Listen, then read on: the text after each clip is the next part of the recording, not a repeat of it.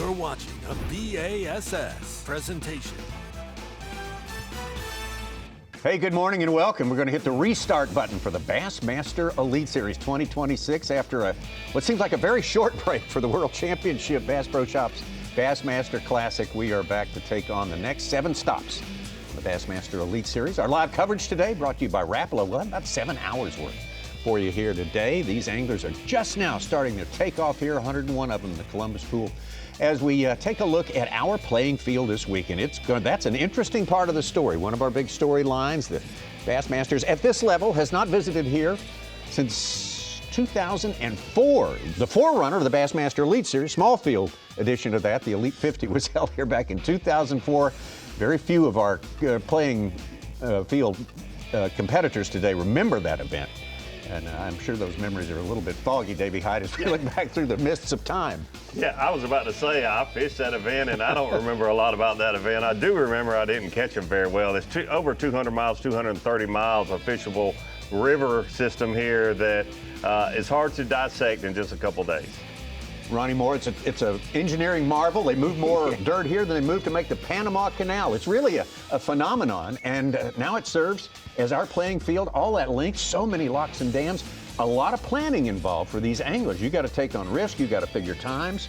Who's best at that may be a big factor in who wins. Yeah, absolutely. And some of those guys who maybe had a great practice in another pool will realize actually the risk of going there is not worth it. I need to maximize my time, because there are 10 pools in play all the way up to the I-30 bridge at Bay Springs Lake.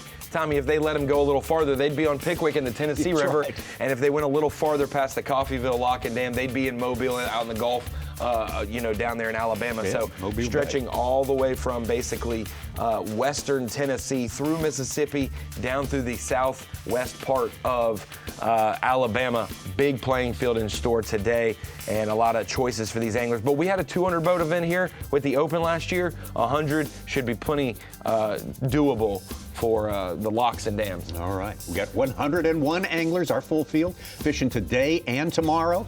We'll cut the field down to 50 for Saturday as we make our way close to Championship Sunday. We'll talk about some of the favorites coming in here. Obviously, we're finding them old style this week, so one of the favorites has got to be Jason Christie. We're on the Tennessee-Tombigbee River. I haven't been here. I've been here once, and it's probably 20 years ago. All I remember in that event, it was a summer event, and Greg Bohannon won it. I don't even remember. I don't even think they had waypoints back then, but it doesn't matter. I don't even know which pool we came out of. So I think we came out of here, honestly, but we're going to make a boat ride today. And, fishing, it hasn't been easy, which is typical on a lot of river systems. There's a lot of dead water, especially whenever you don't know anything. You got to kind of hunt and peck and find it. So there is a lot of dead water, but it seems like if you get around them, you catch 2 or 3. So, the problem is just going to be, first goal is to catch 5, and then hopefully we get a good bite or 2. As soon as we catch 5 today, we are headed back. So I kind of want to feel everything out. How long the locks are going to take. That's the goal today, is to catch 5. Ready to kick off here, day 1 on the Tombigbee in Mississippi. Definitely an interesting place. Big, hard to get around, a lot of stumps, hard cover. Awesome looking place though. Some good vegetation as far as bank grass, a lot of wood to flip. I didn't find a whole lot of quality fish, but I think it's one of those places that you get one good bite, it could make your tournament. So get into the few areas that I found, fish around, shallow, flipping, chatterbaiting, swim jigging, buzz baiting, and see if we can put it together. It's a really fun place to fish. I'm really comfortable here, so we'll see if we can put it together. Just want to thank everybody who voted to get me the fan cam. Was not expecting that, so I appreciate it, and hopefully can put on a good show for you. Even if I don't catch a lot of fish, hopefully we can still have some fun.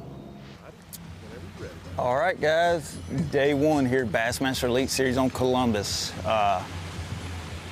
Hey, it's the river. It's the river I grew up on. Not necessarily here in Columbus, but south of here. I'm real familiar with the pool below it.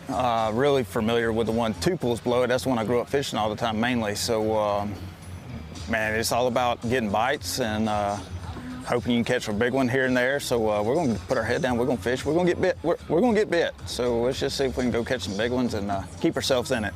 It's a marathon. It's not a sprint. So if I can keep myself in it, if I can get around 23, 24 pounds after the first 2 days, going into the weekend, I'm going to be real confident. So let's just go out there and do our part, catch what we can catch.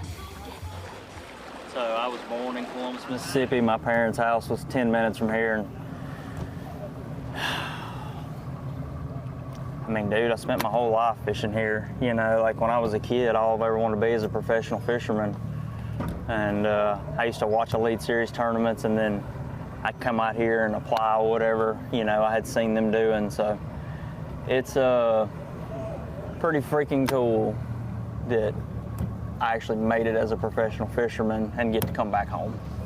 I don't know, I spent thousands of days out here. It's a lot different now. It's flooded pretty bad a few times since I moved, and it filled in a lot of places. I mean, you can't even get in what used to be my favorite hole on the whole river. So I had to fish a little bit like I've never been here this week and try to relearn it, but I blasted off right here off this dock 1,000 times, you know, in various team tournaments and whatever else. So to have Mercer call our name here in a minute, it's gonna be a dream come true. I mean, how has this place changed over the years, or has it? It has a lot. So it used to be full of grass, and it was full of grass and had a lot more depth. It was just really good, had a lot of big fish in it. And lack of grass and floods filling in everything is just kind of made the spawning habitat go away, which has hurt the fish population a little bit.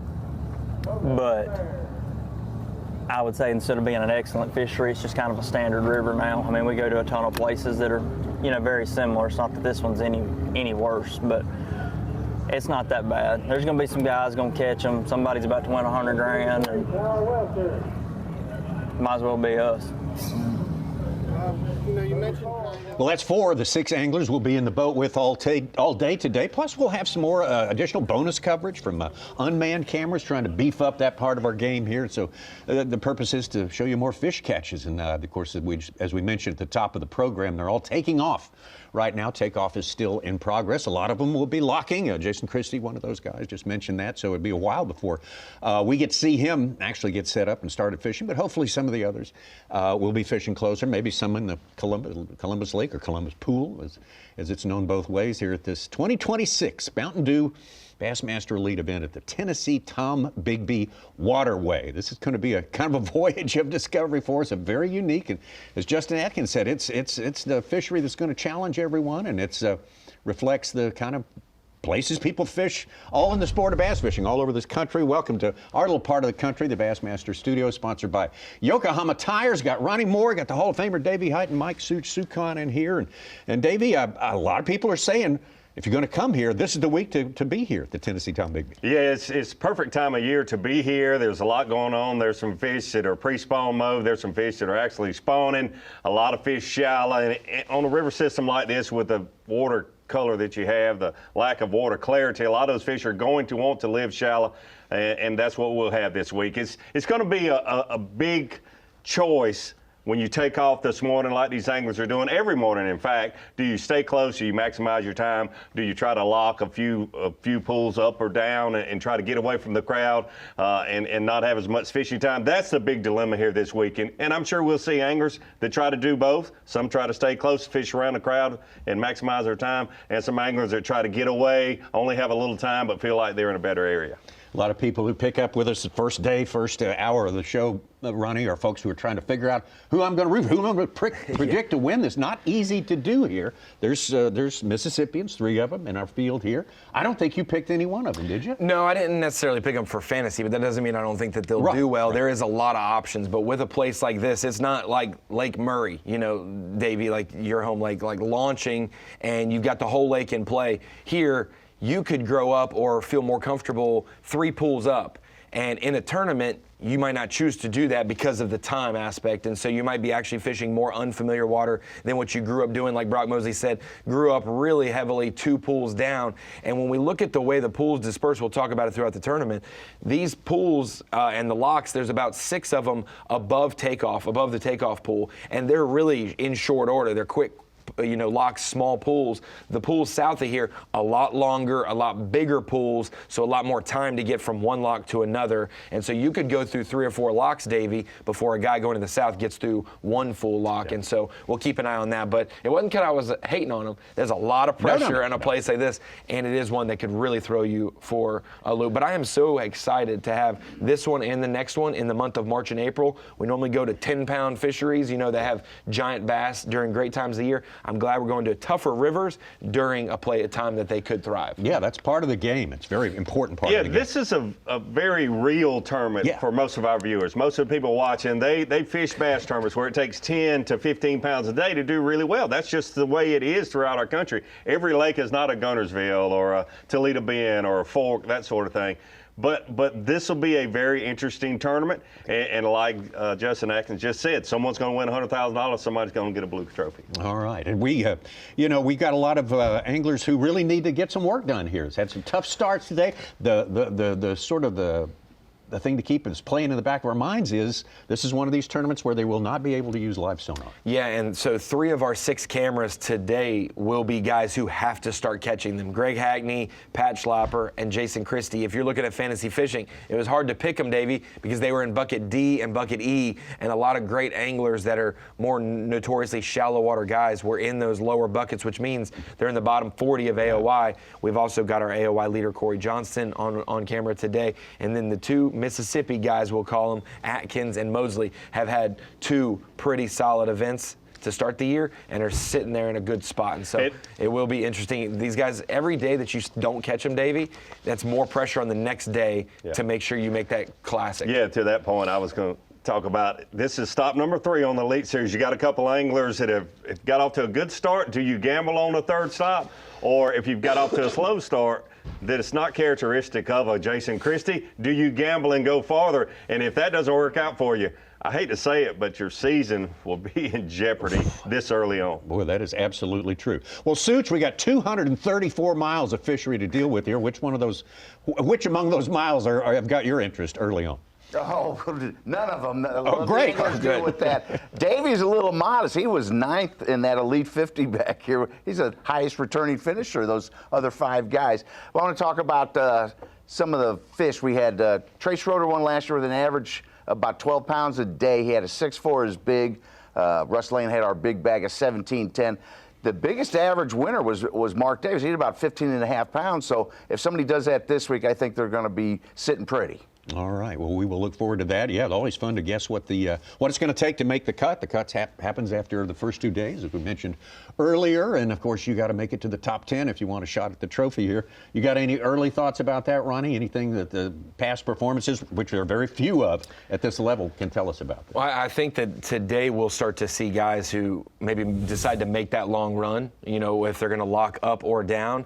And we're going to see a couple people catch limits before they even get through the first lock by staying close. How the shallow water guys that are close to takeoff fare, it may be just a 1 or 2 day thing, but then we'll also see guys who have gone far. And when they make Saturday, Davey, they're going to start playing close to the vest. So guys are going to be swapping water back and forth based on how their tournament's going. And so we'll keep an eye on that. But I'd expect somewhere in that 15-pound range for sure to be a good bag this week. No doubt. It'll be the anglers that can adjust. I don't think any angler can pick up one bait, one rod, one tactic, and do that for 4 days here. It's going to depend on who can be versatile. Fish vegetation, fish wood, maybe sight fish a little bit, mix it in with fishing out in the river a little bit. I think you're going to see a lot of diversity here this week. I appreciate the compliment there, Suits, but nobody remembers who finished 9th except me. And me. Well, David, I got a question for you, though. I saw an angler report that your boat number draw is pretty important this week. Can you explain that? Well, making the locks and the amount of time fishing, it all depends on what you want to do. If you're staying close, then the short day is just fine. If you're locking 2 or 3 times and you've got a short day, even though it's an early draw, they're holding these locks. So if you're boat number one in the lock, they're just not going to close the gate behind you. You're going to wait on those other people. You're just going to have to be back 2 hours before those people. So it really just depends on what you're doing. And to me, if you're able and you have some fish that are farther away and some fish close, you play where you fish the first and second day depending on your boat number.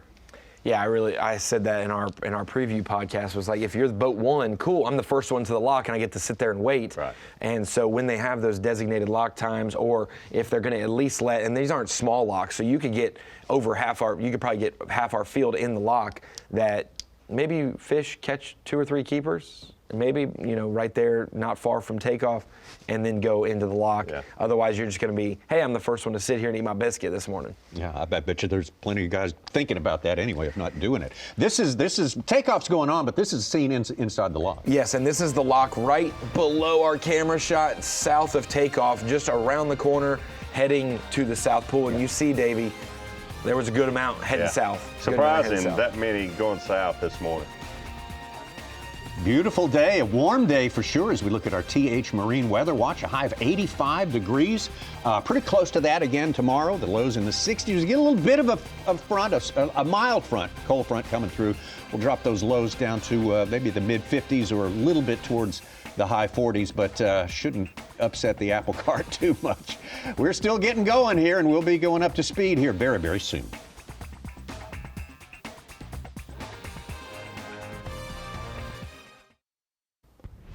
The 2026 Mountain Dew Bassmaster Elite at the Tennessee-Tombigbee Waterway. Sponsored by Ranger Boats, by Rapala,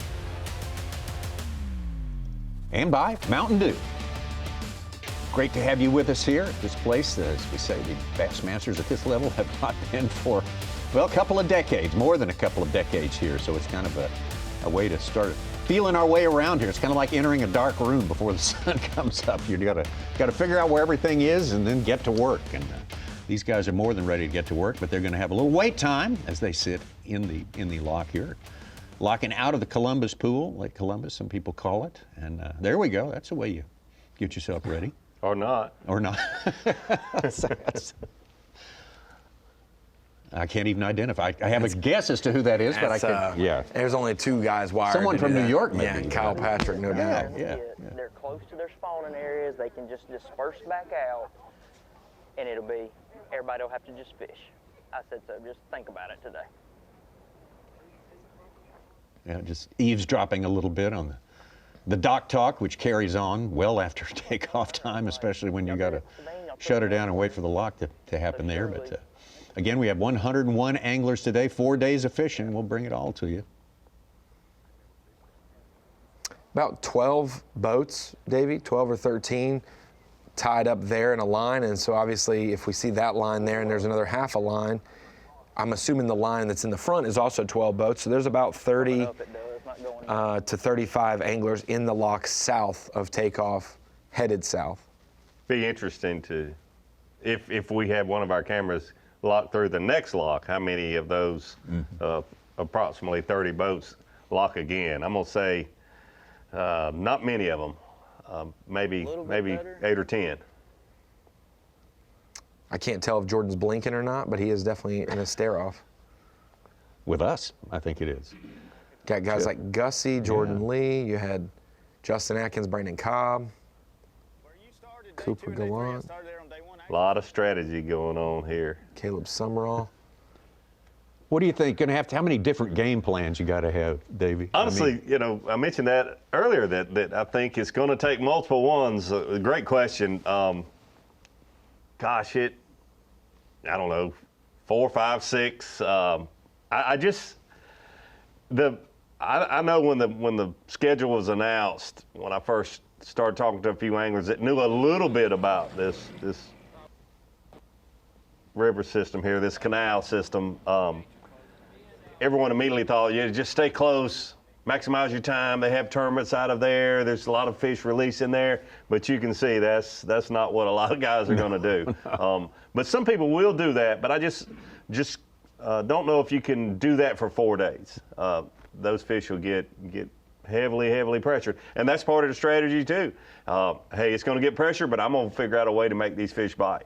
So we'll see. And if you go down to a pool or up to a pool time and you maybe get some water to yourself, maybe better biting fish or better quality, and you go bust a big bag today or tomorrow, you've made it to Saturday most likely, and then you can play it more safe. Yeah. But if you play it safe, then you'll be on live cast on Saturday and Sunday, and so you don't want to necessarily play it super safe, but you kind of gotta go for it to see what that weight standard's going to be. What's going to be 30th place? What's going to be 65th place? We just don't know because we don't have enough tangible info here. Put a lot of parts of the puzzle today together. Going back to 2000, the last year's Open there, Trey Schroeder supposedly found an inflow of some clean. How much clean water is available here? You've got all the tools to look at those sorts of things, Ronnie. Yeah, and clean's relative, Tommy. It's definitely, and we will be able to talk through that on the Deep Dive app throughout today and this week with some of the satellite imaging stuff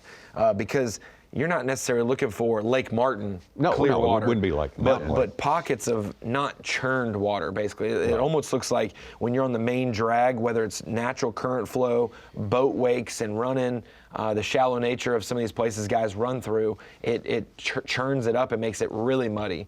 And some of these other backwater places where maybe it's so shallow you have to just get off and idle, stay a lot cleaner in the backs of these pockets, and one of the cleanest places is right there at takeoff in that bay.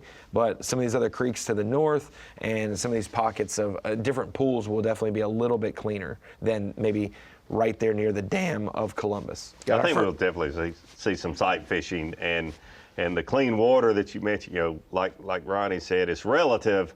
I've actually fished for largemouth bass on the bed 20 feet deep, but I've also fished for them 10 inches deep. Sure. They're going to adjust depending on water clarity. So even though we don't have much clear water here, these fish have to have a certain amount of sunlight to spawn successfully. So we will see some fish. They might be less than 2 feet deep, but we'll see some sight fishing this week. Some sight fishing today. What other techniques do you think are going to come into play? We're going to have a big, diverse array of approaches? I think we'll see some top water, some chatterbait stuff, a little bit of spinnerbait, a lot of flipping and pitching, soft plastic baits and some jigs. I talked to one angler in particular that definitely catching them on the jigs, but we'll see. That's why I said it's going to be a fun tournament to cover, or a fun tournament to watch, because there'll be a lot of diversity and there'll be a lot of strategy.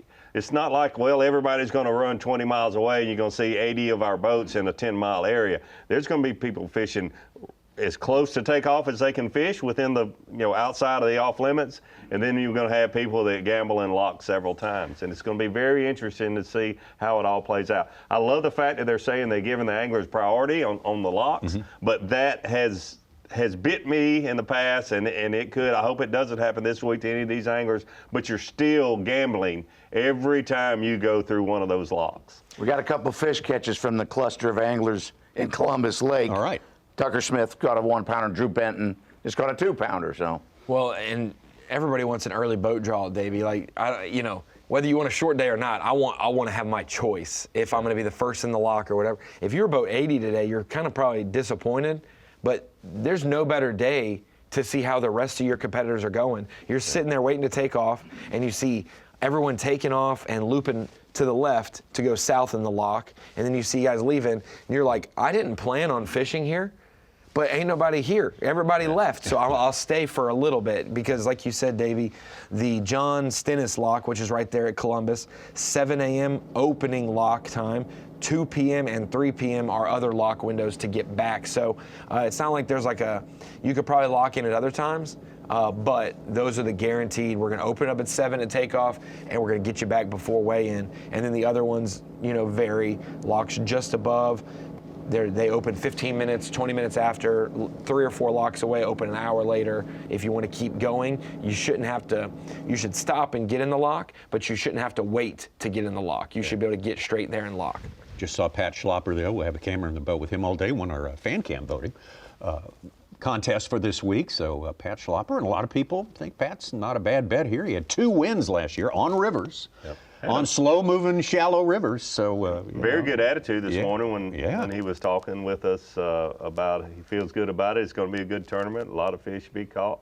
You mentioned getting into the lock first. The problem with the way they're lined up there, and that's kind of become the way that everyone does. Years past, you'd go to the wall and people would just get beside you all the way up and down the wall, but that's become kind of the new thing. If you're the first one in the lock and you get against the wall, a guy comes in 10, 15 boats behind you and he gets in the middle, in the center, he's got the first shot out, so that can be frustrating too. But hey, it'll be an interesting tournament from start to finish. We could have someone on the final day 2 locks away with a limit of good fish, and you don't know if they can make it back to the scales with them, because you always have that they have to be issue back, of locking through. Have to be back here. This locked by 2 o'clock, or you're not guaranteed to get through. So these guys are sitting cool their heels. Takes 17 minutes, I'm told, for this one to fill up and go through the cycle there. So there's not much you can do. So roughly 30 minutes to do the fill up and down, yeah. So the lock master's explaining to them there. Appreciate it. That's great. All I heard there at the end, if you try to come in at 2:05, you're going to be late. So that's good. You don't want someone thinking, well, I'll push it 2 extra minutes and they'll wait on me. I love what little bit I heard. We're at 2:05, so 2:05 and 3:05. We got to be back at 2:05. 3:05, we late. It's probably at 30. It's probably, yeah. Maybe not. Maybe not quite that long. 25, 30. So that other box is going to close. It's 1 and 2. So if you go in it at 1, I don't make know. it here at 2? I don't know. You have to time yourself. Well, I figured that was the reason they got the times on. I talked to the guy that did the times. I would think he was thinking that it would work out if you did that, but I don't know. He said 20 minutes. That kill us? I called him last night. He said 20 minutes from here to the other lock. But he might have a fast boat. Probably a little longer. Well, it's going to take longer because it's going to be rough as shit. It looked pretty far to me. 3:34.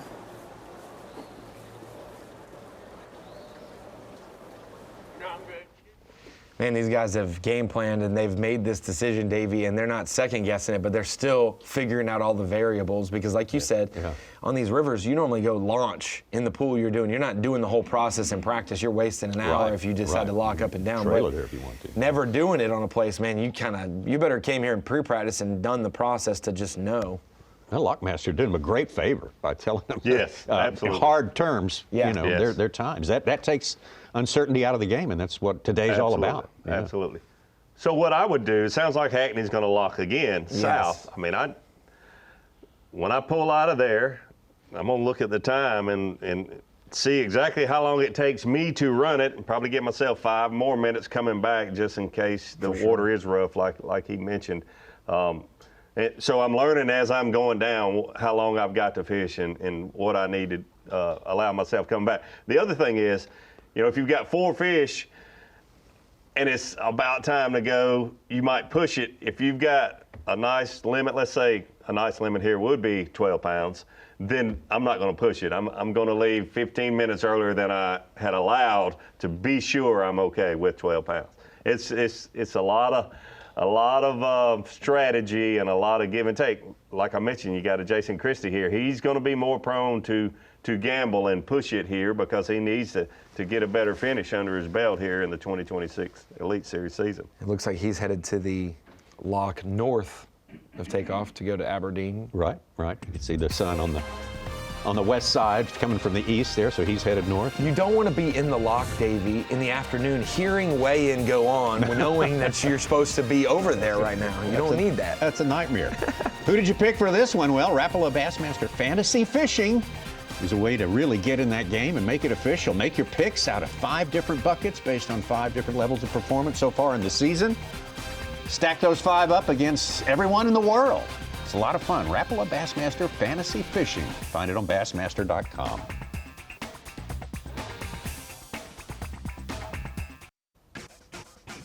The Mountain Dew Bassmaster Elite. Coming to you from the Tennessee-Tombigbee Waterway, Columbus, Mississippi. Good morning to you if you're just picking up with us here. We got Full 7 hours worth of coverage, going to take you up to about 2 o'clock. They check in at 3 o'clock.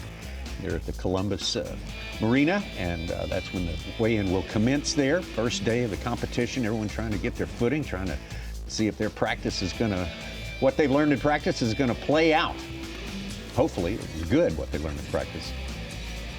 We got some anglers, plenty of them, still in locks, and this is a 4-day tournament. Come off a very hectic 3-day tournament in the Bassmaster Classic, and these guys, they may think they got a lot more time here, but they really don't. Some of them are going to spend a half a day in locks if they fish all 4 days. Yeah, between running from one lock to the other and the time in the lock, I think they said average about 30 minutes to lock through each of these places, because you have a significant water level change, unlike a lot of the locks that we see, let's say down in Florida. Normally this time of year, we're down that way. You might only have a water level change of 2 or 3 feet, but here it could be 20 feet. Takes a lot longer. That was the 82 bridge, or 12 or 45. There's 3 different names on it there, Tommy. But going south. Yeah. And that means those guys, we know they just left a few minutes ago, but they're making their way down. And like we said, those pools south are long, expansive ones, real narrow, and then they widen out towards the bottom where they start to have more locks and dams. But you're gonna go up there?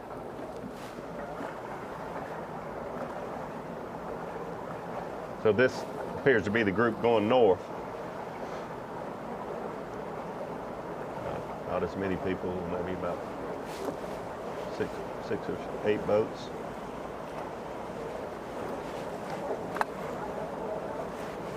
Yeah, you're pretty close to right on there, Davey. I don't know who's behind there. Probably a couple behind.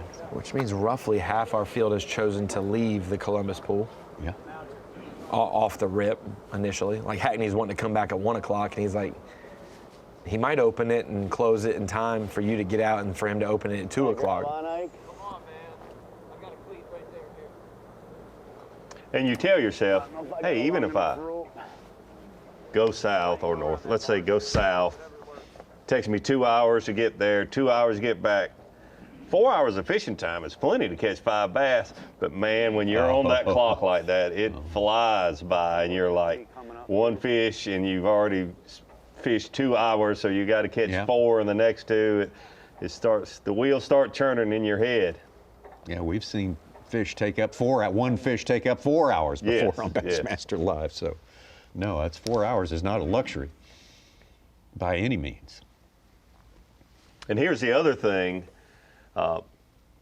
You mentioned it, Ronnie, that you normally drive to the pool that you are going to practice in and you're going to fish in. Well, as an angler, I'm always there at daylight. So you practice the first hour or the first 2 hours of daylight, oftentimes is the best fishing.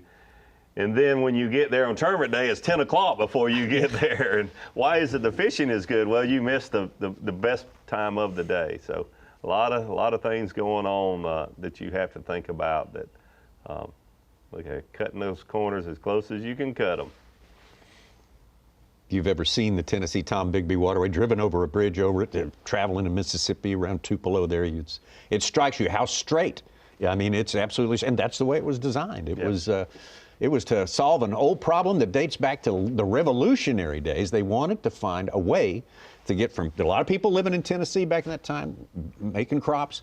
They wanted to get their stuff shipped overseas, and they had to go all the way up to, up into Kentucky to hit the Ohio River to get in the Mississippi. Yeah. And this was the shortcut. They dreamed of a shortcut from, from Tennessee straight down to the Gulf. And this finally, not until 1980 was it realized. They've been scheming about that for, 175 years. So it's completed in 1984. I did a little research before this. When I was fishing it, I didn't worry about that. But that's surprising. I thought it was completed 20, 30, 40 years before that, but not completed until 1984. Yeah.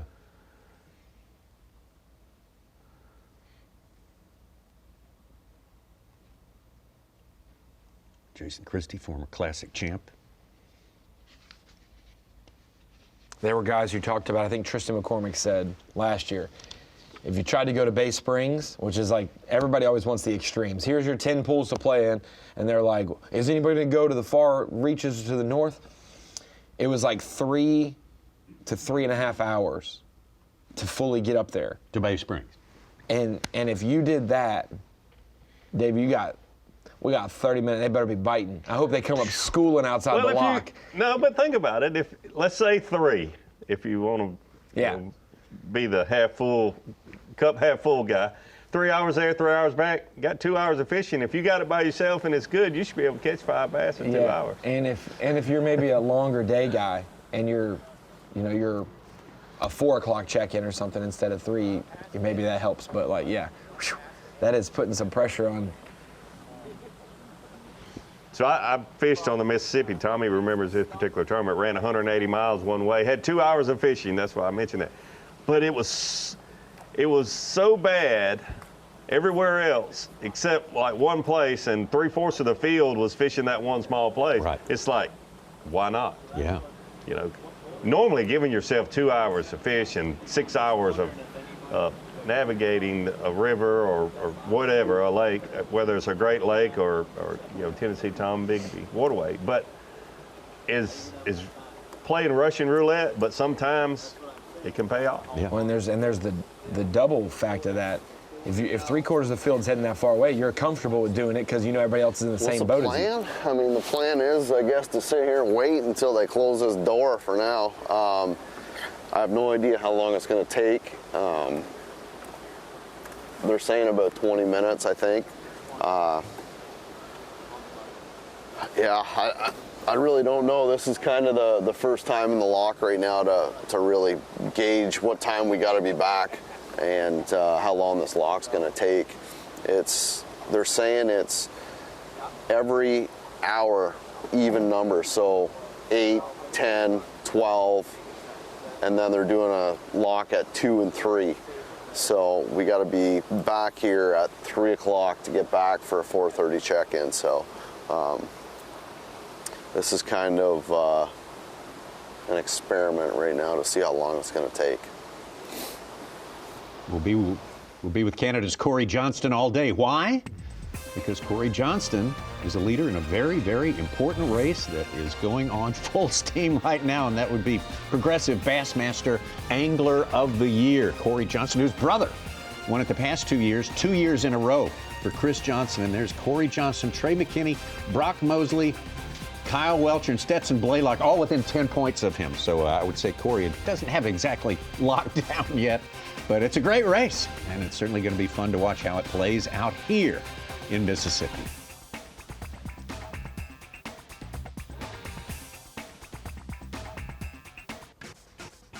Mountain Dew Bassmaster Elite. We're in the state of Mississippi on the Tennessee-Tombigbee Waterway, 230 miles. For these guys to have their pick.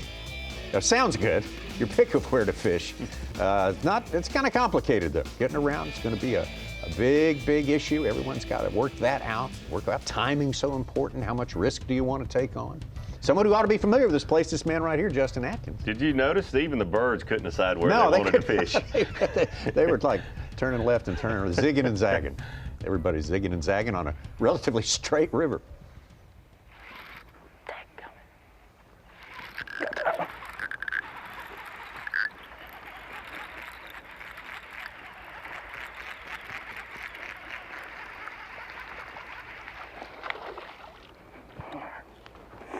I don't think he's going to make the team. It's got to be 12 or 14 or 14. Mentioned the diversity here this week. He's throwing right out in the middle of the current. Oh, he's close. Some kind of current break there. Easy. All right, number 1. Ain't very big, but we're going to turn our live wells on. So basically what we got, this creek for my whole life has just had 1,000 bass in it. There's a boat ramp right down there at the mouth that was close to my parents' house. So when I'd get out of school in the afternoons, my dad would bring me down here, and this is where we'd fish in the afternoons. And over the years, it's just changed and filled in a little bit. But what happens is you get gravel washes out here, and when we got a little flow like we got, it'll set these fish up out here. It's not but 3 or 4 foot deep. And I was fishing up this bank in practice, and they come up schooling out here in the middle, and when I saw that, I knew that a gravel wash had formed right here in this bend. I don't know, I caught a couple nice ones, but the biggest thing is down the lake's kind of a grind, and I didn't really want to start grinding with no bass in the live well, so we're gonna see if we can catch a few and go from there. Problem is that the water's not running quite as hard right now, so I can see them on 360 and they're just moving around out here, so they're kind of hard to hit. In practice, the water was running about twice as hard and they were just locked in on one place out there, which really hadn't even got up to that waypoint yet.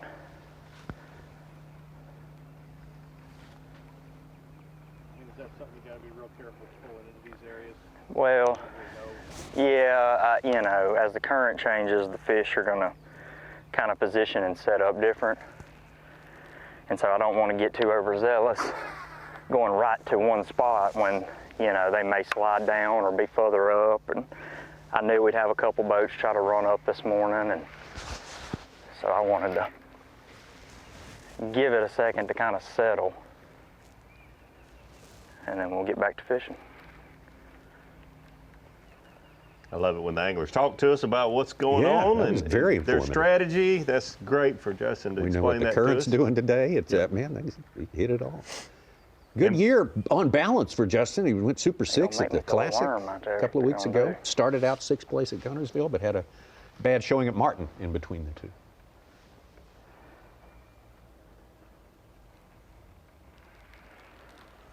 Yeah, crazy to have 2 of the first 3 elites be on places that you would call somewhat like home. He's so very good at Guntersville, and it's where he started his professional career. And being a Tennessee River guy, you've fished Guntersville. If you live on the Tennessee, you've had to fish Guntersville, and so for him to do that and then here where he grew up. That was a better one. I'll go ahead and say he's going to be our first angler with 5 fish in his live well on day 1. Yeah. A little fatter. Little fat one. Only number 2, but oh yeah, easy keeper. I like what he's doing. All right, there's 2. Largemouth and a spotted bass to start his day. A lot of emotions you can tell going on with Justin fishing where he grew up. I was the exact same way fishing B.A.S.S tournaments at my home lake where I grew up there at Lake Murray.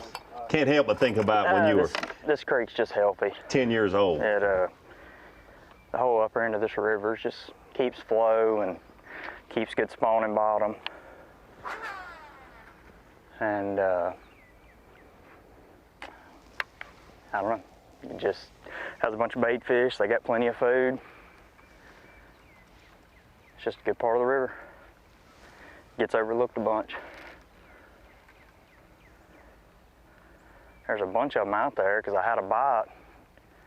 Both of them that I caught, I missed one, and then another one got it.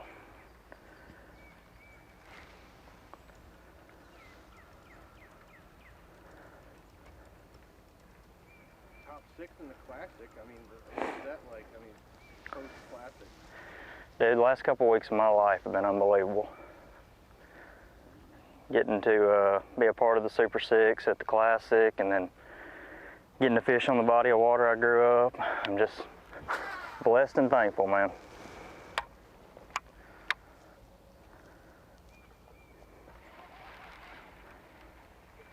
I don't know why, but I guess I feel highly favored right now. So, thank you, Lord.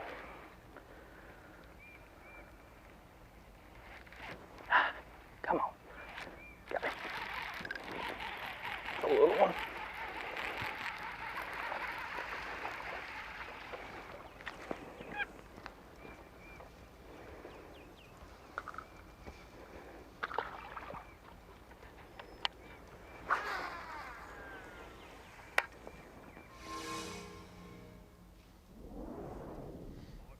Brock Mosley, Mississippian here from the Meridian area, not too far away from Columbus.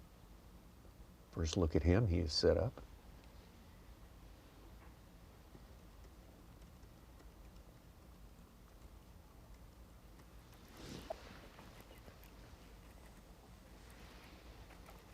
This tournament sets up really good for him. I would say that if he wasn't so close to where he grew up, I mean, just yeah.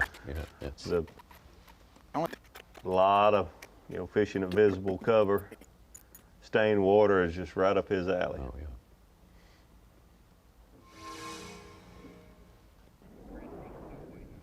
Jason Christie and others, I think Pat Schlopper among them, and our camera-occupied boats are in the lock waiting to go north. That long cycle to go through so they can be on their way. Pat Schlopper, a two-time winner last year on the Bassmaster Elite Series.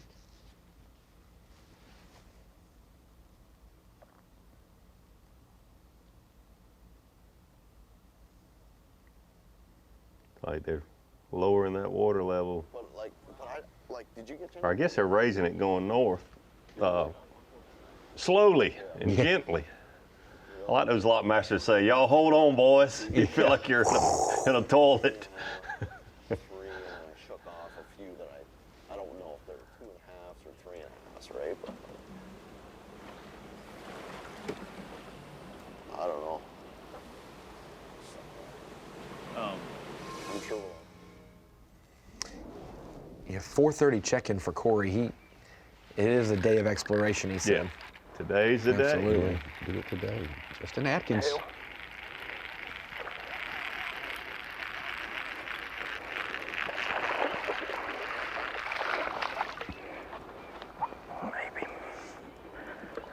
Maybe.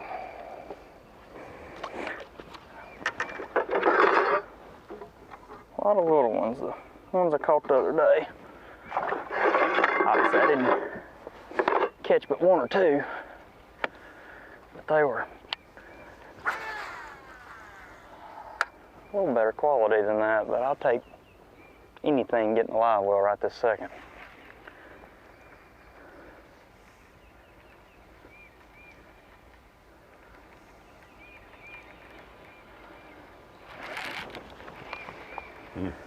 Getting a lot of bites.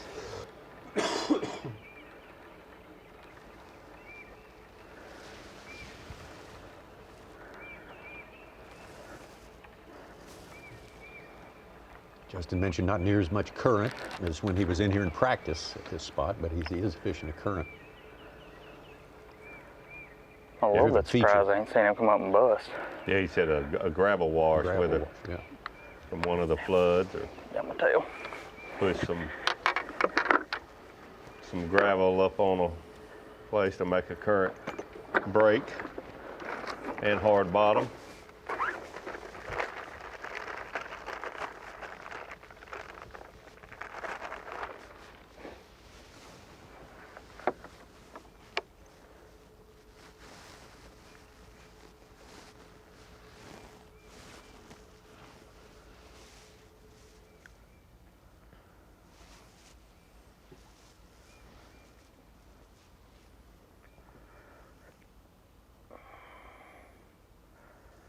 Justin's best finish in an Elite Series event on another river, a little bit different from this one, St. Lawrence.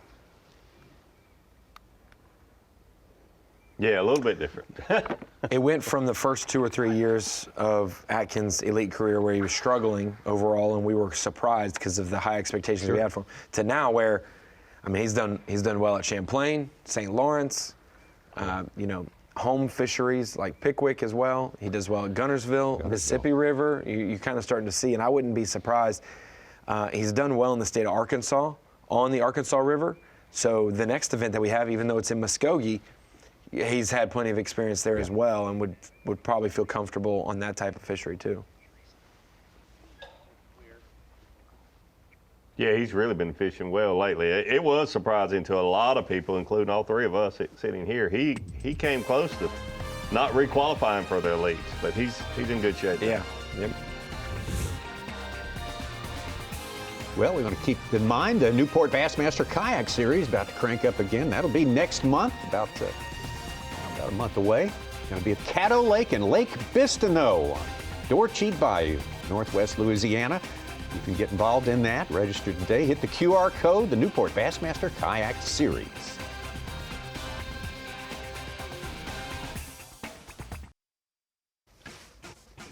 All right, we're into our second hour of fishing, theoretically fishing time in the 2026 Mountain Dew Bassmaster Elite here on the Tennessee-Tombigbee Waterway. Theoretically, because a lot of our anglers are still in the, they're in the locks, waiting to make a move there, waiting on that system to allow them to go where they intend to start their day. So more and more will be coming online as we speak throughout this morning. Throughout the next hour, we'll probably see some more. We saw Justin Atkins catch some good keepers for us so far today. Justin Atkins, one of the 6 anglers we have a boat with, a camera in the boat with all day long.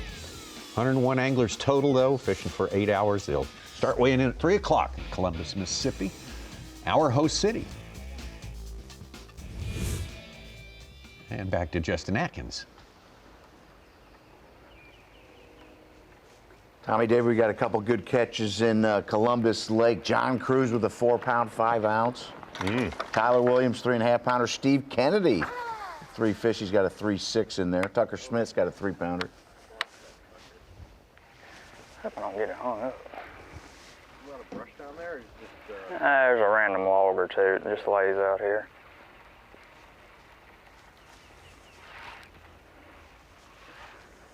I mean, it looks kind of relatively like normal pool, or is that? Yeah, it's normal.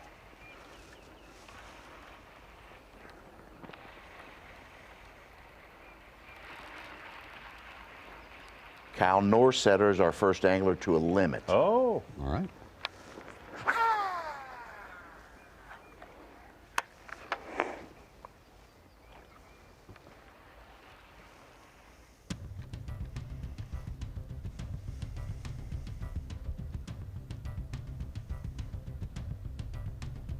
Let's take it down to Brock Mosley.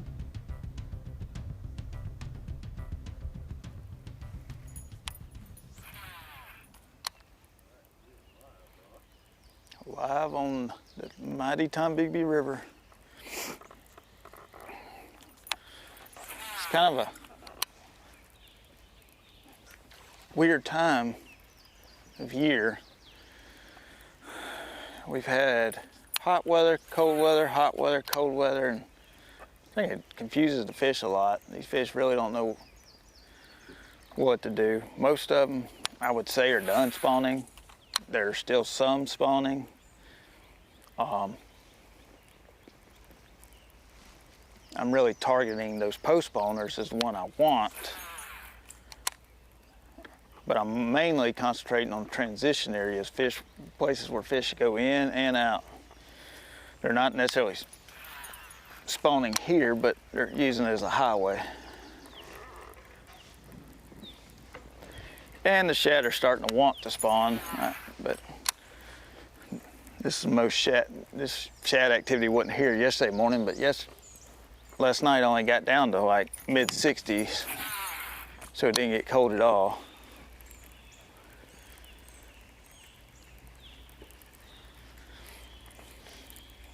This place is a puzzle. You kind of got to play your cards right, and that's going to be my biggest deal this week, is making the right decisions. I'm not going to run out of places to fish. I mean, I grew up on the pool below here.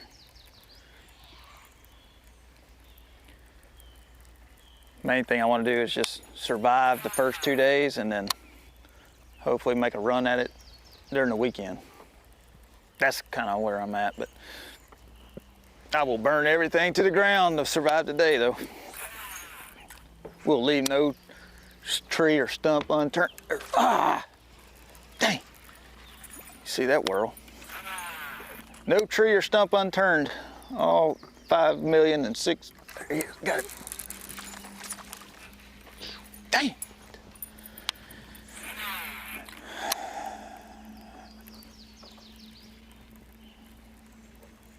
I got a simple solution for that.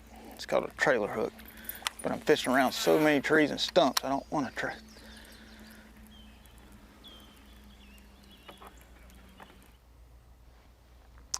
A lot of these guys, we were talking about looking for water clarity, and this is overall a dirty river, but this is just a sample, and this is not where Brock's at, but this is just a sample of this fishery and how you can use recent satellite imaging through the Deep Dive app where you can see the clarity. I'm going to highlight and circle a few places. These are places that you want to keep an eye on as we change this and we go back in history. And so let's go back to about 9 days ago, and you can see how the main river is chocolate milk, and how one of them looks more brown and one of them looks more green clarity-wise, while the main river is churned up chocolate milk orange. And you could go back even farther and see how, okay, we had some floods and some rain where it even impacted the backwaters. But you can go back and check the storms that we had, the rains, and to see, okay, well, when it rains 6 inches, it affects everything. When it rains just 3 or 4 inches, it affects just the main river. And then you get to the water clarity now in this specific pool on the Tennessee-Tombigbee, where the difference back in a pocket is negligible compared to the main river. And so this could be a good stretch where you could fish in creeks, fish on the main drag as well. And guys, when you find good water clarity, that is a good thing, and you're going to have a smiley face when you're out there fishing. That was for you, Tommy. That was for you. But through the Deep Dive app, recent satellite imaging can really give you a good look. Well, let's see if this one's going to be. Oh no! It's the wrong species. Good one too. That is a good one.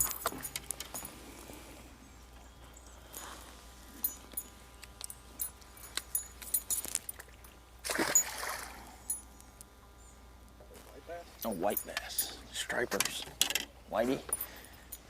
I don't know what he's doing back here. Looking for a place to spawn. Yeah. He choked it though.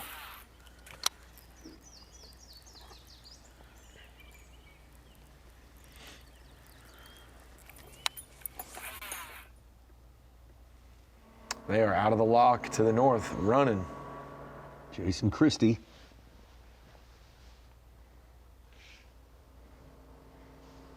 Hour and 10 minutes in, and still have not made a cast.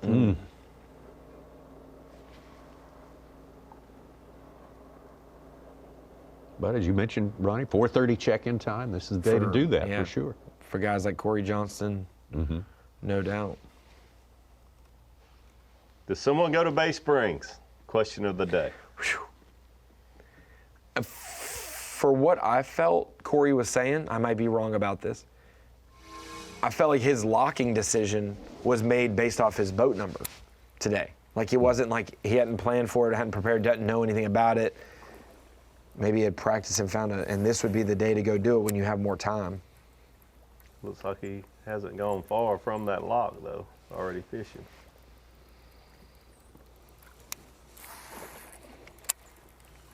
And Corey Johnson, your Progressive Bassmaster Angler of the Year points leader, starting this tournament.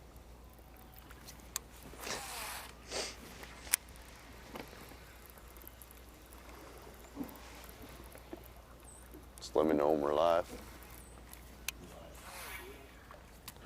Well, we made it up here. Took an hour and 8 minutes for us to get up here. So, so we didn't open or close the gate right away, so we lost some time. But we're up here. We'll see what happens. He's truly not far from the water clarity display we just talked about. 6 inches since start of practice up here, it looks like. So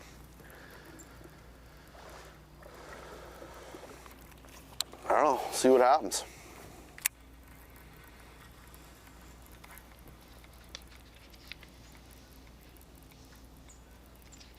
Good looking stretch he's got here with wood and vegetation.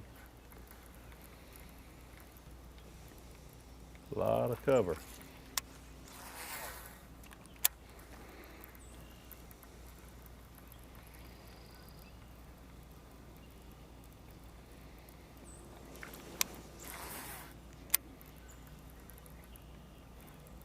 Missed the cut by one spot at the Bassmaster Classic, Knoxville and Tennessee River.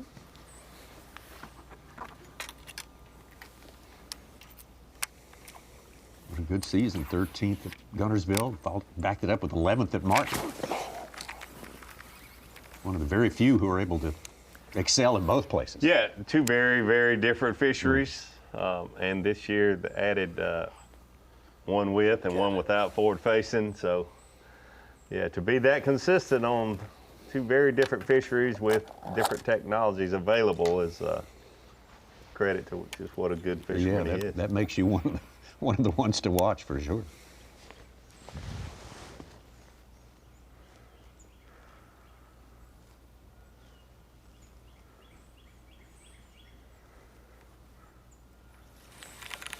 Corey just missed the fish there. Saw him pick up a different bait and pitch in there. Probably a good idea to always do that, but especially this time of year when some of these fish will be spawning. Sometimes they'll just swat at a moving bait and you can pitch looks like a tube maybe he pitched in there, some type of soft plastic to catch that fish. Steve Kennedy is taking our lead with 9 pounds, 12 ounces on Bass Track. I don't think that was a very big one.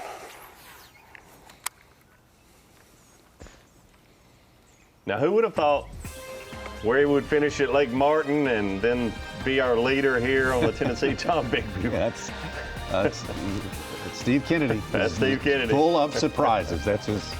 That ought to be on his T-shirt there. That is for sure. That is why I don't pick him in fantasy ever, because I have no idea I know you when swore to off pick him. You swore off him last year. Yeah, you never know when to pick him.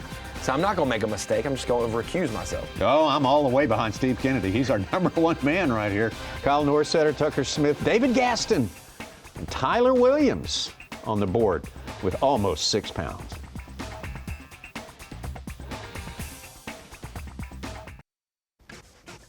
Bassmaster Live, getting well into our second hour of fishing here at the Mountain Dew Progressive Bassmaster Elite Series event. Stop number 3 of 9 stops this year for the Bassmaster Elite Series. Our live coverage, sponsored by Rapala. Here's a good look at that long and much more straightened out original Tombigbee River that's now the Tennessee-Tombigbee Waterway here.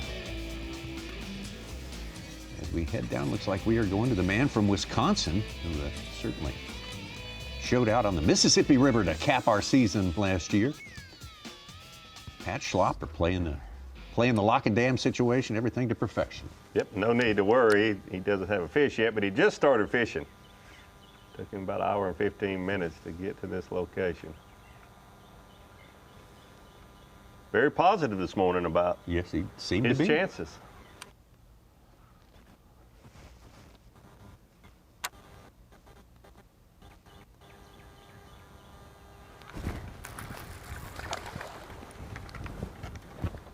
Little guy. He ain't a keeper.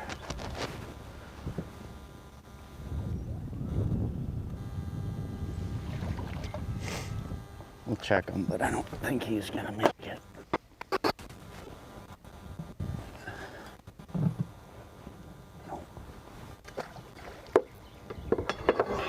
Love to see an angler take the time to wet his measuring board to keep from pulling as much slime off the side of the fish. Yeah. Only takes a second, but it definitely is better on the fish. Easier. Yeah. Especially when it's about 110 degrees. Oh, yeah.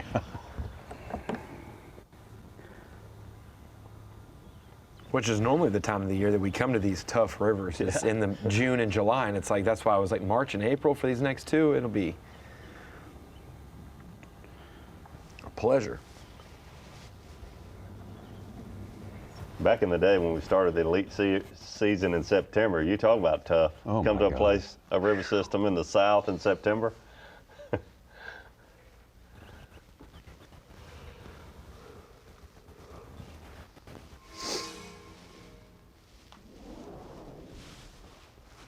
Justin has moved down from where he was, just 100 yards or so. Staying out in the current.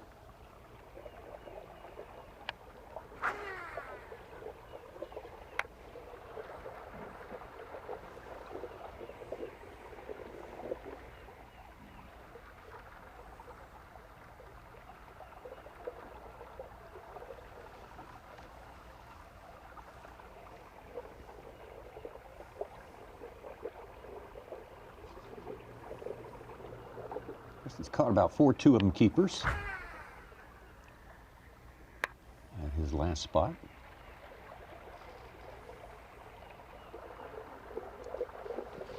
Keep seeing him look down. He's probably looking at waypoints and looking at his mapping. These rivers change with the floods. Even though he grew up here, it'd be very, very different than it was when he was a kid. But without the forward facing, you can still, he said he fished here in practice, you can map these places and side image, and you can see where there's a log that's hung in the gravel or in a bar, or where he mentioned earlier, a gravel wash is the way he described it. Maybe some gravel was pushed up and it's creating a current break. So takes a little time to do it, but not a whole lot using side imaging and your mapping. Put a waypoint on any kind of feature that you notice out in the current.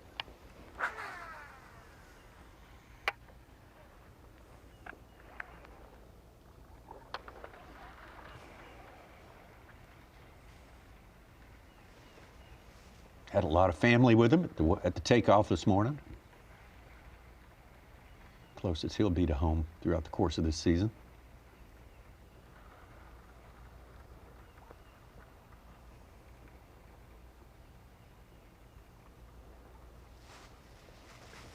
Yeah, I guess because I've kind of been there, done that on Lake Murray fishing B.A.S.S tournaments. I mean, you get caught up in thinking about, you know, what you dreamed of doing or what may happen your entire childhood is actually happening in the moment, and you want so bad to do well in front of your friends and family. And do you think his mom and dad made him make his bed this morning? If his parents lived 10 minutes from here, I'm assuming he stayed there, and I'm assuming he had to make his bed before heading to takeoff, right? I have not thought about that. Good habit to get into. Yeah, it would be. I make my bed. Corey Johnston. So would that dictate whether you picked him in fantasy or not, whether he makes his bed or not? I don't when know he that comes for to his all home lake? 101. Yeah, I don't know that info. Such knows about 40 of them, and I know about 30 of them. So we're still It's missing, key. We're It still is missing key. a part of it. Davey, but what you were talking about a minute ago, a lot of guys who were Gunnersville anglers did not fare well on that first tournament this year. Yeah. Well, if Corey can stay up there in the points, I mean, he gets to the end of the line, he'll be going for a three-peat at the St. Lawrence River. Yeah, for victories there, whether they're elites or opens. Yep.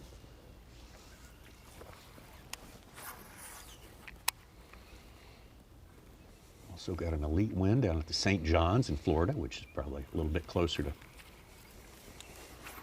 what we're dealing with this week. But if Corey's leading AOY, that means Chris is going to win the event. They got to flip-flop, they got to switch. Yeah, they do. It's true.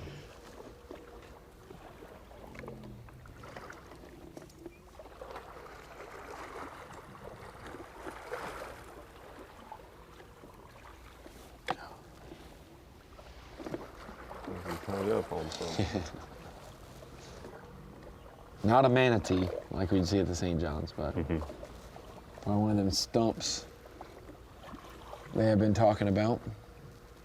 Is he dancing?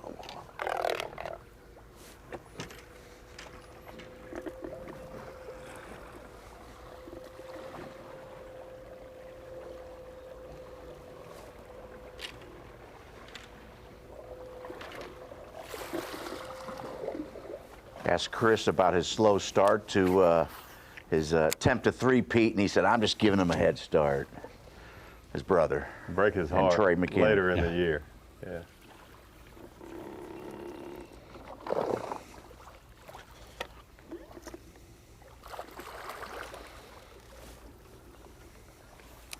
How many guys are we going to see get out of the boat this week to push?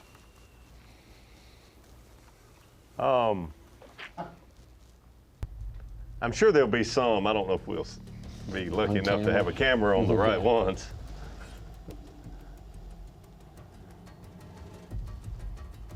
Coming to you live. Talk about the area you're fishing. I'm kind of in a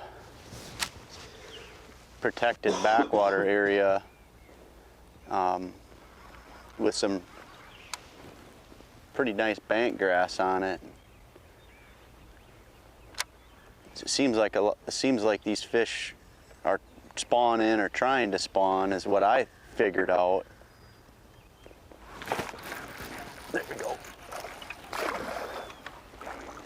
But these ones are not the size we need, but that might be a keeper. Oh yeah. But I'm just trying to fish real slow and methodically and pick them off. I had a ton of bites in here in practice, but it was also the first day.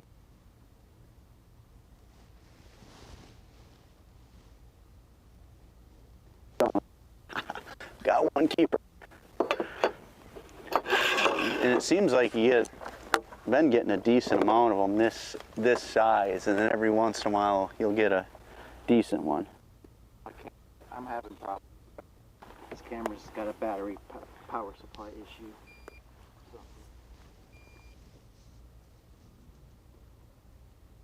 Good news is hear him say he got a ton of bites in there in practice. Yeah. There we go. Hooked up.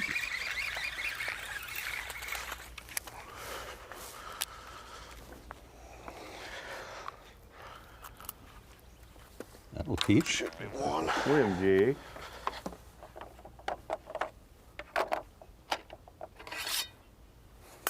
Definitely a keeper. Oh, yeah.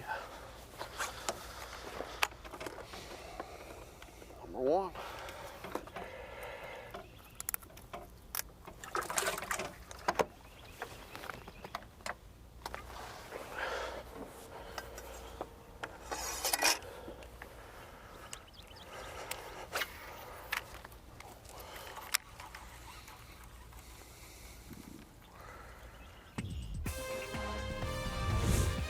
A lot of diversity. Yeah, man, we've seen a lot of different ways to get the job done. Our progressive Bassmaster Angler of the Year points leader getting on the board right there, but it's Alabaman Steve Kennedy.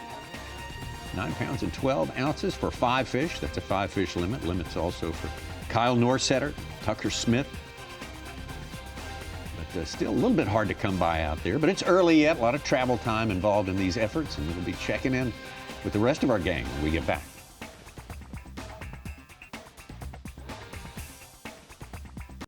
I was like 8 years old when I cried when Ray Scott retired because I wanted him to hand me the trophy when I won the Classic. And it still means the same to me to this day. You know, it's been everything. I wanted to be a professional fisherman all my life. I was really never a plan B. You know, being older now, I've got a family and I've got 3 kids, and Cooper always asks me when I'm gonna get another trophy. And I just tell him, hopefully one day, bud. And it's what we strive for, it's what we get up early for, it's what we travel all over the country for, it's for the chance to win that trophy. Justin Atkins started out great in his career as a rookie, won the Forest Wood Cup, very prestigious tournament. Fished for a while with that circuit and came over to the Bassmasters. Had a slow go of it to get started, but it's been steadily improving through the years, and certainly he's someone we look at. I'll give him a hard look every time we land anywhere. Yeah, had a good tournament at the Classic, the Bassmaster Classic. I'm sure he would love to hold that trophy over his head more than any other one, but probably the only one even close to that would be right here. Yeah. Where he grew up to hold up a blue trophy just a few weeks after having a good finish at the Bassmaster Classic. That's a good one. Good bass. I hope it's a bass. Yeah, it's a big bass. Come on, Lord. Quit. Oh my God, yes! Yes! Yes! Yes! How about some of that get started? Yes! Give me some, dude. That's what I'm talking about. I expected to have to catch one of them on a swim jig today, but I'll just take him on a bladed jig. How about some of that, dude? Give me another one. That's what I'm talking about. Yes!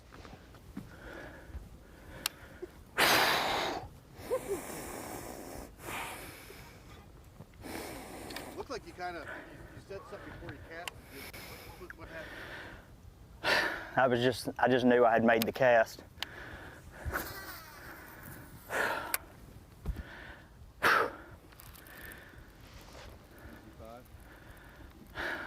I don't know how big it is. Put 4.5.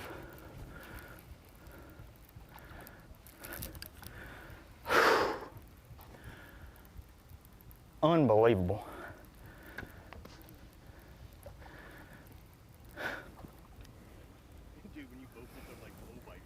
Dude, I know.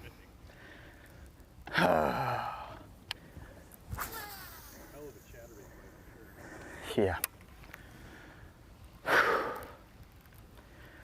told you I caught some good ones out here, and they just wasn't that good, but I'm not surprised that happened.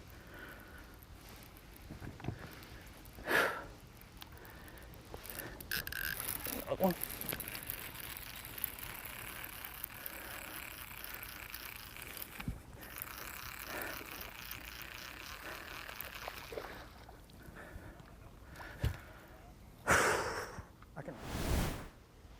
Well, if you think these anglers don't love what they do and they understand what a 4.5, 5 pounder means here, just take a look at Justin Atkins, how excited he is.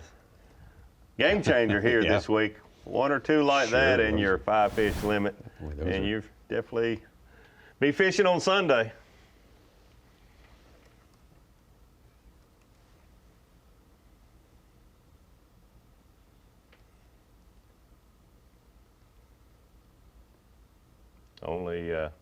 The only angler we've seen fishing out in the current this morning, the other anglers that we've been with while they were fishing shoreline cover, a little vegetation, a little wood. Brock Mosley throwing a spinnerbait along the shoreline so far this morning, but Justin with a little different approach, fishing in the current.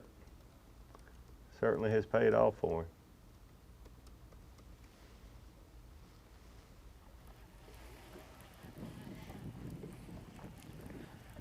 Well,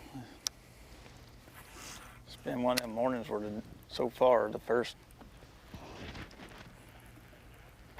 30, 40 minutes I've been fishing. The devil's been trying to get me this morning.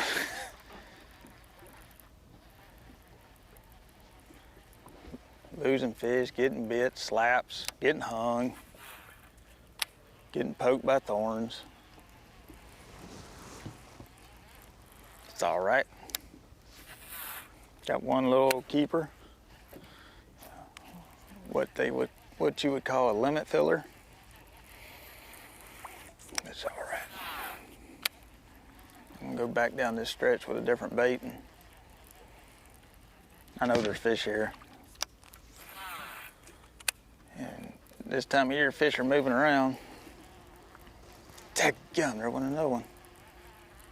That's how you know fish are spawning. Like, the one I did catch bit on 4 consecutive casts before it finally got hooked up.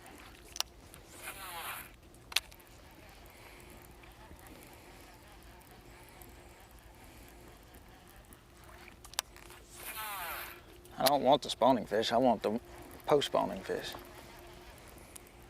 Or pre-spawn.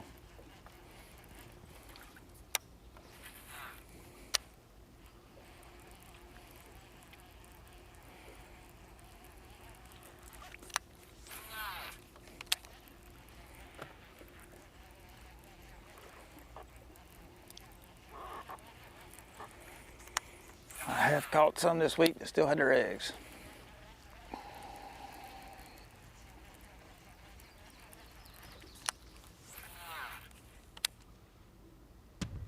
Brock, now the owner of 6 second-place finishes with the Bassmasters, went to his second place at Martin. Second stop of the season this year. Hour and 40 minutes, it looks like Greg Hackney is getting close to the starting spot. Sorry about that.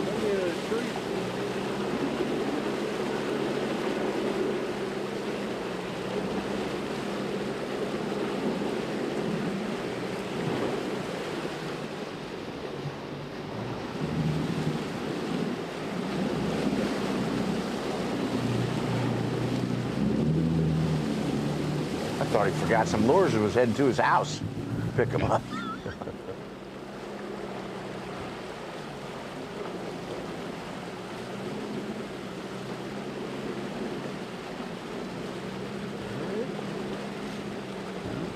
Not the first one there. No. Just You think- imagine. I mean, Doug you go bushwhacking 90 his way minutes. to be alone, and there you go.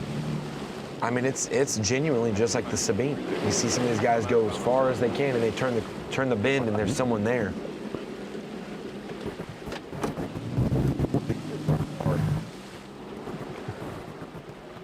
I fished all the way around. It's just not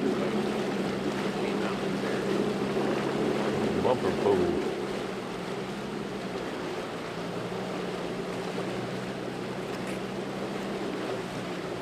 Hackney missed the Classic last year. We had quite a few names we expected in the Classic that weren't there for the Knoxville edition, and not starting off great, those same names this year, and got to turn it around now. We mentioned that, like, these next 5 events, Davey, feel like they'd be catching events for Hackney, with 2 dirty rivers, 2 big fish places in the early post spawn, Pascatank, those 5 events. He's got to do it. Well, we expect to see him fishing any minute now, so Yeah. I don't know. He's kind of having an adventure. Then he'll see the second boat in his area. Yeah. Maybe not. I noticed the water was real dirty when he was idling, and I thought, I thought he would start in a little clearer water, but I think it was the boat ahead of him that had stirred it up, because just when he passed that, I noticed everything a little better. Looked better, so that's probably also an indication that there's no one else in front of him. Justin Atkins, our Phoenix Boats big bass leader, 4.9 it went in. He entered it as a 4.9. Yeah, I think that might be a little low. Yeah. I mean, you couldn't ask for anything better, Tommy. He successfully made it through the lock, goes and catches one of the earliest keepers we've seen on Bass Live this week, and then his 3rd fish, he doesn't even wait for his 5th fish to be a kicker, catches a 4+ pounder. Yeah. That's good shape. That's being in good shape. You go from, I don't want to be embarrassed on a home fishery, Davey, to, man, we could be in a good spot. Mark Menendez just took over the lead with his 5th fish. Yeah, there he is, 11-3 from Mark Menendez, Steve Kennedy. Yeah, we're getting a few names we haven't seen in a little bit here on tops of leaderboards. That's good to see. John Cruz, our first leader with a big fish, 1 single fish for 4 pounds and 5 ounces. So some good ones coming in. Getting a little quicker, a little faster.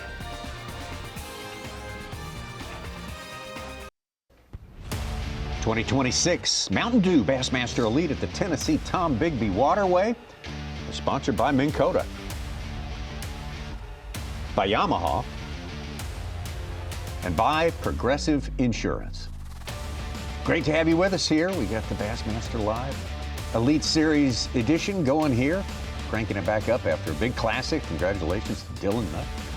He did something that hadn't been done in a long time. A first-time classic participant winning a Bassmaster Classic. That's one of many feathers he put in his hat that And a week. nation Couple angler. big things. Okay. Second nation angler ever to win the Classic with Kirchhoff. First one to win his first Classic since '07. Yeah, first time. And then, what was he, the Second youngest. Second youngest, and then the 4th highest weight. Did we think going to Knoxville we'd have the 4th highest Classic weight? No. 61 pounds, was it? 66, 13. 66. I was saying on the final day, if he catches a 10, he'll be right there Easton's weight. Well, we just came off down here and came in a backwater, that, which that's where most of the fishing's going to take place this week, in these backwater areas where these fish are spawning. So I've had 2 bites. One in particular here I really wanted to catch.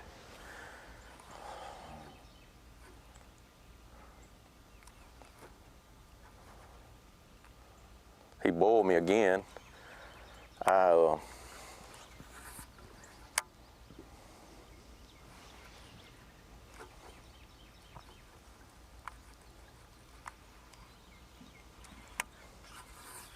Looks like Hackney's fishing for one that he knows is spawning but can't see it.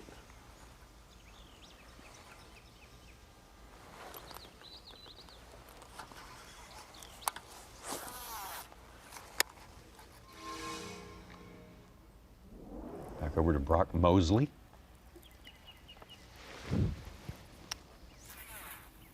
Same stretch he was on earlier, throwing a spinnerbait. Looks like he's throwing a vibrating jig now. There we go.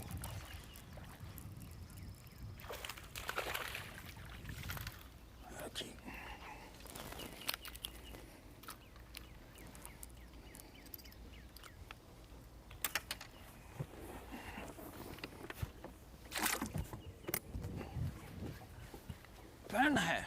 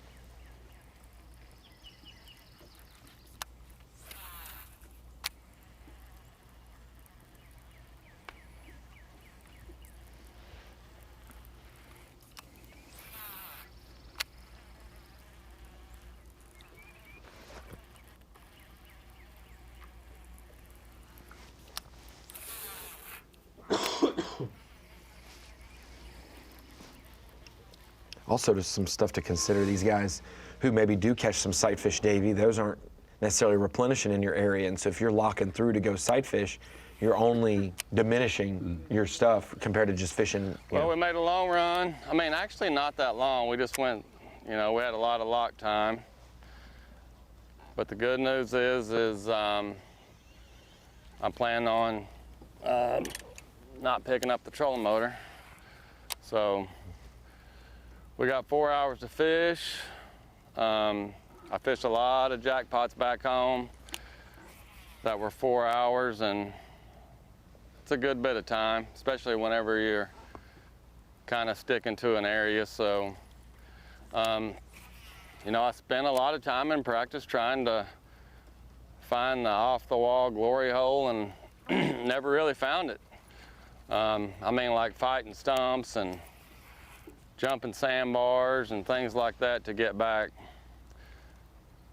So we're just going to pick an area, and luckily nobody else is with us, so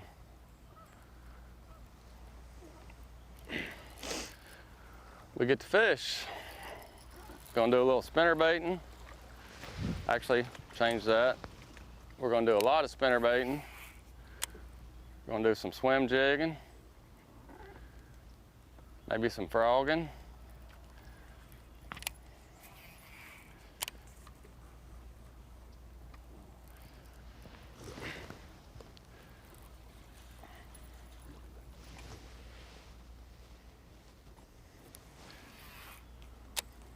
Hopefully some catching.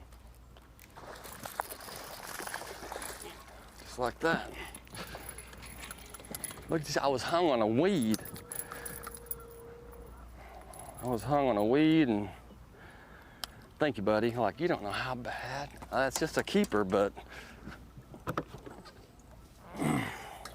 we're gonna put red on him. Red means the first to call, hopefully.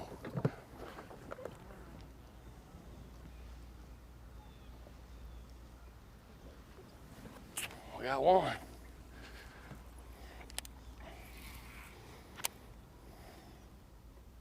Red means the first to call. Okay. It's interesting to hear the different anglers' thoughts about the colors that they put on fish and which ones they cull and that sort of. That's the first time I've ever heard. Yeah. Red means first to cull.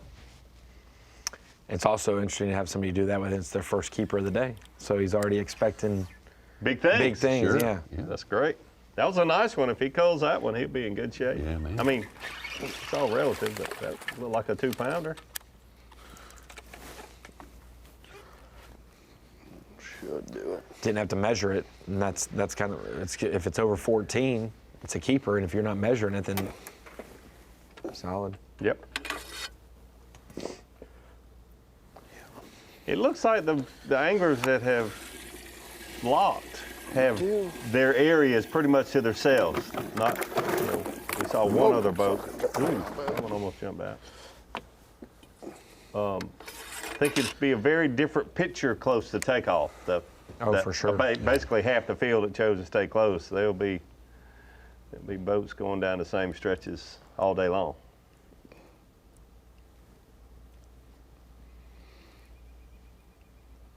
Yeah, and that's a time of day thing. All of a sudden, somebody rolls into a spot you've been fishing for 2 hours at 10 o'clock there, Tommy, and they catch them at takeoff, and it doesn't make sense. I don't know why.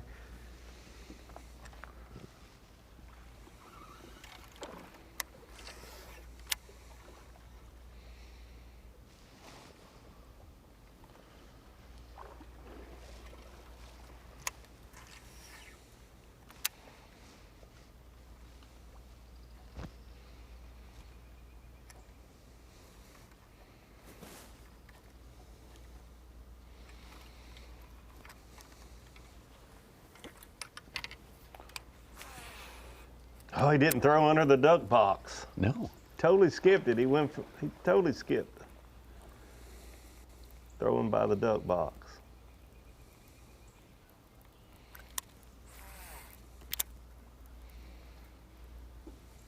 He didn't have a bait that looked like a baby wood duck. Well, the old saying is, big bass do hang out under those duck boxes, waiting on the baby wood ducks to fall out. Maybe that's not a Canadian thing. I don't even know if they have wood ducks in Canada. I don't think. It's like that old. I don't know. Good question. I think of them as a southern thing. But Do they have? I mean, birds aren't real. We all know that, right? Birds aren't real. They're all spy I don't devices really from the believe government. that. So, do they have them?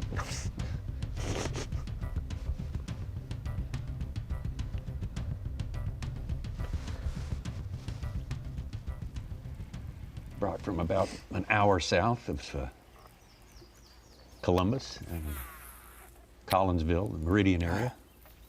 Sun peeking out more there for him. All of a sudden.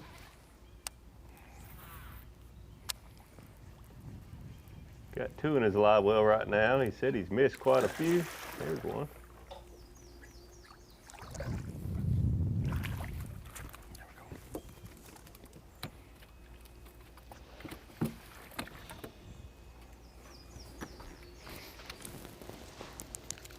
A little better one.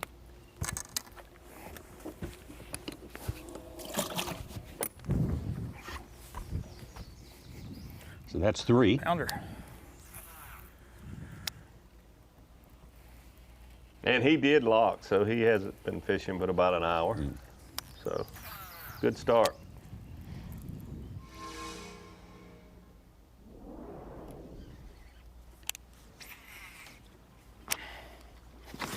I knew he was there.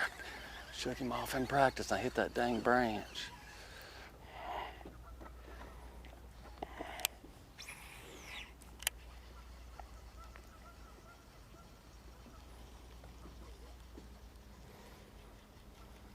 Hear him just say, I knew he was there. I shook him off in practice. Maybe you'll give him another chance.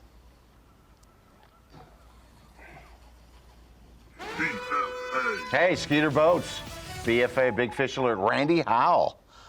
Ties for our big bass, a 4.9. He's also got a 3 in there, and he's just moved into the top 10. What is interesting is we are in Mississippi, but there are actually a few anglers who we have on camera that are in Alabama.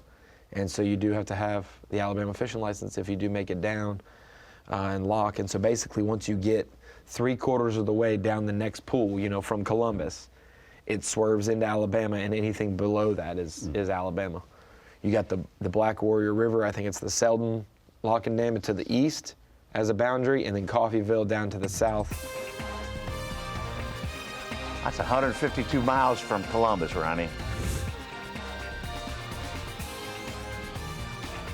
Hey, if you've been watching us on Roku Sports for the past 2 hours, we appreciate being able to share it with you. This broadcast continues Bassmaster Live on Bassmaster.com, taking you all the way to weigh-in time. Otherwise, we will see you again tomorrow, same time on Roku. Mark Menendez, your leader, 11-3.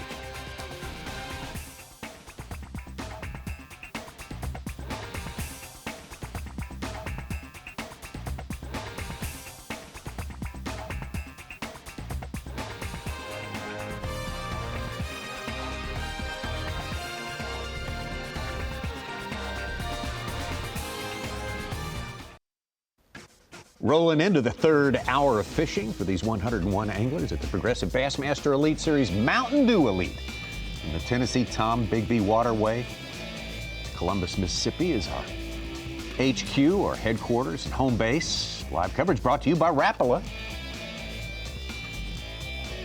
234 miles to deal with here, and we have seen a lot of travel during the course of this morning. A lot of guys committing a huge chunk of time to getting to some place where they think they can catch them and be away from everybody else. It doesn't always turn out that way.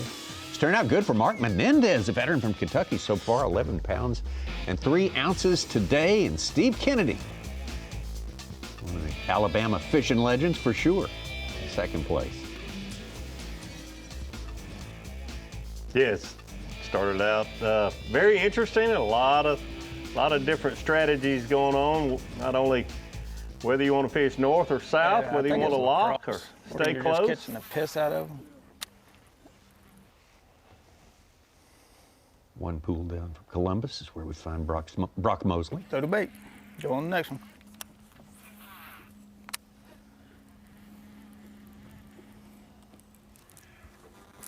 Damn, you were right where a good one's supposed to be. You may keep.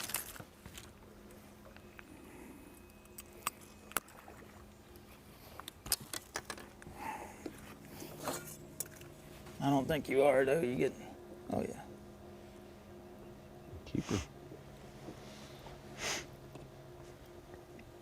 That's all you are, though.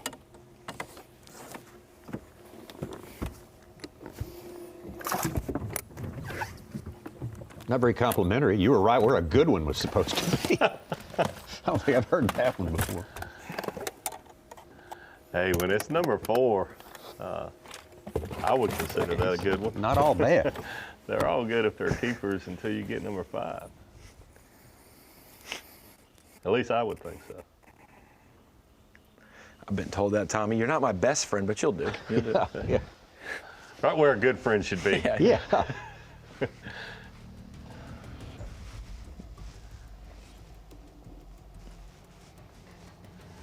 Pat Slopper, only one fish so far, but we expect good things from him. It took him a while to get here, but he said he had a lot of bites in this area in practice.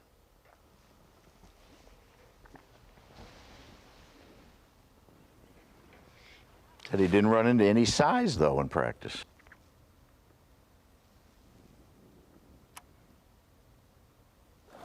There's a good one. Solid keeper.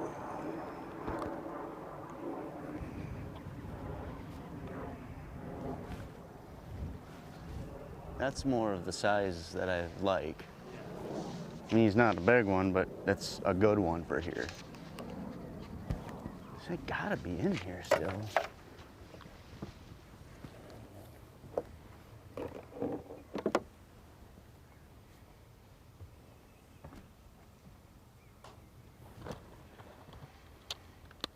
A lot of these fish are spawning just by the baits that these anglers are fishing with.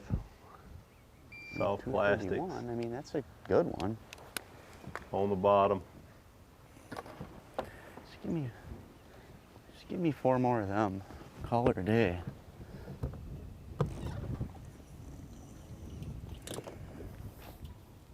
Average size for here? That's like a really good one for me. Like, that's a good one. I did not get many of them that size this week. Like I said, anything 2 pounds or better for me is good. Right now, any keeper's is good. 2 pounds, 3 ounces? I'd say he was like a 2.6.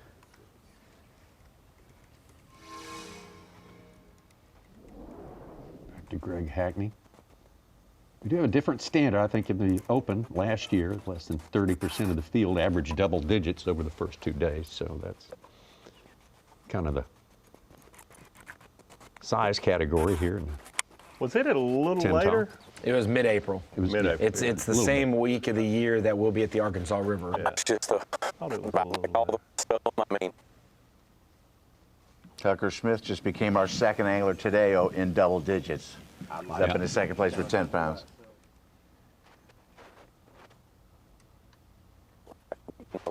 figured out a little something out here helping do it.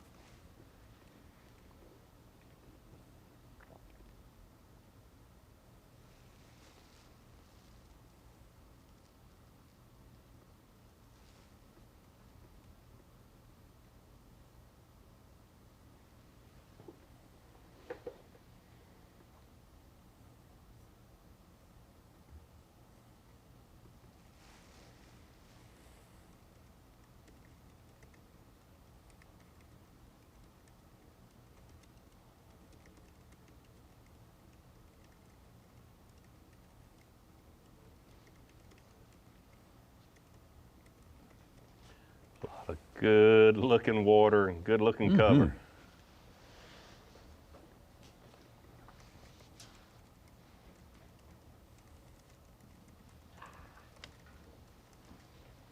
Six wins, including his last win, was on the Sabine River.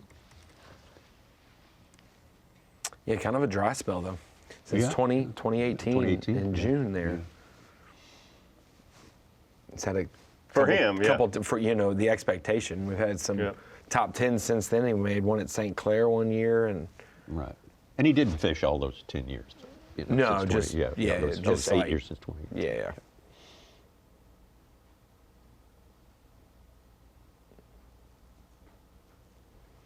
Actually, the next stop that we have on the Arkansas River was part of his qualification comeback. He was, I think, the day one leader at the Arkansas River last Open we had there in 2020. I think he ended up finishing in the 20s, but he ended up having a decent event there that helped him join back in 21.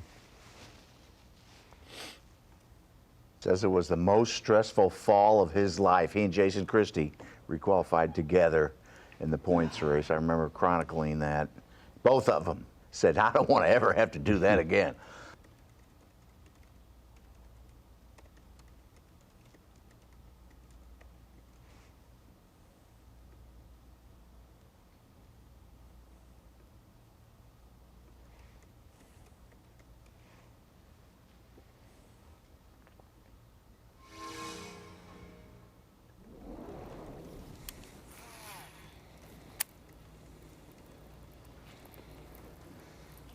Corey Johnson, 2 fish. See, the clouds are thinning as forecast, and the wind's going to pick up over 10 miles an hour.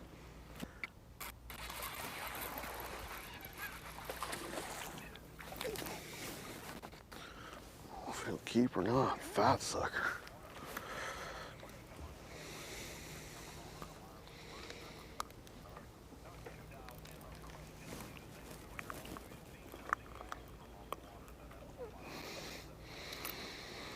That thing ever eat it.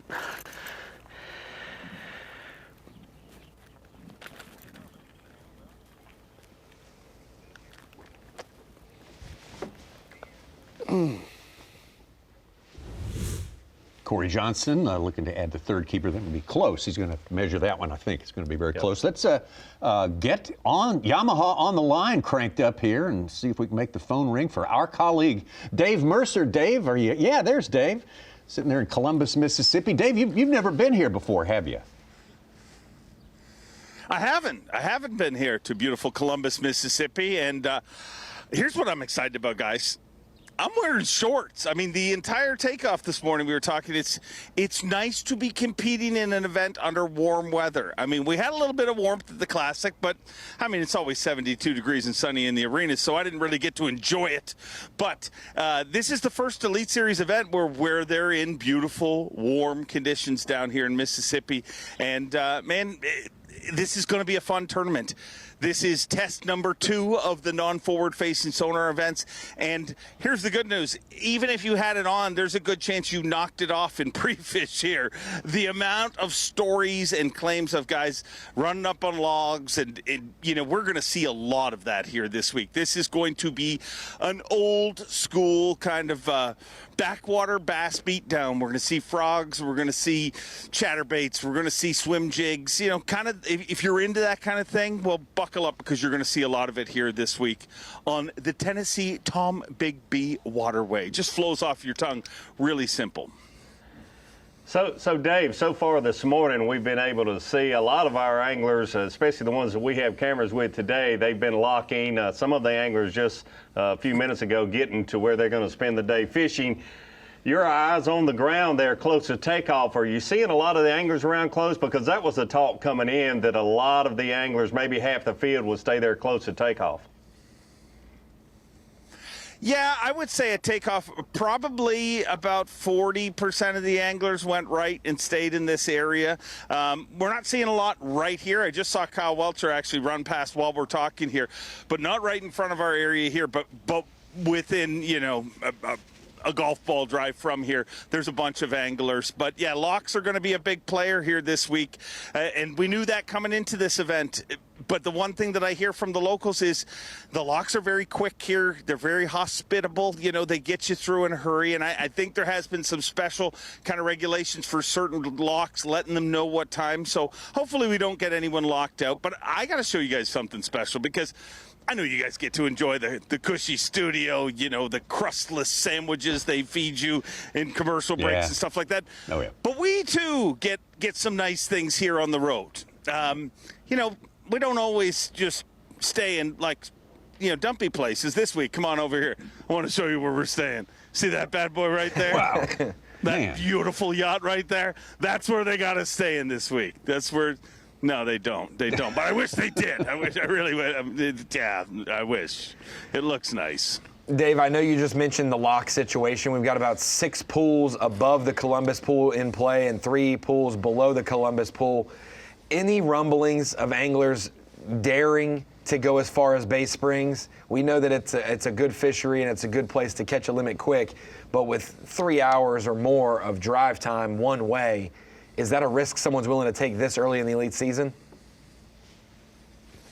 I haven't heard anyone. The furthest I've heard is 2 locks. I haven't heard anyone of making a mega run like that.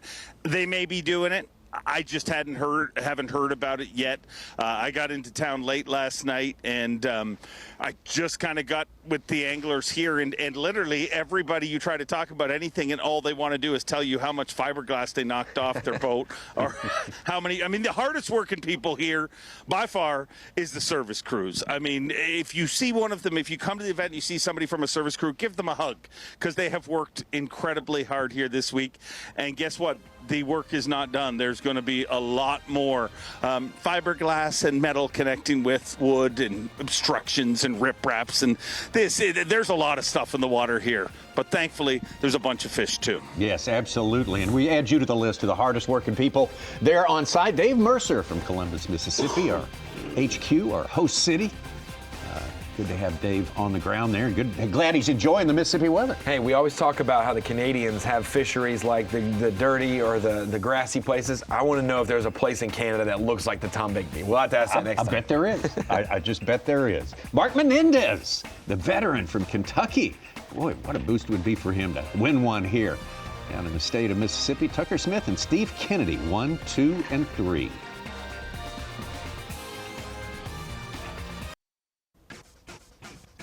Still in the third hour of fishing here at the 2026 Mountain Dew Bassmaster Elite. Impressive Bassmaster Elite Series on the Tennessee-Tombigbee Waterway. Columbus, Mississippi, sort of a one-of-a-kind river-type environment here. It was formerly just the Tombigbee River, but they did a lot of work on it, culminating in 1984 when they opened this very much a big shipping artery from, say, Tennessee all the way to the Gulf of Mexico. Mark Menendez from Kentucky. Man on top with 11-3, Tucker Smith. And a rookie shows up in our leaderboard right now. That's Texan Pake South. 10 pounds even for the young man. And Steve Kennedy, Randy Howell, got some long-standing veterans in that top 5, a rookie and a second-year man. Yeah. That's a good mix. That's a good mix to have here. Good mix. Pake South's only got 4 fish, and Randy Howell's got 3, so we have some bag builders. Are we sure these fish in Pake's live well aren't from Sam Rayburn a few weeks ago when he caught like 100 pounds in 3 days? Could be a couple of those swimming around in there. Why not? I'm just kidding. They go through takeoff where they do a live well check. There's nothing happening. Everyone knows you're kidding. Well, you'd be amazed. I saw Pake at the Classic. He said that. Unfortunately, I wouldn't be. Set the 3-day tournament record, 96 pounds. Almost got to 100 on 3 days. That's incredible.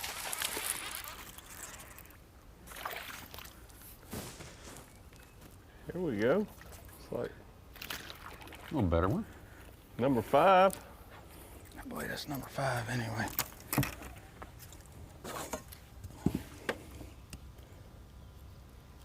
She's got a lot of fight left in her.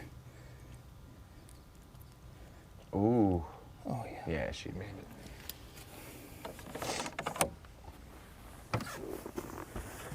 5 bass limit.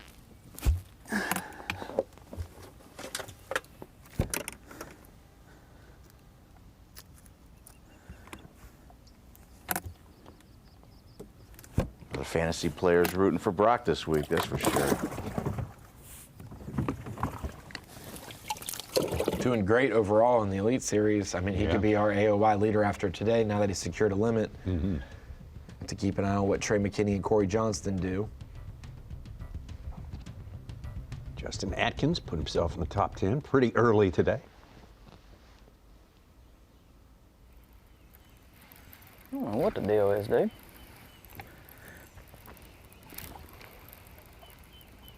I don't catch one on this little bend right up here. We are leaving.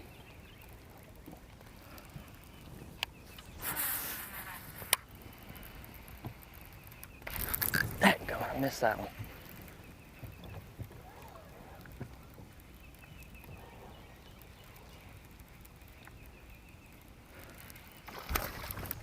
Yeah. Ooh, got ambushed. How about that? Oh, I want to see that again. Yeah, that was I think I missed something. I mean, dude, like when I was taking it out of the water, he got it. And I just leaned back and flicked him in. Okay. Unbelievable. It's a nice one, too. I mean, it ain't no big one, but good keeper. Oh, yeah. Let's see here. We gotta take this out. Take this out.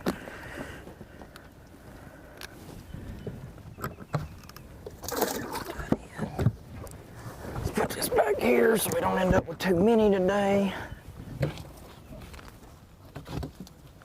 I mean, unbelievable. I'm serious, dude. I literally was reeling it to come out of the water to make the next cast, and I just.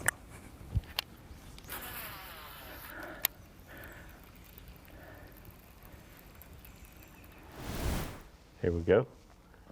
He's picking it up. Cool. Yeah, just like he described it. I thought maybe the fish was on just a little bit before he realized it, but it literally caught it in the air as he was pulling it out of the water. Catch a 4+ pounder, Tommy, and then you catch one shark in your chatterbait. Yeah. This you hear him. Could be your day. And this is lining up good for the local boy. Absolutely. As he described it, it went, and he went. Can I quote you on that? Yeah. This is the day for him to have a big bag with it. You don't want to waste that 4+ pounder. I don't think he's going to. He's well on his way. That 4.5 pounder, 5 pounder, whatever it might be, took a load off his shoulders. Yeah.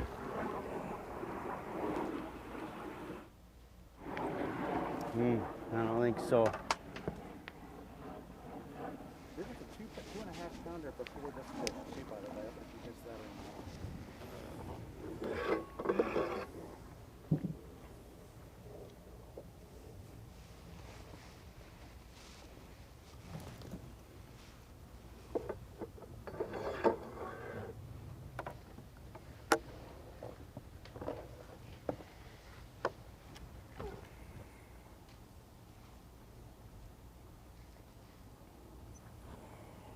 Fishing's good.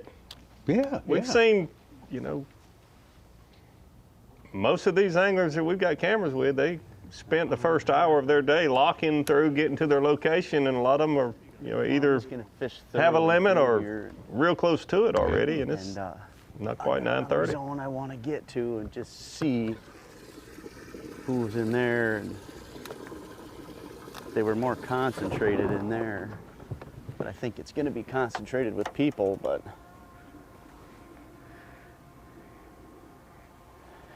kind of got I don't know. That's the side over there I really thought I'd get them on, but. I wonder how much pressure this place gets compared to all the spots we'll visit throughout the year. Certainly not a Gunnersville. No, not like a Gunnersville. Probably not like a Martin either. Yeah. Probably this event and next week, the least pressure of our stops this year. Out off the bank a little bit. I don't know. There's a lot of bass anglers in Mississippi. Oh yeah, oh yeah. Paul Elias, and I'm from not too far from here. I didn't realize this is where Justin Atkins grew up either. Yeah. There's your Lawrence bird's eye view. Good idea of the watercolor there.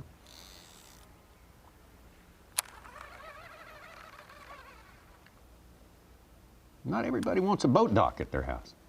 No.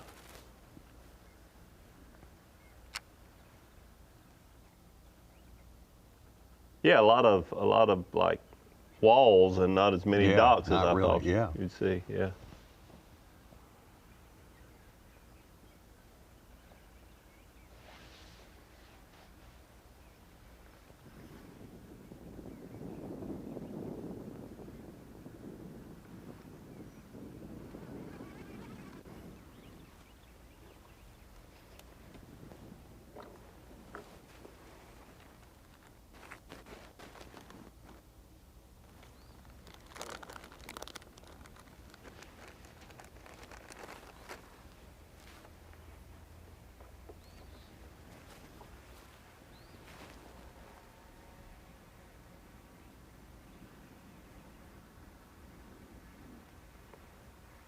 Actually, that's a good-looking water, in my opinion, for this time of the year.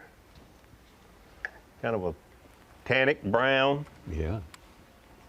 Sure that clears up really good in the summertime.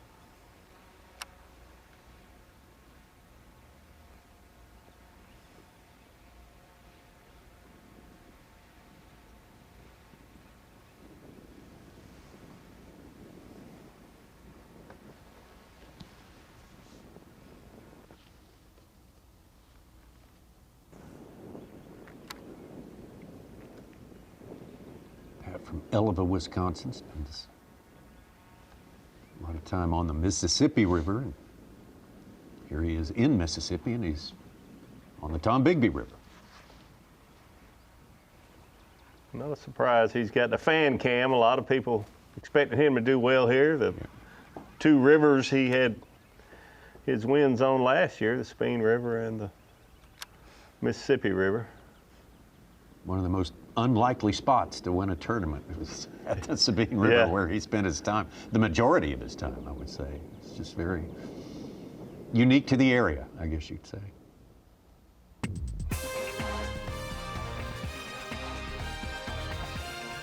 We're starting to feel some limits here, closer and closer for a lot of anglers.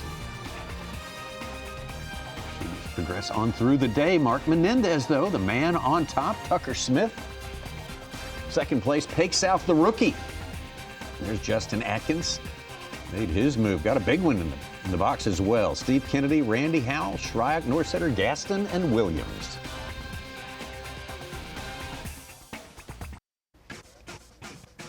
Great to have you with us here on Bassmaster Live.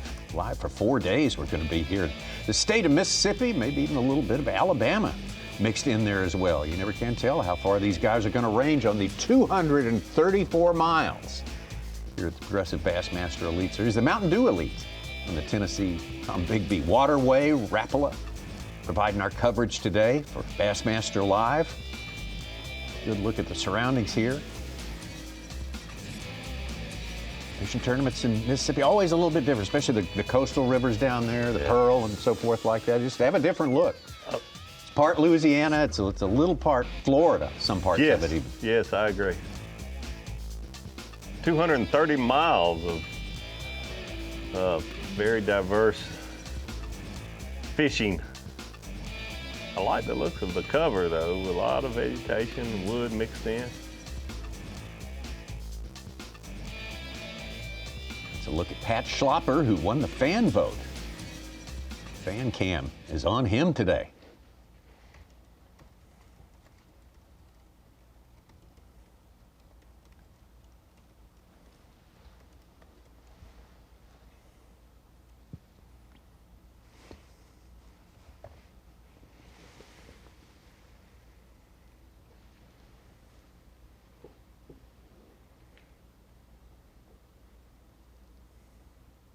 Pressure got to them. If they're still in here, they're just not biting.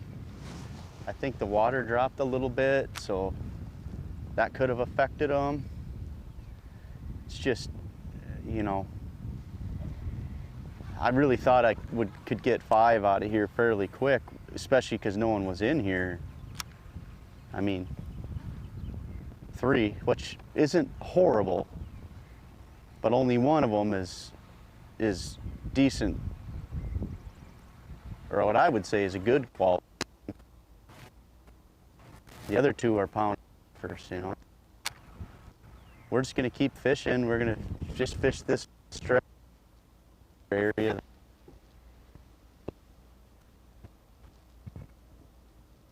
Around it. And then we're just gonna keep running places I got bites until we gotta go down at 3 o'clock. A great start, but not horrible. I mean, I could probably stay in here and fish around and pick a few more off, but we might come back a little later and see. I don't know. I'm really shocked that I didn't catch 8, 9 fish out of here.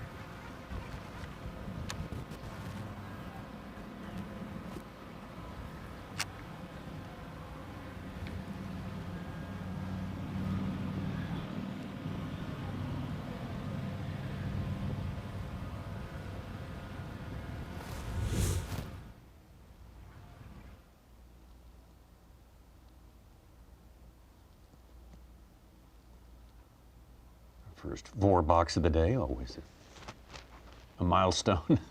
Yeah, and 2 anglers locked south and 2 anglers locked north out of that 4 box.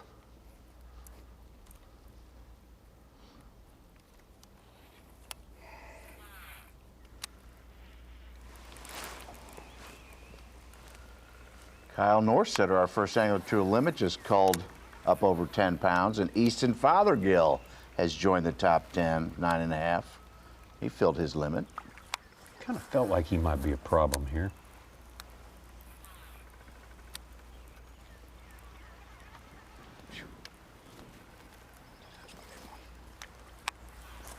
I need one more good one out of here. Looks like a good one right up there. Floating dead. Looks like a really good one. Oh boy, Kennedy and Menendez just exchanged leads. Kennedy it looks like a caught a bass 4.5. And Menendez just caught a 3.2, and they're both around 12 3/4. Come on. Slide. I'm never gonna get it in that hole. You got Kennedy and Menendez on your fantasy team, Ronnie? No, sir. I have Menendez. Do you? Oh, yeah. I want to, I think, drain the lake. Now, both were talked about, but it's not. Let's go over to that. Can they fish zone this and style? scope All that out. 101 can. It's if you can trust them to pick them. And I just, like we talked about with Kennedy, just can't trust them. And it's early. There's one more little piece of grass up here I'm gonna fish.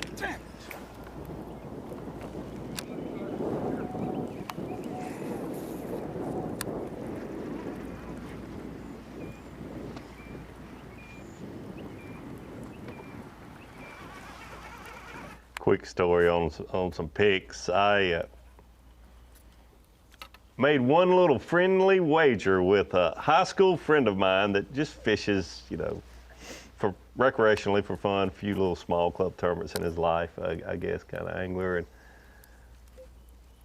he took Trey McKinney against the field. Want to know if I wanted a friendly wager? I said, sure, I'll do that anytime. Yeah. I don't think he's ever attended a Bassmaster Classic. He's from South Carolina, like I said, went to high school with him. The first hour of the Classic, Trey McKinney was leading, and I heard someone, we went to our first break, I heard someone, and the guy was standing, Eddie is his name, was standing right behind me and you know, giving the sign like he was ready for me to pay him off. It was so funny, but like you just said, Such, it was early. So you could probably generate a lot of action with Trey McKinney versus the field. Oh, yeah. You know? Yeah. And it wouldn't be that bad a bet. Not a bad pick, times. but I'll take any one angler against the. Yeah, I'll take the field. Crazy sport. You can get Davey Height's odds and predictions on DraftKings.com. I'm just kidding. We're not doing.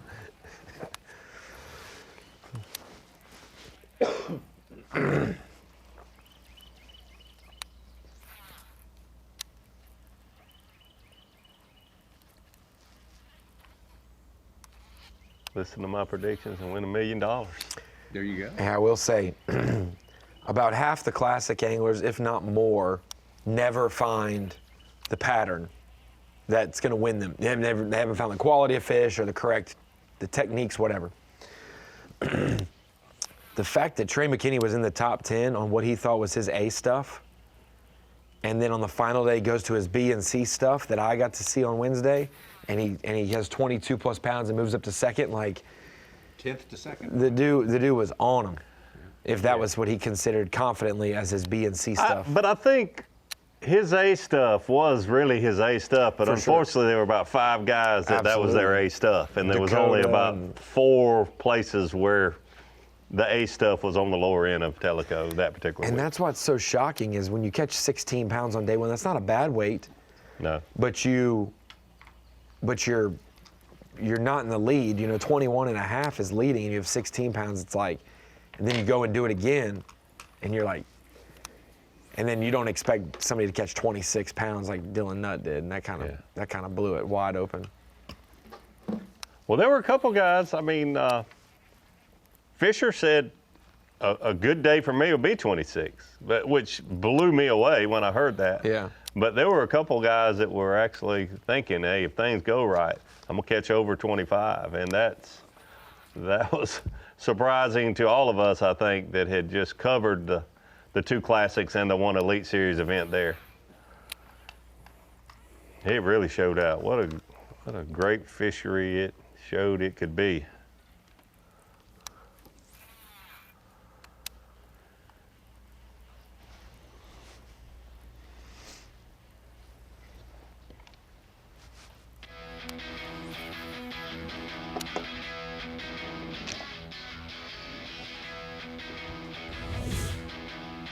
Well, what a classic it was, and I mean, a lot of people taken by surprise, some people not at all taken by surprise by the performance by this classic rookie, 22-year-old Dylan Nutt. Yeah, it was absolutely incredible what he did, and really, really cool to see a nation angler hold that trophy over his head again.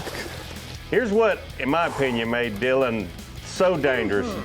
Day 1, he struggled a little bit with the wind, he admitted, in the afternoon. But he had a very solid limit by midday on day 2, and he went head hunting, and it paid off. He found a group of 6-pounders and put a couple of them in the boat. Yeah, those back-to-back ones were really the part which everybody said, hey, it's going to be hard to catch this guy. Yeah. Absolutely. And, you know, beginner's luck, most people would disagree with that. I think he's one of those people, the harder you work, the luckier you get. Yeah, 100%. And he outworked everybody on that one. Time on the water in general. Kid fishing so much. I mean, we're trying to get interviews with him. He's like, I'll be on the lake that day. And I'm like, what about the next day? He's like, oh, I'll be on the lake that day too. And so when you put in the time and you are dialed in with what you do, the equipment you have, how you fish, and types of fisheries you get to compete on, man, there's nothing. I mean, we had him as a Hook College All-American hopeful at the Screen of Knowledge last year. So we had talked about him well before he qualified for the Classic as a notable name, him and his brother. I was at Lake Guntersville this past weekend helping with the Freedom Marine tournament there, and his college coaches were there. Oh. They were taking all the credit for his success. Yeah. Well, they should. No, they really were. They were saying what a good young man he was, and that how hard he had worked, and how much he truly loves to bass fish. Definitely looking forward to having him on the Bassmaster Elite Series next year. He qualified for that at the Classic. The Falcon Bassmaster Drain the Lake Fantasy Fishing Challenge. Now, this was the second fantasy opportunity that Bass has put up there, and now it's been up there for 3 years now. And yeah, it's a tough proposition. You pick eight players for each event, but once you pick them, they're out of the pool for the rest of the season. Choose wisely.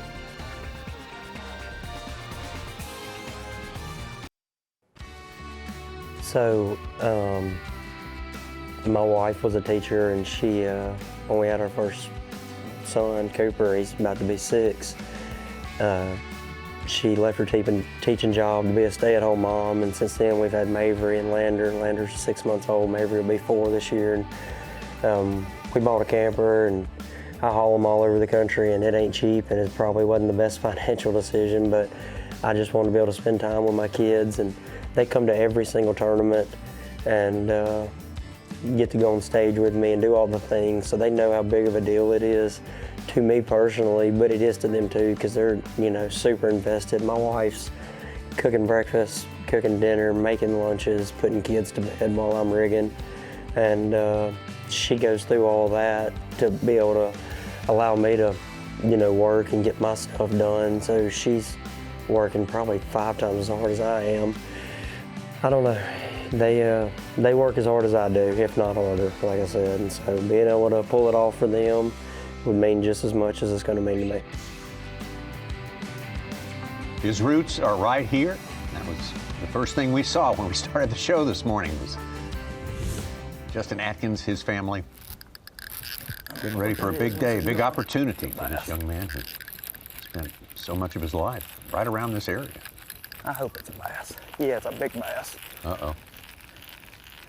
Come on, Lord. Quit. Oh my God! Yes! Yes!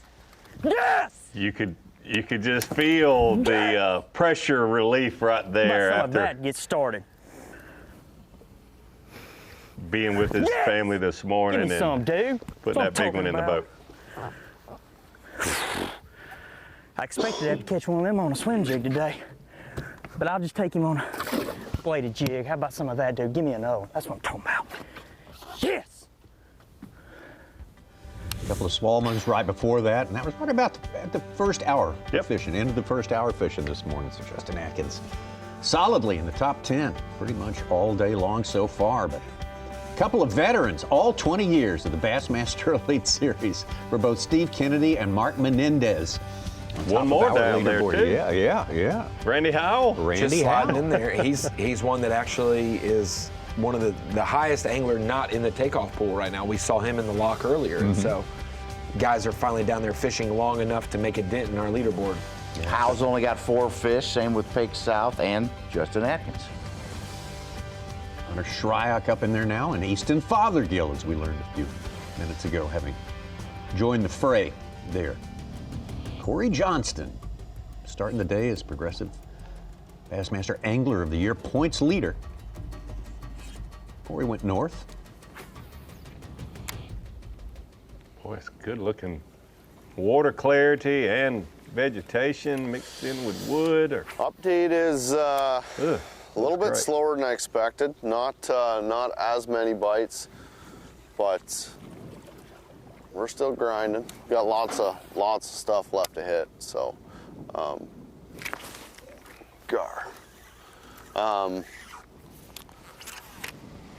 yeah, lots of stuff left to hit. We'll see what happens here today. The goal is more than 12 pounds today. So we need a couple big ones, but if we can get that, I think we'll be all right. I do think they're going to catch them a lot better than we think, though.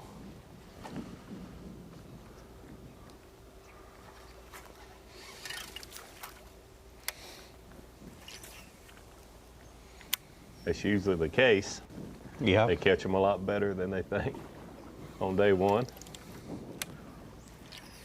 keep flipping around. Eventually, we'll throw it in front of a couple good ones.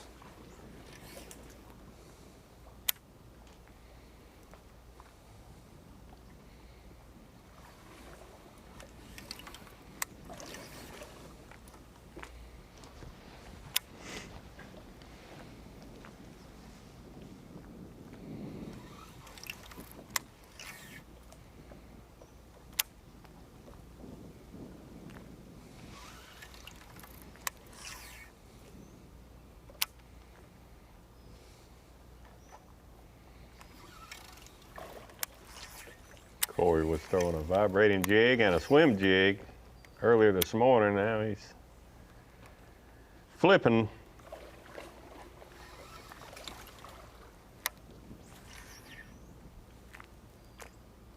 Wind, as predicted, starting to move a little bit. Supposed to continue to speed up somewhat during the course of this day.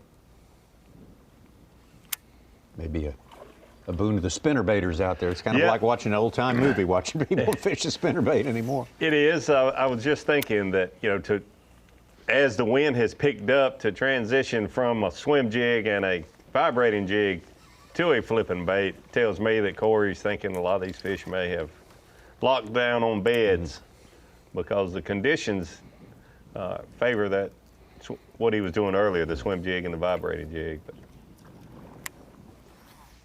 not as many bites as he anticipated.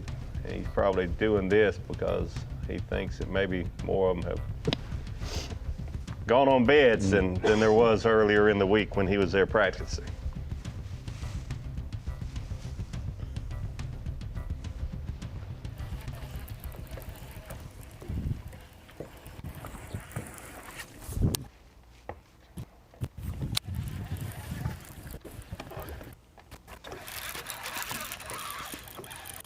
I don't know what I got.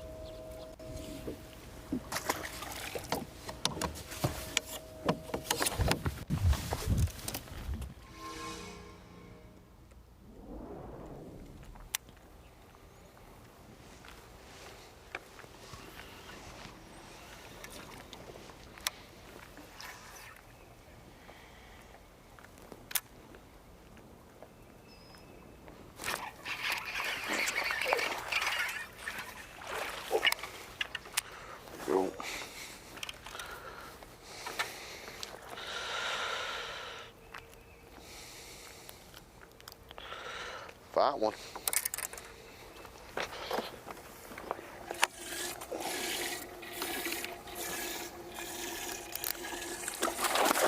Number 4 for Corey.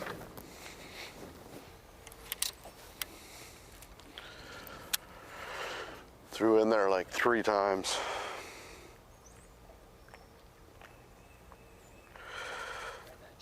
Yeah. That's what happens when they're spawning. Fish right over them, and the guy behind you could come in and catch them.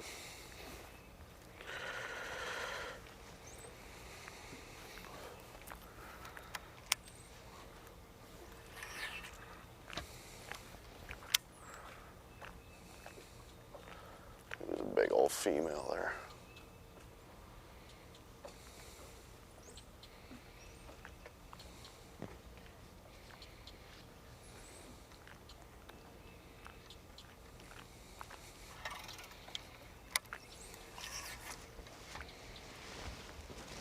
I think we're going to see a lot of limits.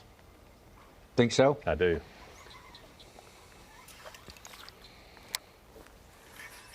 Just like Corey mentioned there, I think the fishing's a lot better than anticipated or talked about, but that's no surprise. Yeah. If you drew a line east from here across, it would go probably right through Lay Lake. Santee Cooper is about the same progression of the spawn the same all the way across the line like that? Or are they yes, I in the think same so. state in Santee right now? Yeah, I think so. Certainly, there are fish spawning. There's some that have spawned. I think it was Brock that mentioned the way the weather's really been like mid 80s and right back to highs of the low 60s, back and forth a lot. But yeah, I agree that Murray and Santee coming up. Around the corner there, very much like here. There's some fish that have already spawned, some are spawning now, and probably half of them have not. Perfect timing as we end the first 3 hours. I asked 3 different camera guys, one who is with an angler far north, the farthest north angler on camera, a guy who's pretty mid fishery, and one farthest south. 65 temperature, water temp, farthest north, 67 mid system, and 70 farthest south. So even on the same fishery and being 50 to 80 miles away from another competitor, it can be a couple degrees advanced or behind. A lot of miles represented here, that's for sure. Look at our Pro Guide Bassmaster Rookie of the Year standings, and Caleb Hudson still sitting atop that right there. Fisher Anaya, who won Lake Martin, right behind him. Hake South is doing well today. On the Tennessee-Tombigbee, Matt Messer, Nick Trim, Tristan McCormick, Aaron Jagfeld, Austin Cranford, Sam Hangy, and Brock Rinkemeyer, our rookies, how they're ranking this season so far.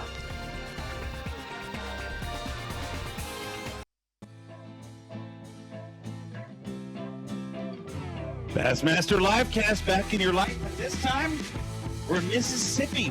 Visit a new location. You hear that a lot. I want to see somewhere different. I want to see somewhere that we've never been. Well, the Bassmaster Elite Series has never been here, but we're here this time for the third stop of the season. The Mountain Dew Bassmaster Elite at the Tennessee-Tombigbee Waterway.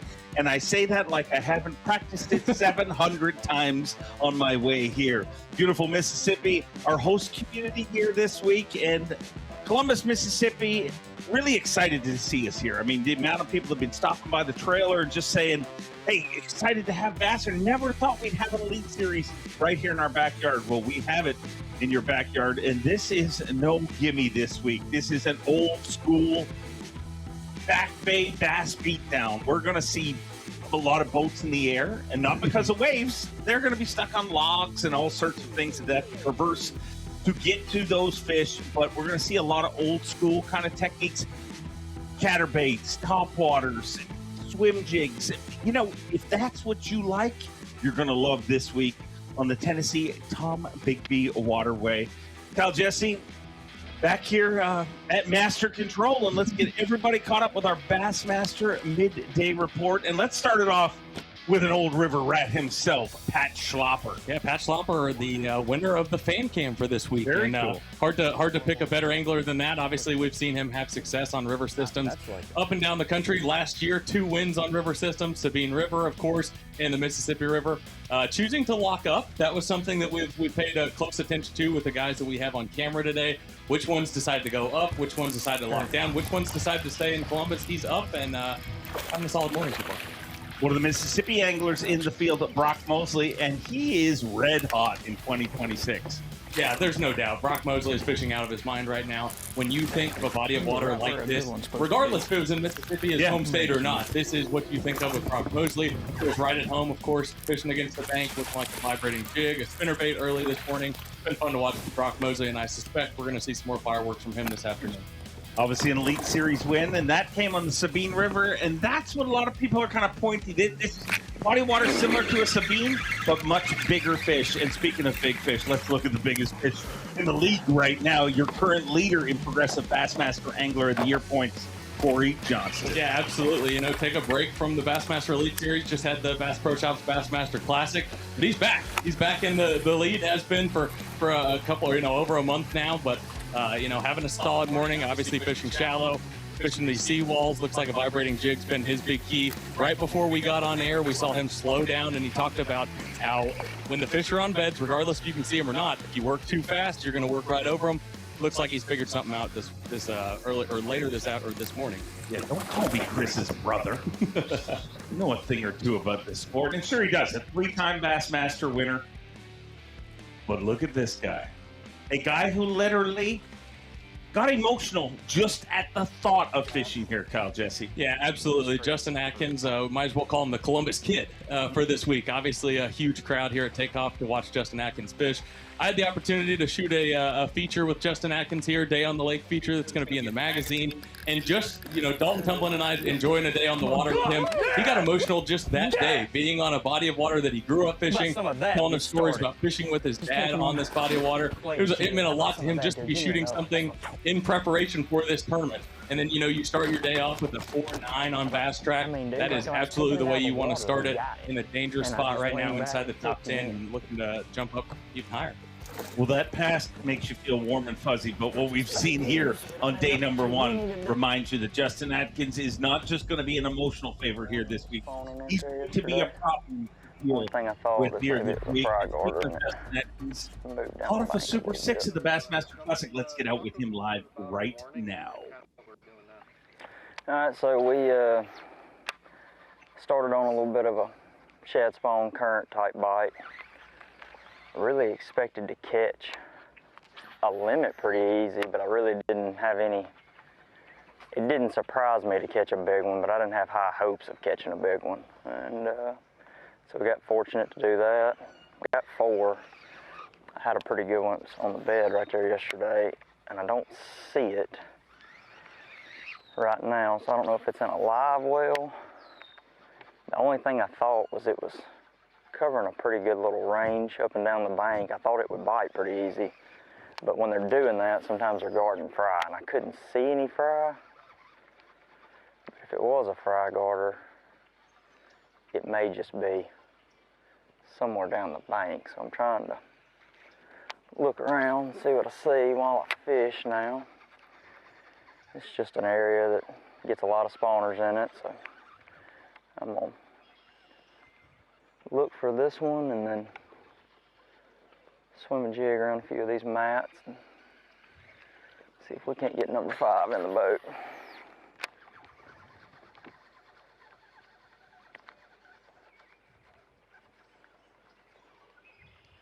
He has really found his groove. And it seems weird because you're looking at, a former Forest Wood Cup champion. He came out of the gates red hot, right along with Jordan Lee. I mean, those were the 2 names. They were side by side, and it continued on. But when he made the step to come over here, to fish the Classic, to qualify, it seemed like things just got tougher on it. Yeah, no doubt about it. It seemed like it was a given when Justin Atkins made the Bassmaster Elite Series. He was going to make an immediate impact, and obviously struggled there for a couple of years, and certainly finding his way now. A lot of these places are just not very big. I don't think anybody can catch all the fish that are in them, but you're just going to have some that are just set up to bite.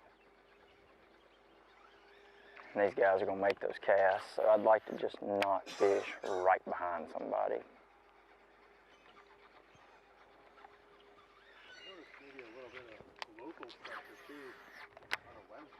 Yeah.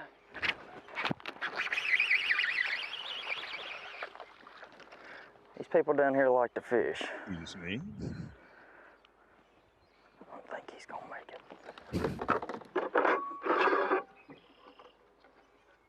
Oh, he is super close. 14-inch? I believe so.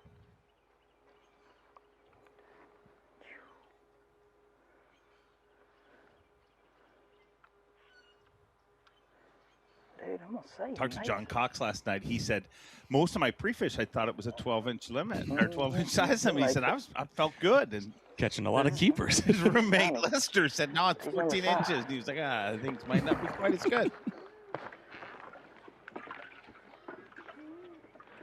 All right, John, I'm gonna ask you to get down here on the floor. Keeper number 5 should put just open these lids. 5. Let's see what I got. See who's got to go next. Well, he was a popular pick in fantasy fishing with good reason, and I don't keep up with those numbers like you do, Kyle, but I imagine Brock Mosley was right up there too because, as you said, being from Mississippi is one thing, but this body of water sets up, it screams Brock Mosley. Absolutely. Hooked up now.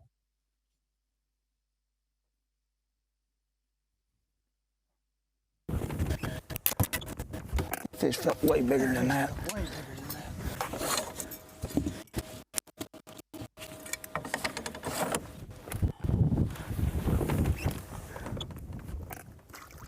fish felt way bigger than that. A little spotty service there with Brock Mosley. He's currently in 21st place, and that'll be a cull fish. Smallest is 1 pound even. That was a big one, dude. I don't know. Came very, very close to winning our last Elite Series event. I mean, it feels like a lifetime ago with everything that happened in the Classic, but was very close to winning Martin. Went against the grain at Lake Martin, doing something a little bit different than a lot of the field, but like we said earlier, certainly should be a place that he feels extremely comfortable, regardless of how much history he has here. I'm sure he's fished here a good amount, but this certainly suits his strengths. Dustin Atkins and Corey Johnston.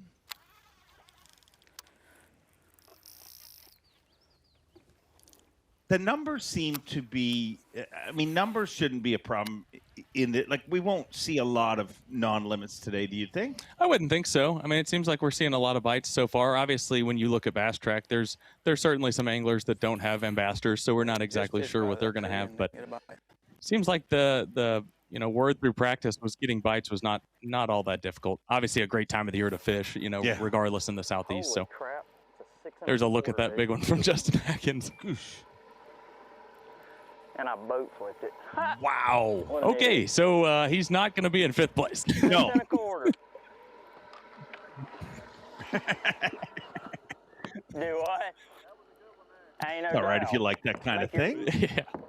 I know. I thought it was a 4-pounder, but it had it choked, and I'm like, I lose them too many times trying to grab them by the boat.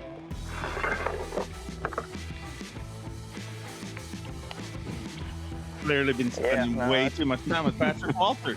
Starting to rub off on him. No kidding. That is that's nice when you can cull up while you've already caught it.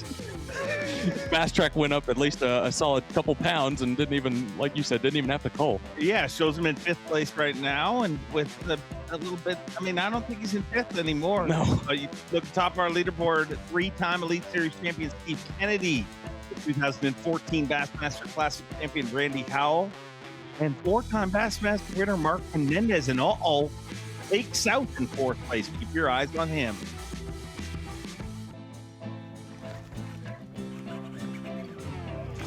Bassmaster live cast in beautiful Mississippi this week, but things get beautiful when you're doing better at fantasy fishing. B.A.S. Marine Bassmaster Pick'em Challenge. Tell Jesse, I know that is your bag. How you doing? Oh, not too great. I got to be honest, it's not going well for me this year, but not uncommon. I get to choose the matchups for TH Marine Bassmaster Pick'em Challenge, and that is absolutely no help. I am not doing myself or anybody else any favors, I don't think, because it's been a real challenge this year. Just corporate picking, Kyle? I mean, nobody wants the dealer to win. You pick the matchups. You shouldn't be dominating. I mean, I'm sure you could dominate, but you choosing exactly to do the corporate move.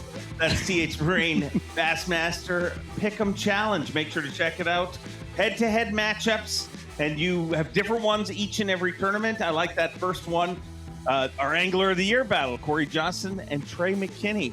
You went Trey in that one? I did, yeah. Got some fun matchups this year, or this week. Mississippi natives, Justin Atkins, Brock Mosley, a couple of the guys we've talked a lot about. A couple guys that did well in the Open last year, Russ Lane versus Tristan McCormick. River rat matchups, swim jig, showdown, skinny water standoff. There's a lot of fun. TH Marine Pick'em. Well, I feel rude because we haven't welcomed in our friend here. Tyler Sowen, a local that has grown up on this body of water. And thank you. What excites me is you said, hey, they're catching them pretty good here this morning. Yeah, they're doing pretty good. A lot better than I expected starting out. There's going to be a lot of pressure. It's going to fish small. Seen a lot of boats when we went out earlier, clustered together, but it'll fan out. They'll figure it out. I look forward to seeing what the total weights are. When you say it's going to fish small, kind of break that down, because if you look at the map, you see anglers spread all the way from, South Alabama, essentially right now, all the way up to almost Pickwick. Yeah. But what's the deal with that? Is there just only so many areas with the right water? Or? There's not a whole lot of vegetation on this body of water. And what vegetation you do find, the fish are constantly this time of year moving up or in transition. So when you find them, there might be 20 or 30 in a condensed area. Well, when anglers are targeting that select grass or structure is not spread out it's a lot of silt, a lot of, you got the main river and then you've got flats and backwaters, but those fish will congregate to smaller areas and it's easy to get overfished. So yeah, I think a lot of guys went down, a lot of guys went up to try and get away from that, but whoever can figure out how to manage, I think will be the key in this, winning this deal. But it will definitely fish small. I know a lot of people are here local within 10 miles, so it'll get beat pretty hard. But a 4 or 5 pounder will change the day. That'll make up for a couple fish. So a 6 is even better. Oh yeah, catch a 6 pounder here, you're going to be sitting pretty. Well, Justin Atkins is sitting pretty because that's what he caught earlier today. And lives on these trees. See a 4-box right now. Justin Atkins, Corey Johnson, Jason Christie, and Greg Hackney. Flipper's Delight. Oh, yeah. Yeah. Old Greg, that's right in his wheelhouse there. Yeah. That looks like a 6-pound country. How far can you run here, in your opinion? I know we have restrictions to how far you can run, but what's the longest run you could responsibly make and still have enough time to fish? You could go all the way to, so the pool below here south is Pickinsville, then the pool below there would be Gainesville Lake. You can go down there, you just got to really conserve fuel because there's no fueling stations other than right here where we're at. Wow. So you gotta be on your P's and Q's, but the fishing time, you're gonna limit yourself to, if you bust 2 locks, you're gonna limit yourself to 5 hours max, and then you gotta hope a barge doesn't come because the Corps Engineers barges are priority over bass boats. So I know I think it was the E50 here years ago. There were several guys got trapped down below because they were locking a barge up and got DQ'd. So, or their weight was disqualified for the day. Yeah. But I would not run down more than 1 lock. You could conserve fuel and be fine to go to up above us is Aberdeen Pool, and then down below us is Pickinsville Pool. You could do that pretty conservatively and be able to fish. You account for 45 minutes out of your day being in lock time. There's one place. I think we see a couple couple of grebes. Yeah, for sure. It is grebe mating season. Certain. We call those coots around here. Oh, no, those are grebes. They're all You're grebes. wrong. They're grebes. Look, you can tell by their flight pattern. Those are definitely grebes. I'll call Zona. He will approve. I mean, he knows grebes. Jason Christie.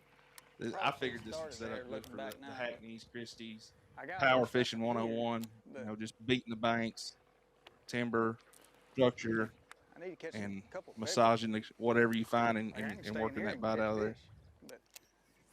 Tyler, last year, the Open that we had here, it seemed pretty common amongst the top 10. You heard guys talk about, maybe one day spending, in the pool above or 2 pools above, and then coming back to the Columbus pool. Is a guy that's going to fish multiple pools deadlier than a guy that's going to stay in one place? Like, can you stay in Columbus Lake and win this thing all 4 days? You could, yeah. I think if someone's got a potential to go catch 12 to 14 pounds below or above this pool and can conserve and help keep some of the pressure off something they found here, they can make it to the top 10, top 50. Then it starts opening up to where I can really beat on these fish and really, really focus in on an area and not have to waste time in the lock or running around. I think you could really do good, but I think they are more deadly. I mean, you see Justin Atkins, I think he's down below, but I think if you can go down there and get lucky and catch a 12, 13, 14 pound bag, that sets you up perfect to stay at home. You grew up fishing against Atkins. Yeah. Give us some dirt. I mean, he's so squeaky clean. There's got to be some dirt. He used to wear a white polo hat all the time. He had a lot more curlier hair back then, but I've known Atkins my whole life. Big lifted truck, too. Yeah, oh, yeah. Yeah, had to be in there. It wasn't squatted like you see now, but it was level at least. But, yeah, I've known him my whole life. We used to fish Tuesday night tournaments, Thursday night tournaments against each other, and jaw back and forth. And yeah, he always said he was going to be a pro fisherman, and look at him now. I'm proud of him. He's a good guy. As good a person as you can find, and a great family man. And oh yeah, Yep, he's a solid human. He really is. He really is. And we were just talking about it. You know, hit a bit of a speed bump just a few years ago where it felt like, you know, just things were nobody ever doubted his abilities. Oh, like no. But it just felt like things just weren't lining up for him. But in these last couple of years, he's knocked down 2 classics in a row to qualify. You know, was part of our Super 6. It definitely feels like it's not a question of if, it's a question of when we will see him hold a blue trophy, and it might be in a few days. Well, I just hope, my biggest thing, I'd love to see him succeed. I just want everybody to stay safe, but hometown guy, that puts a lot of pressure on a person. You know, you got that in the back of your head, got to perform.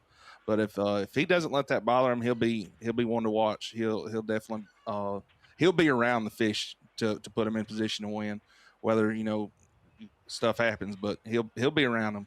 He knows enough about this body of water and the one surrounding it that he could really do well. You know what that sound is? What? That's the pressure letting off when you catch a 6 1/4 on day 1. Yeah. If I catch 6 1/4 and I was in this deal.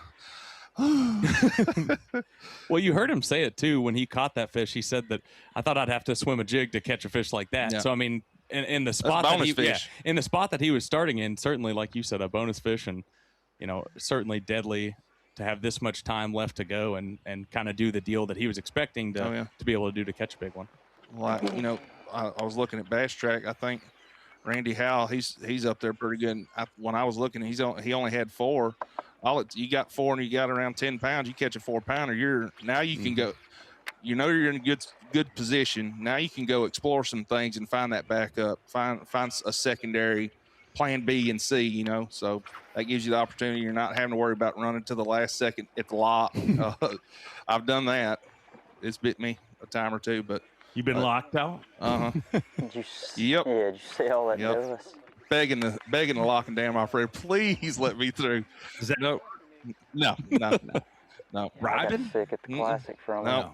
Barge beat me. Well, actually, I beat the barge, but bribes are probably a little bigger. Yeah, I said, I'm here before him. He said, I can't do it. I'm like, please. I think I had like 17 pounds.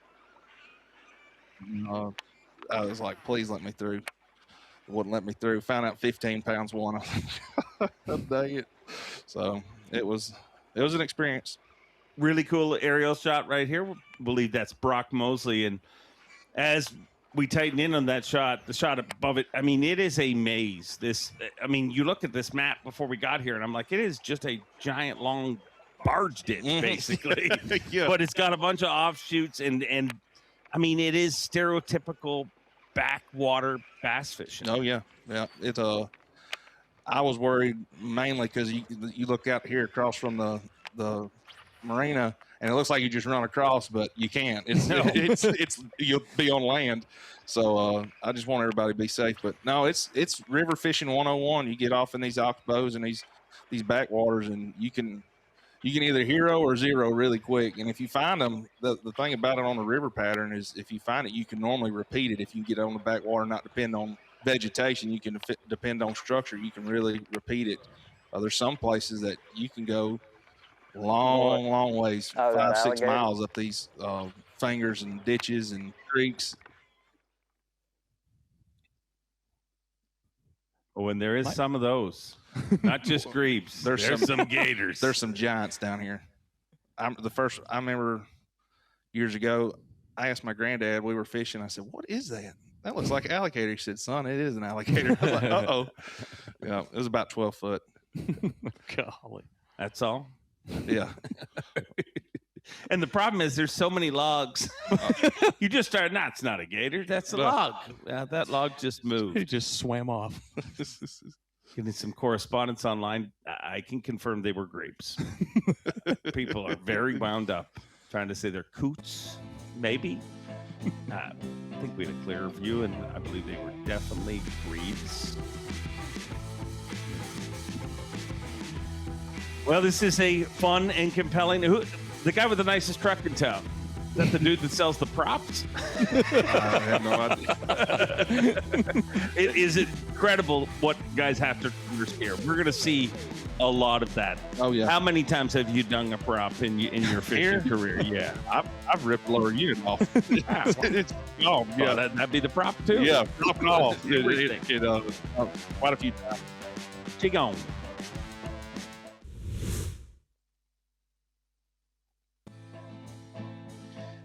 Well, they know who he is now. He is your Bassmaster Classic World Champion, and what an amazing young mind he is. A great thing to our sport. It is amazing to see how much and how adamant he is about the work ethic on it and the amount of time he put in. I mean, called this victory 6 months before it happened, and boy, did it play out to perfection. Awesome. Awesome. It was really amazing to see. Absolutely. Stunning. Incredible angler. I can't wait to have him on the Bassmaster Elite Series, because you know what? I always think that a lot of our anglers, he's not that guy. He will ruffle some feathers. Absolutely. I was joking with you this morning at the dock. I said, if I want to scare an angler, I'm not going to go up behind them and go boo. I'm just going to sneak up behind them and go, feeling nuts. Here's a guy who's not scared by anybody. He is your Progressive Bassmaster Angler of the Year leader, Corey Johnston. Oh, he's hunting a big one. It's a big one. Oh, good one. A little better one.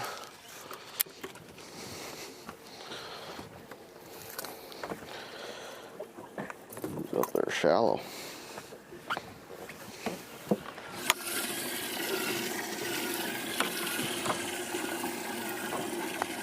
Looked like a 3-pounder when he first come up.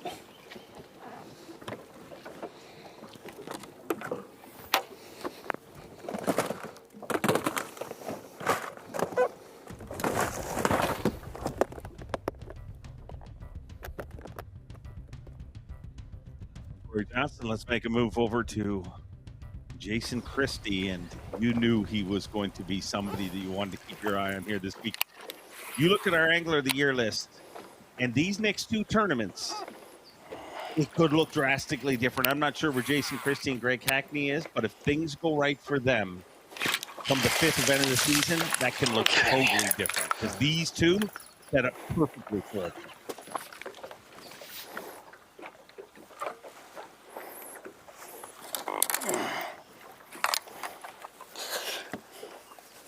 Getting smaller instead of bigger. Let's hope it's a keeper.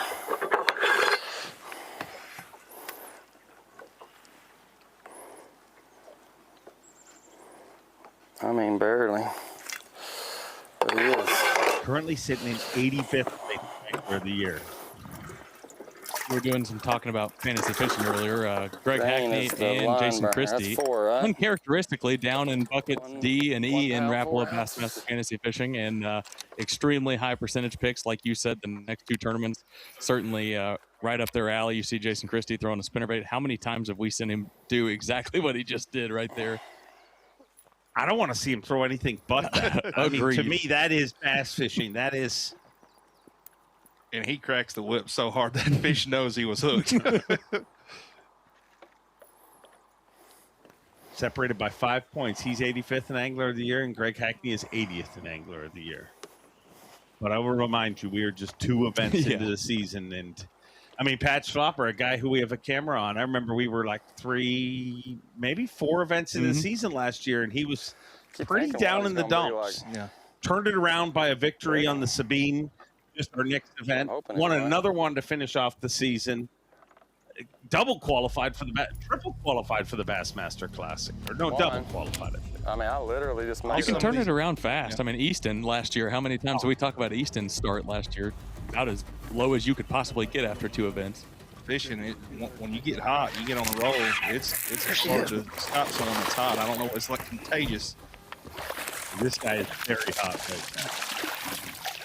Good fish. That is good fish. Just need to come in here far, dude. Right there. I shook her off yesterday.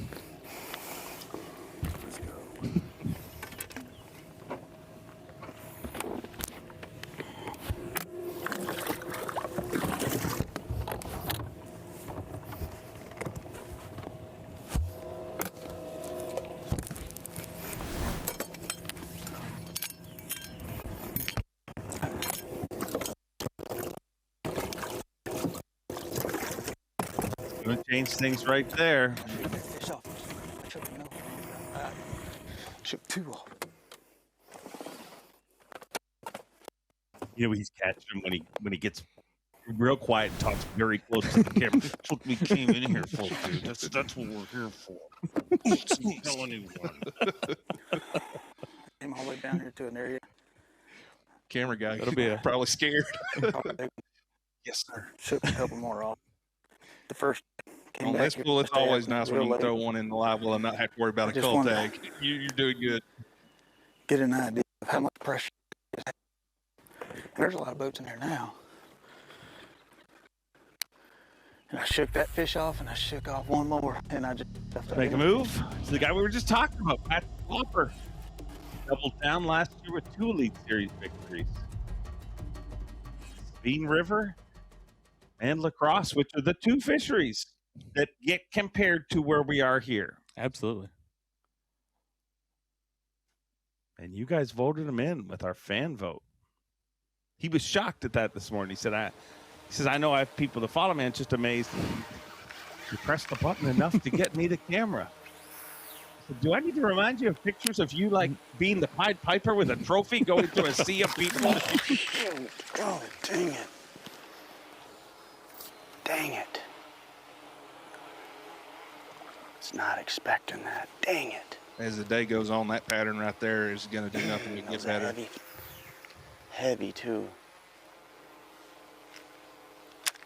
Very similar to what we saw him do at the Upper Mississippi River as well. In a bad spot. What's that? I was just moving too fast. God dang it. Pardon? He ain't gonna bite again. Dang it.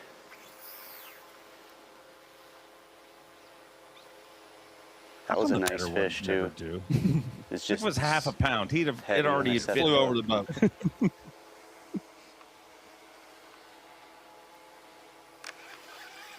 it.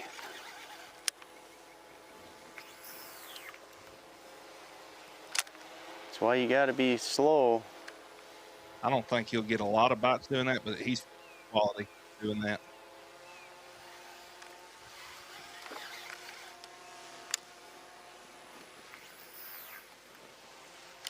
Do we have fish in kind of all stages right now? Yes.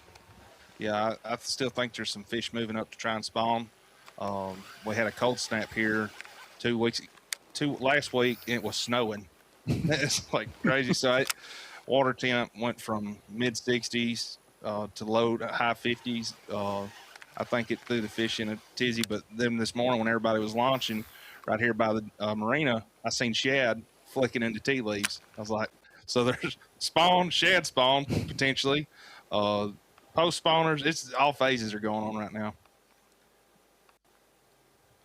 Yeah, you heard Justin Atkins talk about the spot he was starting on was a shad spawn deal, which was a little surprising to hear. It's been warm, like you said, for the most part. So, one of the biggest problems anglers talk about coming in this isn't so much catching the fish, getting to them. Oh, yeah. I mean, John Cox, he told me, you can't go fast. He said it takes never mind the lock, because you get to the back bay and it takes 45 minutes. Oh, yeah. Rolling and popping and. Yep. You'll have to figure it out quick. You're committed when you get in there. Most of these places you get back there, you're committed.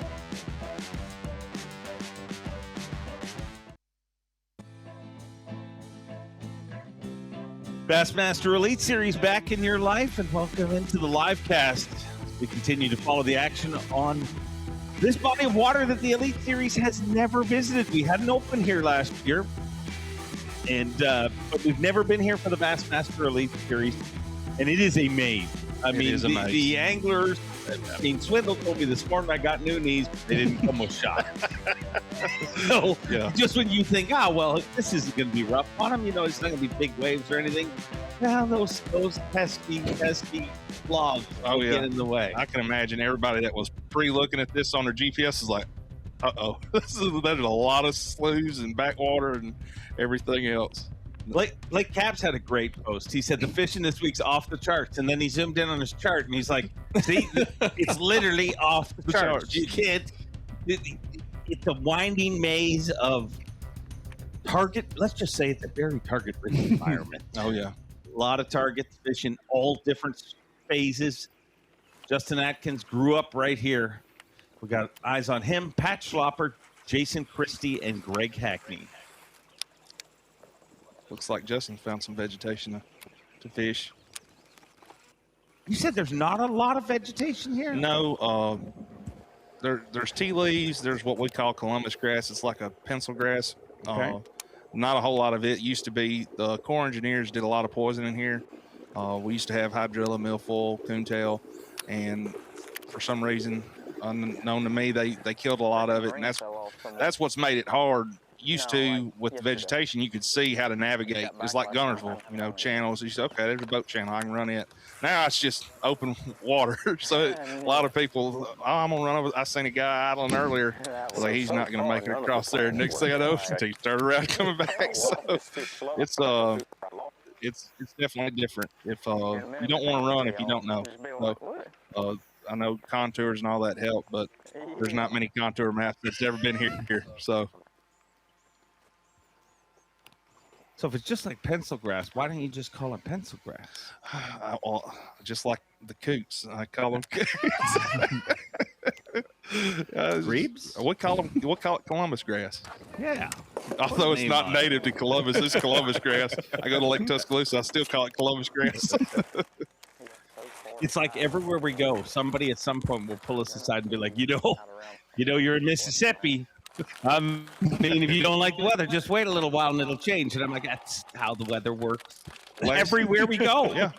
Last week, my wife was planting our flowers and tomato plants, got sunburnt, wearing shorts and a tank top. Then we had to wear hoodies and everything during the snow on Monday. Crazy. Don't start me with snow. I've been living in it since November. It's relentless. You making a bait change there? What are some of the differences as far as structure with each individual pool? Obviously, we have the Columbus pool here. You have Hackney, who's gone super far, south, down, and then Jason Christie going super far up. Is the structure and the cover similar in all places? It's pretty similar. So, like here on this pool, you have backwaters, flats, vegetation, sandbars, and you have some hard spot shell beds. And then you can go up or down just a little bit on this pool, and you've got timber, flooded timber, old creek runs with flooded timber. And same way when you go to Pickersville or Aberdeen up above here, it's the same, almost the same exact thing. So if you did potentially find a pattern down on one of the other pools and you were trying to reserve Columbus for if you made the cut, you could repeat that pattern here too. Depths are very, very similar. Vegetation, structure, it's all pretty relevant to here. So you could go down there and do it. I think most of the reason these guys are up and down is to try and get away from some of the pressure, find something that they can really spend time and fish methodically on what they find. So typically a pretty big difference in water temperature and water clarity. And I only ask that because if you look out on the map, it's like, again, you can go super far north, you can go super far south. The closer you get to the Tennessee River, it can get muddier because they obviously we're basically flood pools for them. It can get muddier the further up you go, and then as you get down lower, so you got the Buttahatchee that feeds Columbus Pool, a couple other creeks. Then on the Pickersville Pool, you've got Coalfire Creek, Pumpkin Creek. If we get any rain, it will muddy up quick. Then you get down to Gainesville, the one below Pickersville. It's got the Sipsey River, several other feeder creeks that it will get muddy. But looking at over the bridge yesterday, I was like, man, the river's muddy. Well, you go right here to the gravel, what we call a gravel pit, across from East Bank Landing. The water's beautiful. So they must have released some water or something that's got the river muddied up. It wouldn't be because of traffic, but like you can see on the camera right there, that's some pretty water they're fishing. It's got a good color tint to it. If the water falls, it'll suck all that trash to the bank, and then when it creeps Cox told me something wild when I was talking to him last night. Said in the middle of the river it was 70 degrees, but then he'd get to like a back bay and it'd be 60. Yeah. Which you would assume it'd be the opposite. You would assume, yes. Unless the water clear, I know dirtier water warms up faster, but it could be also because of the crazy weather we've had. I mean, we've had some nights that it didn't get below 70, and then we've had nights that get into 40. You know, we call it "get you sick" weather down here. So Get you sick weather. Get you sick weather. So it's been crazy. So I know the fish are the same way as us. They don't know what to do half the time until it gets July and August, and it's just 100 degrees, and they're struggling like we Just are. sweat. Yeah.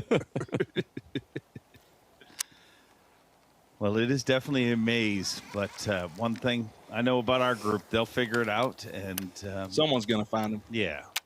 Like Justin said this morning, someone's got to win the 100,000. Might as well be me. So, someone will run into them. Would love to see that. Justin Atkins, a very, very almost overdue champion here on the Elite Series. You know, he's definitely been fishing lights out the last few years, but with his pedigree, you know he's going to hold a title one of these days. Absolutely. Might just do 2 at once, like Pat Schlopper, 2 last year. And I remind you, the event before that, I talked to him. He was so down in the dumps. He's like, the only way I'm going to make the Classic is I'll win the last event.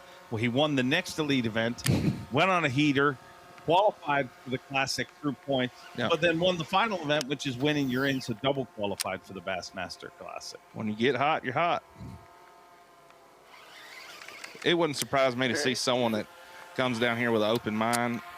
You're not going to see 20-pound sacks consistently, but someone's going to bust a 20-pound bag, 19-pound bag, and it might taper off. And then, you know, if the weather stays like the forecast is showing, and you really find them, and you get where the fish are moving up, because the fish are constantly moving up this time of the year here.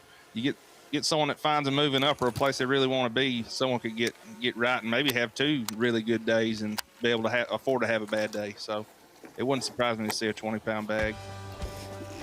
What's the biggest limit you've seen weighed here? Well, 30, 29, 30. Wow. Oh, yeah. Dang. That's when we had a lot of grass. The tournaments, me and Justin used to fish against each other. 3 fish, it was nothing to have. I mean, if you didn't have 10 pounds with 3 fish, you weren't getting a check. Back when the river was really good. And I just caught the tail end of it in the 80s and 90s. It was unbelievable. Unbelievable. The good old days. Good old days. Yep. The bags were big and the bass were plentiful, but Justin Atkins having a great tournament, but atop that leaderboard, Steve Kendi, cold right in front of our very eyes there. 13 pounds now, 13 pounds, 5 ounces. He's a 3-time Bassmaster Elite Series winner, an 11-time Classic qualifier.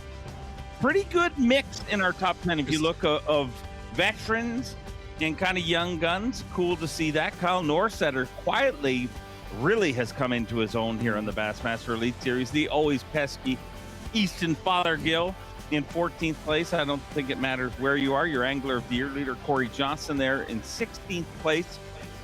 Today, just kind of seeding day. We were in a golf tournament. I mean, you got to get yourself in the mix, and that's definitely what you're going to have to do here today. Top 50 anglers fish after 2 days of competition.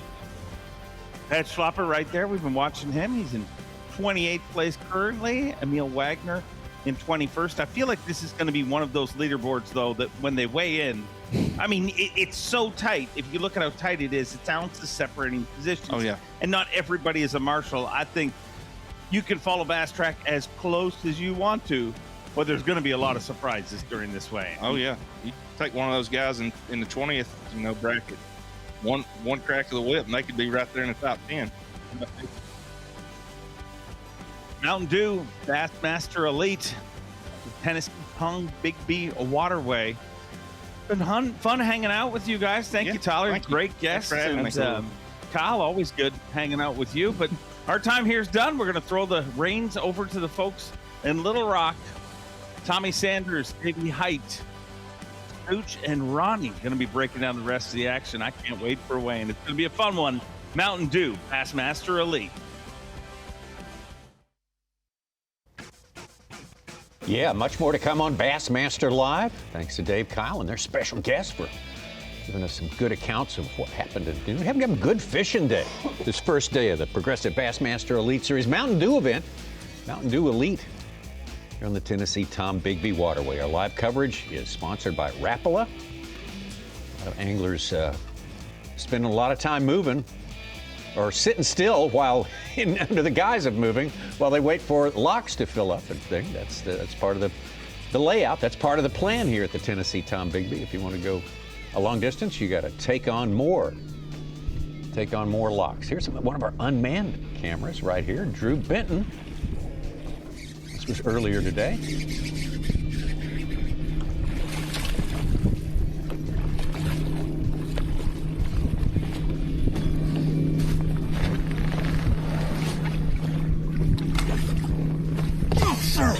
It's a giant one. Dude! Very nice.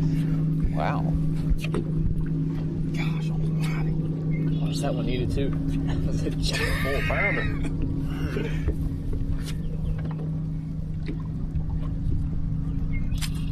Right where it should have been. Dude. Y'all look at that one. That's gold here. That's a fat one too.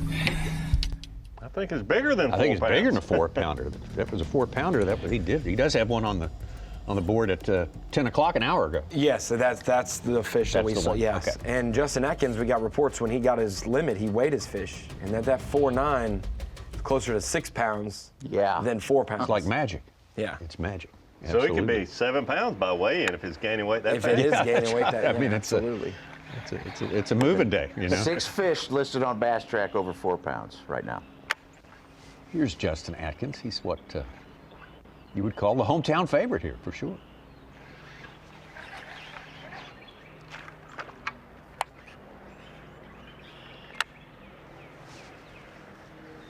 Drew Benton, whom we just saw, is in 8th place standings right now.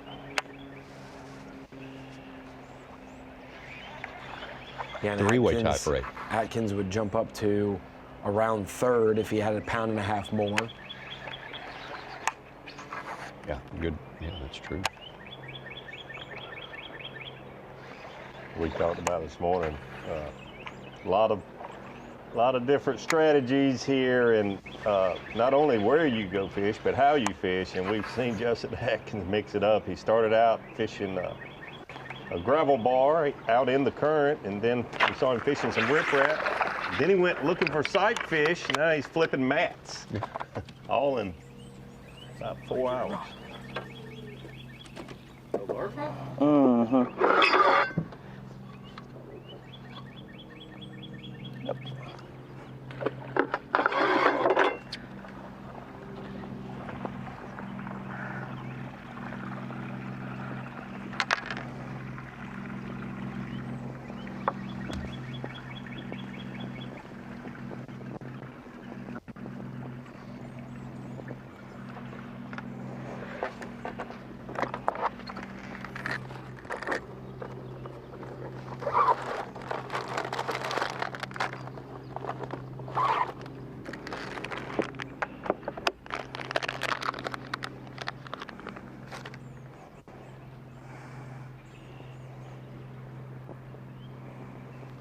Justin Atkins starts this tournament 43rd place in Progressive Bassmaster Angler of the Year points.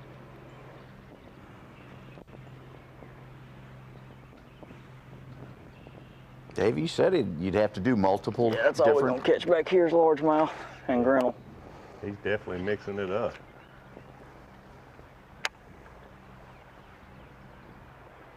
Like Ronnie said, you don't want to waste that kicker. He's got a 1-1 and a 1-5 in there. I really thought he was going to be a good one because, like, I hopped it and he got it and I didn't fail to bite. And when I picked up on it, he was just pulling me back in the mat.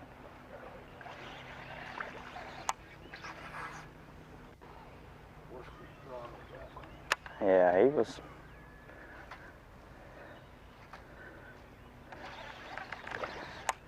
Aggressive.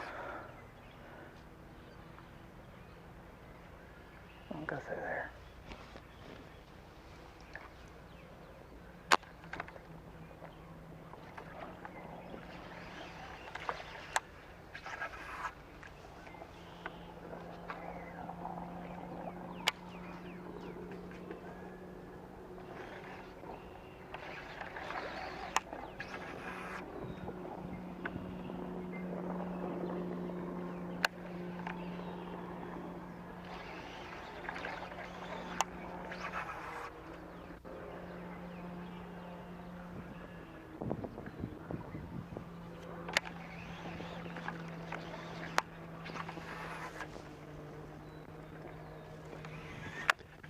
heard more than one person talk about the lack of vegetation here.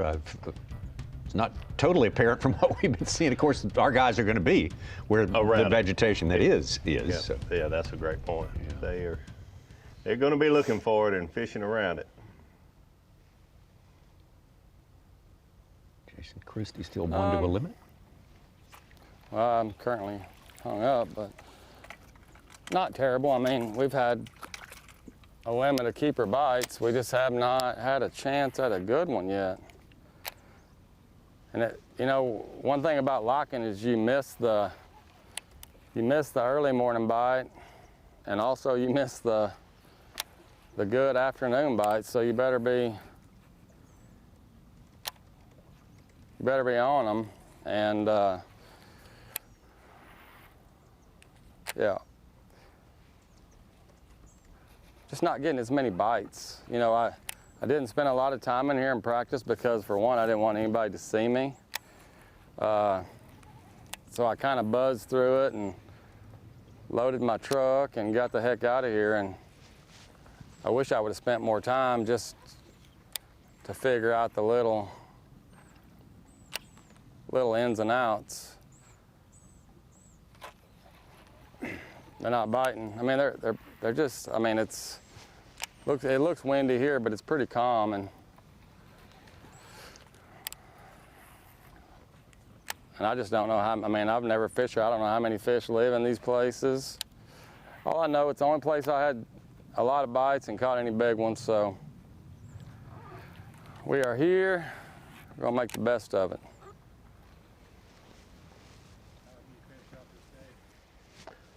That's all you can do. Man, big surprise of the day. Big risk. 2 locks for Greg Hackney, and goes down there in the first little bayou he gets in. There's a boat there. Only 3 or 4 competitors who went down as far as he has. And he said he missed 2 like in the first 5 or 10 minutes. Surprising that he has not caught a keeper. And a good one, he said. Yeah. Here we go. Yes. They finally catch one, and I about jacked it up. Oh, they got bass in here now. Just all of a sudden.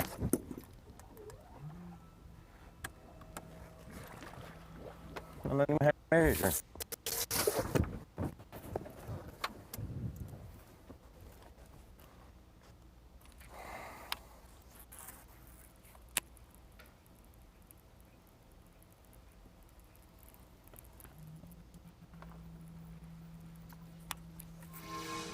Still got a couple hours, plenty of time to catch 4 bass. At least 2 hours, I would think. Yep. On a little harder where Pat Schlopper is. Boy, that looks good. I stopped to look at the trolling motor. And that thing is right where he's supposed to be. He ain't gonna keep. The way that log extends off the bank and gradually gets deeper, it's just a perfect place for one to set up before they spawn. Trying to figure out how to get off this log. That's a kicker on the Sabine. All right, now we gotta.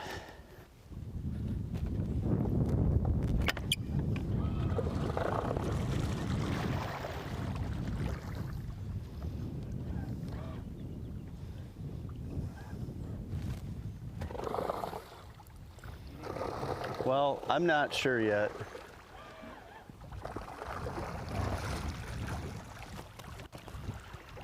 Just trying to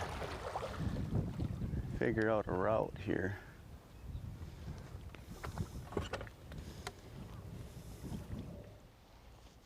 Here's one of the surprises, Jeff Gustafson. His 5th fish, he entered them all. It was a 3-pounder. He's up to 7th place with almost 12 pounds. We got half the field with fish on Bass Track right now, so expect to see more surprises as the day unfolds. Well, I may just run south to another place.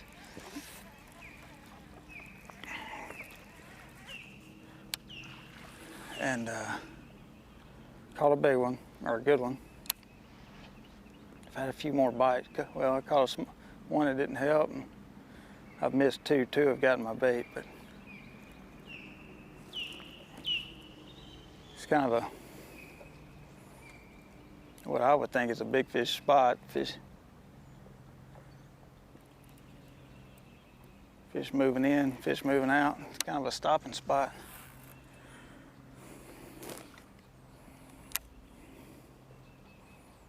And the area's, you know, had pressure, of course, but I'm just being real slow and methodical, and just killing my soul. The fish is slow, but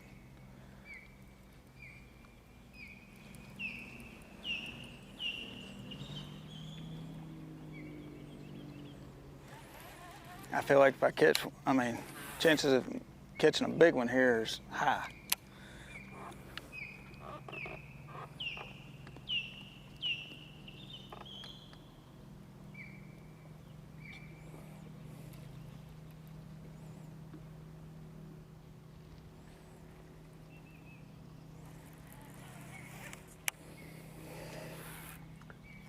Says he's 5'13" behind the leader, but he's been very conservative in his weights entered on Bass 25 Track. bites already today. And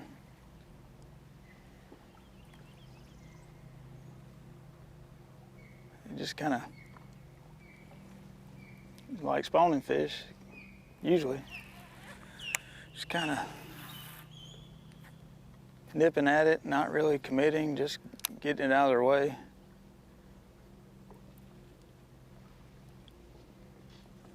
I really don't want spawning fish. I want post-spawn or pre-spawn.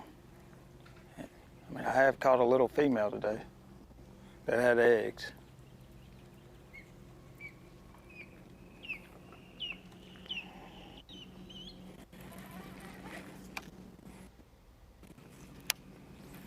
Caught a lot of keepers, just nothing good.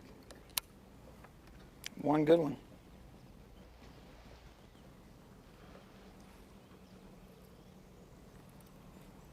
It's the second time he said, I don't want any spawners.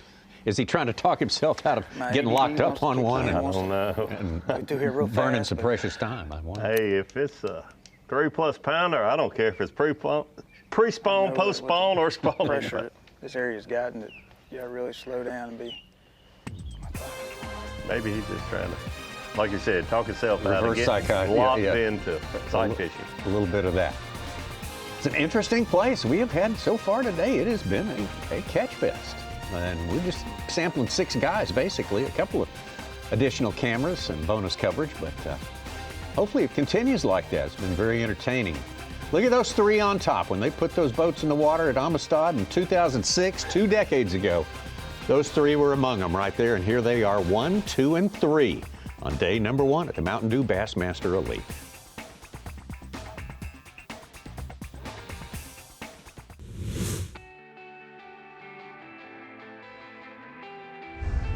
Hey guys, Justin Atkins, Bassmaster Elite Series Pro, and today we're here on the Tombigbee River, and I just want to talk to you about LakeMaster mapping and why it's so important to have great mapping.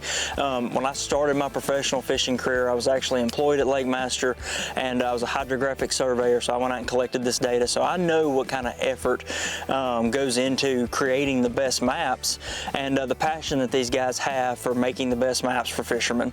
You know, whether you travel professionally like I do and make your living fishing, or maybe you work all the time and you only have a few days to go, having a great map is going to be super critical to getting you around those fish as quickly as possible. With features like depth shading, is going to be able to highlight certain areas if you're looking for a zone, and having 1-foot contours is really going to allow you to dial in to an exact spot. So if you are looking to upgrade your units, or maybe you just need to quit wasting time, you need to check out LakeMaster mapping, and it also comes in an app on your phone, so you can do a little studying, upload it straight to your units. Minn Kota Day on the lake with the man who probably needs a map less than anyone else in this field here. Yet, we know that that sort of mapping is something that's essential for everybody, for sure. And he mentioned back in when he was growing up that since then they've had tons of higher water and flooding, which has silted in some areas and changed the way those sandbars and some of those high spots act, and like a true river would, you know, with all the different movements in the flow. That's how you stay updated on that. Pickinsville Pool, I guess you could call it, Pickinsville Lake.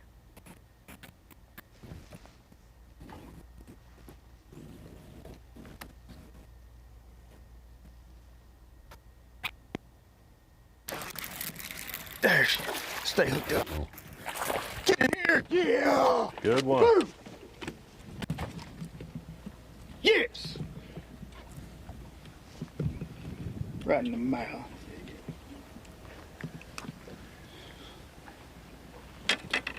Yes. She's bigger than the other.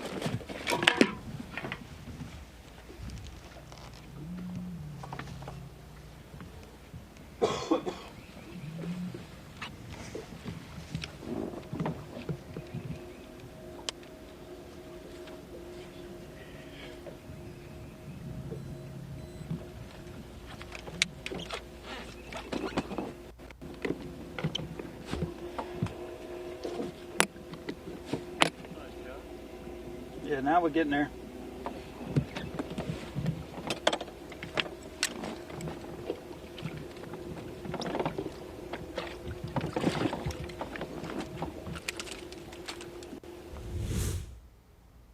Good one there for Brock. Brock said I made this little move here because if I'm gonna catch a big one today, I'm gonna catch it in here. That's a spawner. He's got to throw it back. He said, no Yeah, spawners. absolutely. You're either good for your word or not. Yeah, you know? He's got 4 cookie cutters, a little bit over 1 pound, and he caught a 3-pounder about 40 minutes ago or so, and that'll kick him up. You say he was a little low on some, Davey. Yeah, those had 7, 8. 4 so 1-pounders were not 1-pounders. Yeah, more like 2 pounds. Hard to have a 14-inch 1-pounder these days, especially in March and April. Especially 4 of them. Too many especiallys in that equation, wasn't it?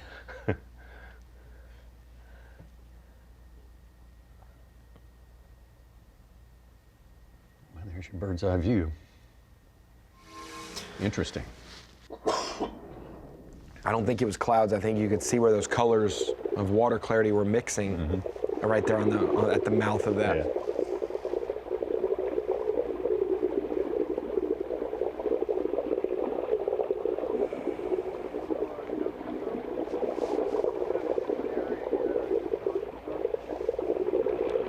Yeah, so this is just down here on the bottom end of the pool, and basically the major creek that is down here. And really, the best area, in my opinion, is back there in the back, but it's got a lot of boats on it. Nobody's here, and we're just fishing for a bite or two now. So, dang it, I missed him. So we'll just take this.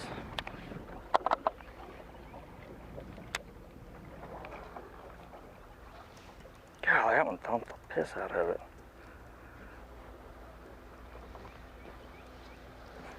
What's funny is in tournaments you get all in a hurry to set the hook.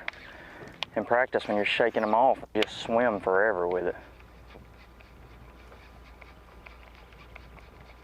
Golly.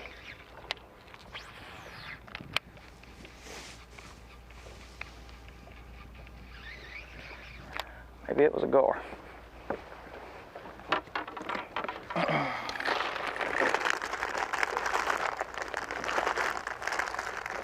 Good look at a swim jig.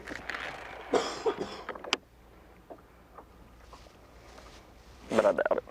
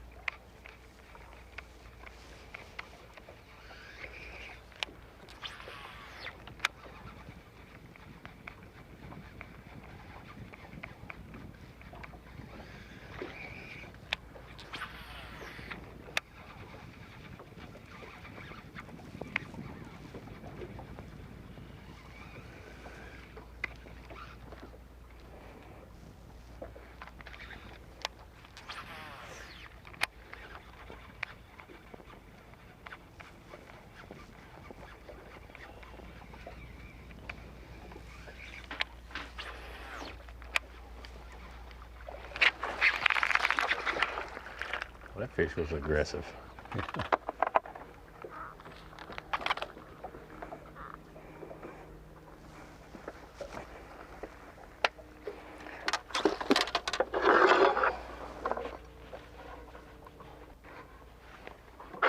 That's one of those fish, Davey, that's been fished for at 7 a.m. at Safe Light every day, and he was like, where's everybody at? Like, it's been a while. So he's finally making their way down there.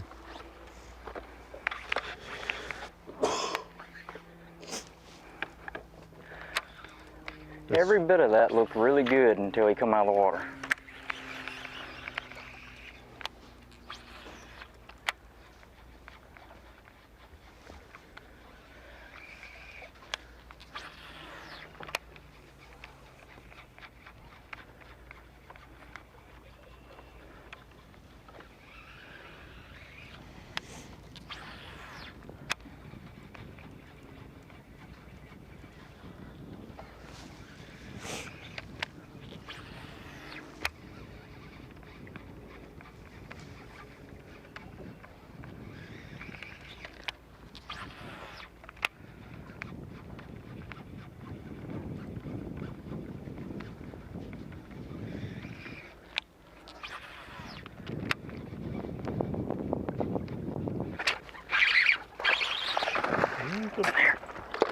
A little better.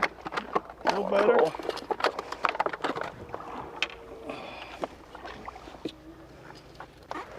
Be close to helping here. Oh, yeah.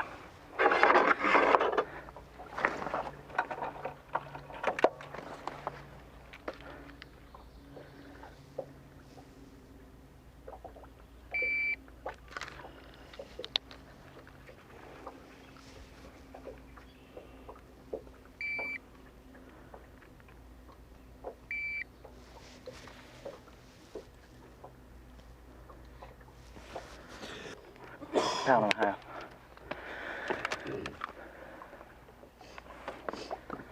And there, the smallest fish is 1-1. He called that one a pound and a half. So 7 ounces is gold here this week. That's might be getting rid of that spotted bass that he caught this morning. There's a lot of fish here. I mean, we expect him to be around them all the time, but I mean, even his local knowledge, it's a... Give me a little bit. Let's go. He's had biting fish He's here. had 3 bites and 40 or 50 yards of swimming a jig down the bank. With entering that big one, he could be right there near the lead at 13 pounds. Yeah, he's got him jumping out of the water to bite his lure, so I mean, you know, he's in a good place. That's awesome.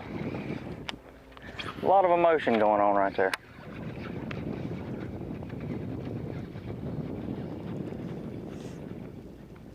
And you got to think on places that we would compare to the Tennessee-Tombigbee Waterway, they're going to have 12-inch size limits. So you're going to see more limits, Right, smaller yeah, fish. yeah. This is a 14-inch fishery. So yeah, that's a good point. there's a lot more fish than what we're going to see at the weigh-in that we're throwing back and barely. What we're expecting coming in here. Definitely. Kennedy, Howell, and Menendez, the trio of vets right on top of that thing right there. David Gaston of Alabama, Andrew Loberg, who now lives in Alabama, I believe. Pake south of Texas, Gustafson from Canada, Schreck from Tennessee, and Atkins from right around here, Drew Benton from Georgia.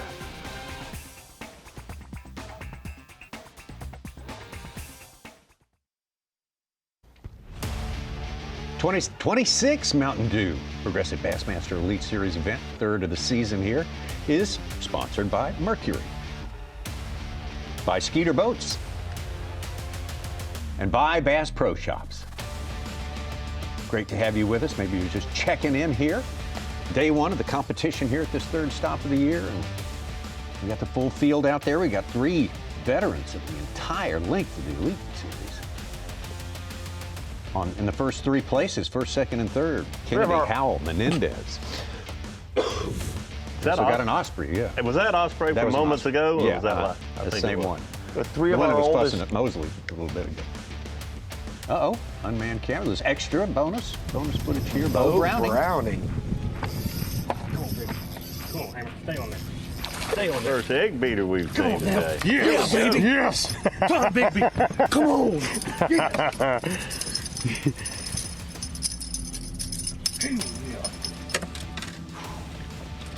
It ain't a giant, but it's a freaking good one for this gar hole. Little follow up.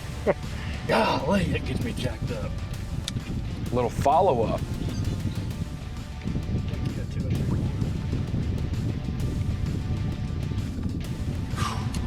I knew it was like a good one when he came up with that buzzbait. Oh, okay.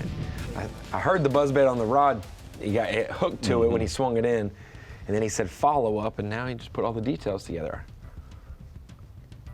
9th place, Justin Atkins.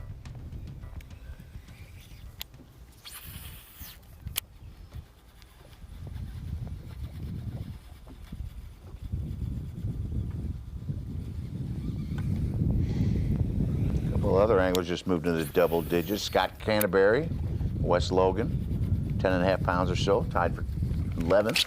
Good one. Oh, up in here. Yes. Wow.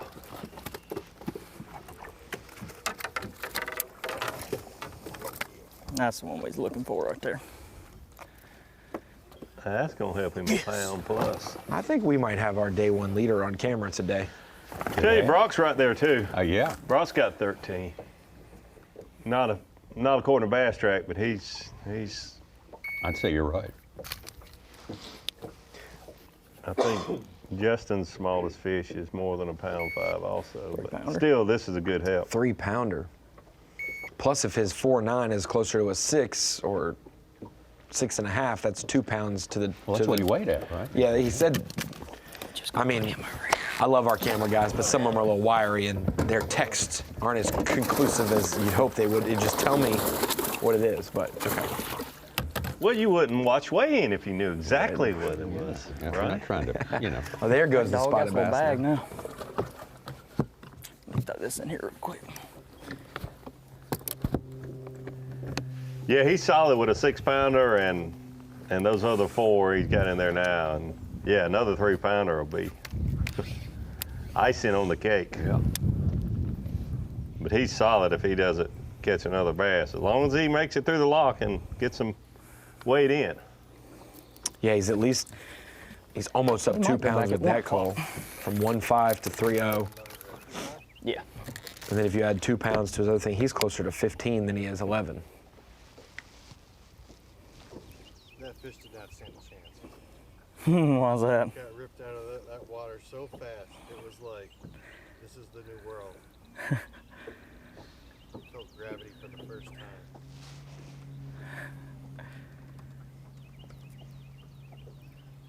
Hey, that's I just find it like awesome that we're not finding like cull, you know, the old cull tags that used to go through the lip. Mm-hmm. I haven't seen a cull tag lip in a while. I got one in there. He's won a lot of money. He's done well. Been around a long time. This is no no new experience for him, but I can read the emotion and how much this means to him. That fish he just caught there. Yeah. He and the big one too, but that one, I mean, he banged it up against the boat 3 times trying to get in. This tournament means a lot to him. Caught a nice one here on a frog in practice, and I figured it was on a bed, and I had him roll on the frog once. Didn't hook him, and I'm trying to, I can't see him, but I've seen him moving up there. It's definitely, that's his zone. I just can't see the fish. I think we're gonna move on here and come back and try to sneak a cast in there. I don't know. I mean, I know it's a decent fish because I caught it. If it's the same one, which I'm assuming it is, it's one I definitely want to have in my keeper box. But he's not wanting the food anymore. I mean, when he come up on the frog, he just didn't even get it. I mean, just barely pulled it under, so.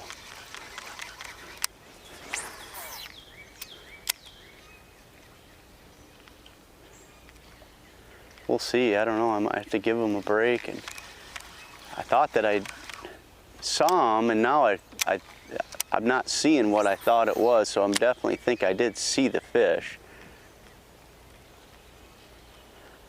It's not too clean of water back there. But I found a lot of times in lakes with grass like this, they like to spawn on the back sides. If you can find places with enough gap between the grass and the bank. I think there's, say I missed one out of there in practice too, or didn't hook it. They're not eating it.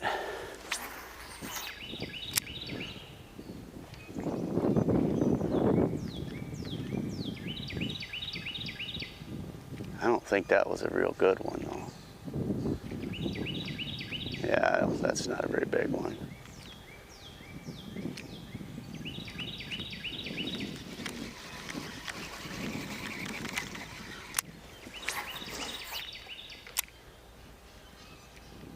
A couple of fry garters he's got here. Already spawned and garden fry.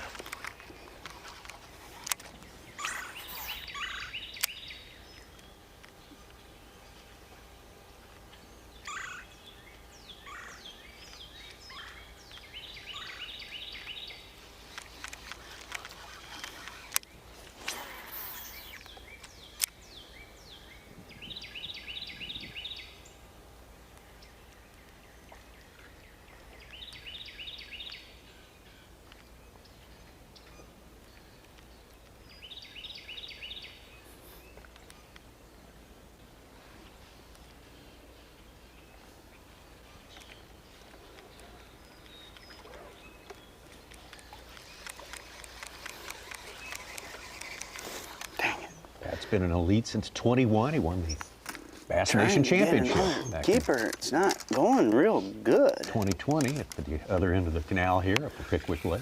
And he also qualified for the elites to the Opens that year. He double qualified. Yeah, yeah.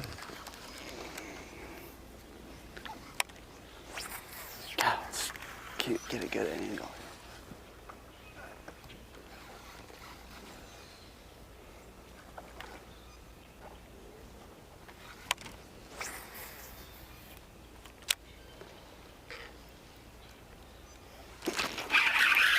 I knew it was a little one, but I had to get him.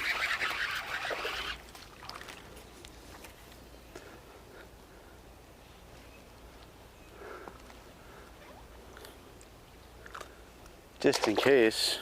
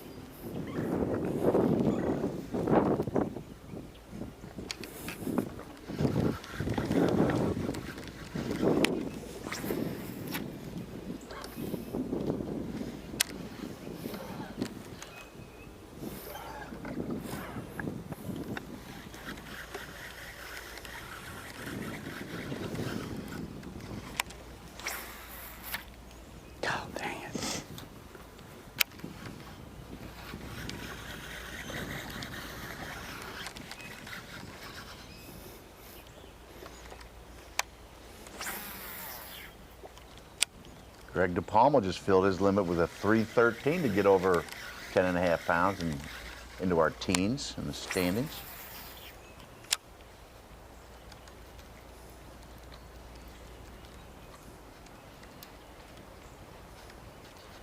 Such, was Tombigbee a person?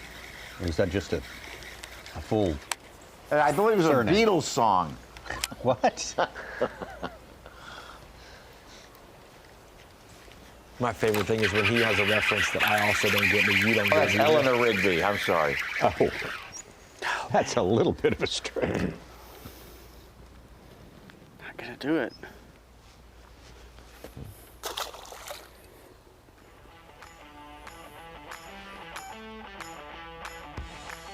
Indian name, Tommy.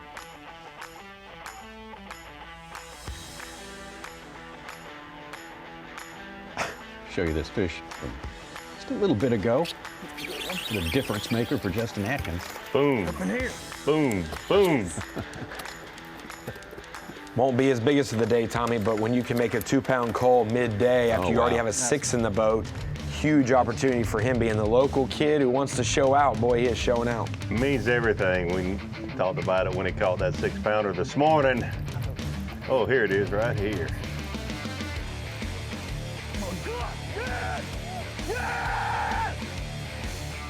Yeah! Give me some, dude. That's what I'm talking about. He certainly knows how much that fish means here this week. 6-pounder for Justin Atkins. Power pole replay of the day.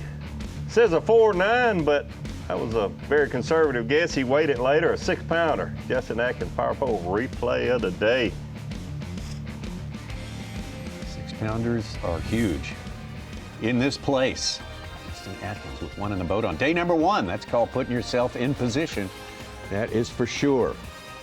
All the way up to second place, moved Justin Atkins over the last 40 minutes. And Randy Howell, Mark Menendez, Steve Kennedy on top.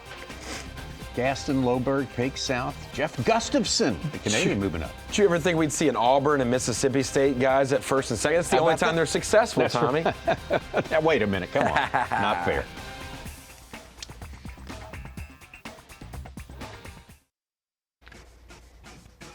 All right, getting ready to push on into the afternoon. That means the last 3 hours of the 2026 Mountain Dew Bassmaster Elite from the Tennessee-Tombigbee Waterway here in Columbus, Mississippi. If you're just joining us, Bassmaster Live, first time a group of anglers on the elite level from B.A.S.S. have had a tournament here since, well, more than 20 years ago, 2004. So this is the big return, and everybody's pretty much having to learn it all over again. Places don't stay static through that much time. So Steve Kennedy, though, Mark Menendez, 2 veterans in our top 3. Justin Atkins, who's a native around here, in second place. So maybe some experience here is important. And that is a look at Corey Johnson, our current Progressive Bassmaster Angler of the Year points leader.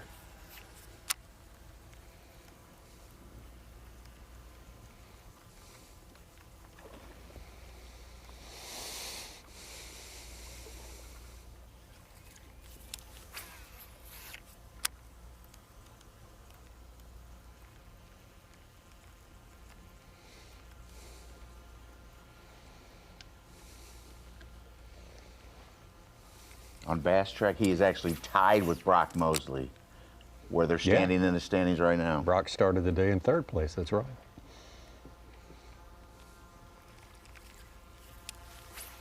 And Andrew Loberg, who is in our top 10 at 6th, moved up to 3rd. But that all changed when we get everybody's results in later today. Right, that's all sort of a real-time tracking, not the final reckoning.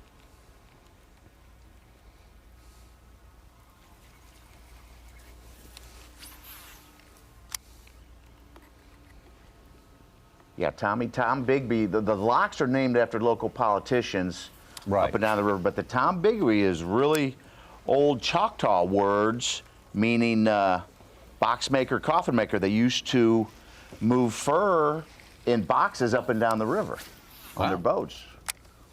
So called it box maker or coffin maker is what the Choctaw word means. So coffin maker is not because of the stumps that'll put well, you maybe. in Sure. Wooden boxes were used to ship animal pelts. Thank you, Such. That's great stuff. I was wondering if he was yet another Mississippi politician. They name every lock and dam under it. So did it just go unnamed until they officially shipped boxes of fur, and then they were like, we got to name this river something, and they did it? Like, how do you... Remember when the fur trade was starting, I mean, 1700s, maybe even earlier, that people went out west and You're right. getting furs, and that river was, you know, the avenue to get them out of there. I guess send it's them been to Europe and whatnot. I guess it's been the Tombigbee longer than it's been the Waterway. The Waterway was the 80s. Oh yeah. Oh, yeah, It's been the Tombigbee for Yeah. 150 years. Since I was the about to boxes say, of furs. the egg and the chicken thing, I was like, how do we Yeah. name something for something it does before it was a thing? But no. Yeah.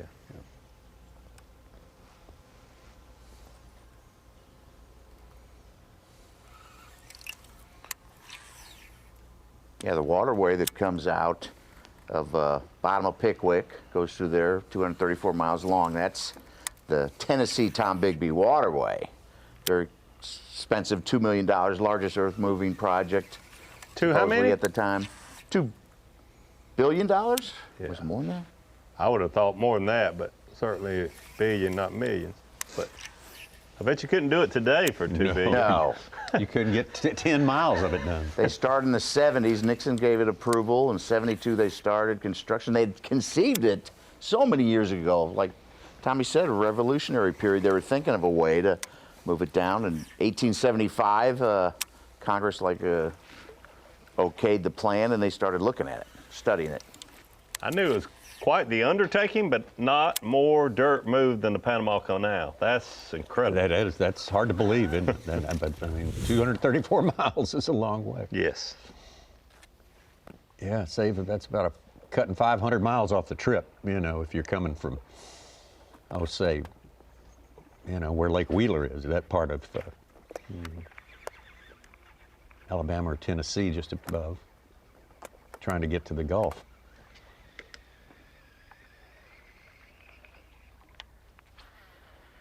Same fish from earlier, same spot, same flip. Good. Carrying it off by the pinchers.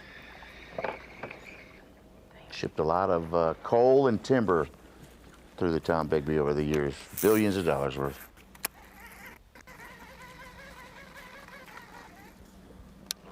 Coal, timber, and fur. Boxes of fur. Fur by the box.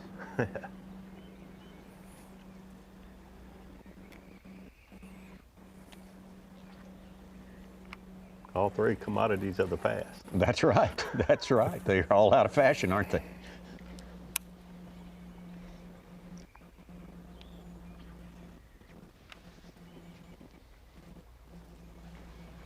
Not totally, but Yeah, still necessary, just Yeah. out of fashion. Yeah. Yes. Yeah.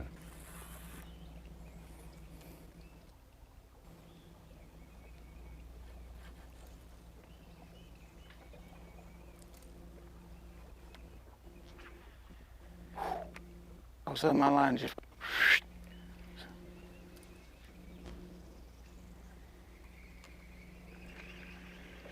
Brock has said several times today he does not want spawners, but he is sure fishing like he's fishing for spawners right now.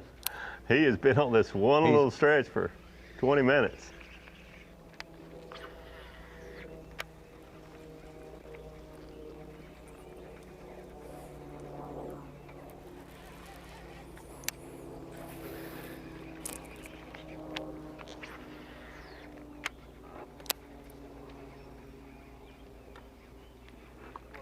I know, about to kill him.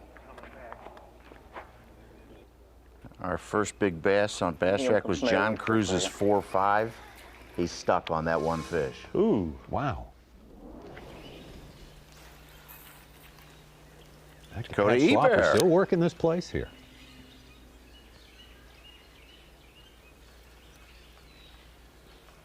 Pat definitely dialed in on the little open pockets behind this vegetation, which you mentioned earlier is where a lot of these fish will spawn. You were sort of of the opinion they're fry garters. that are Yes, back there. yes. And they could have spawned there too, but by the way they were reacting to his bait and the baits that they were reacting to, the frogs. If you look at this, the way this mat comes out, it's their only option of a place to spawn and for the fry to gather it like they'd like to, because from where that vegetation really mats up out past his boat would be the other place they could spawn, which is too deep for this water clarity. So I like what he's doing. I would think every fish that's spawning or guarding fry would be in these little holes behind the vegetation. It's perfect for him, protected. And yep. That is why you do not catch them in practice. That's why you don't hook them in practice. Prime example right there.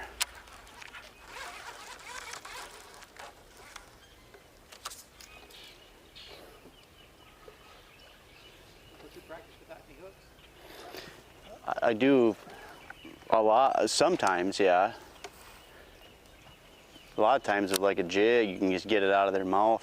That one, it was stupid. It was stupid. I seen him in practice.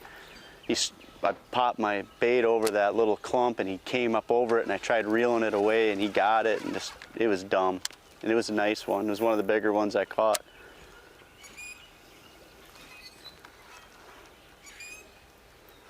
Sometimes it doesn't matter. You know, sometimes they'll just bite again.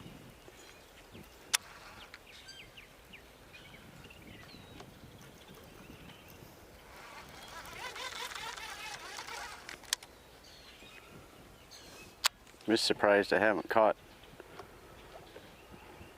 at least another keeper.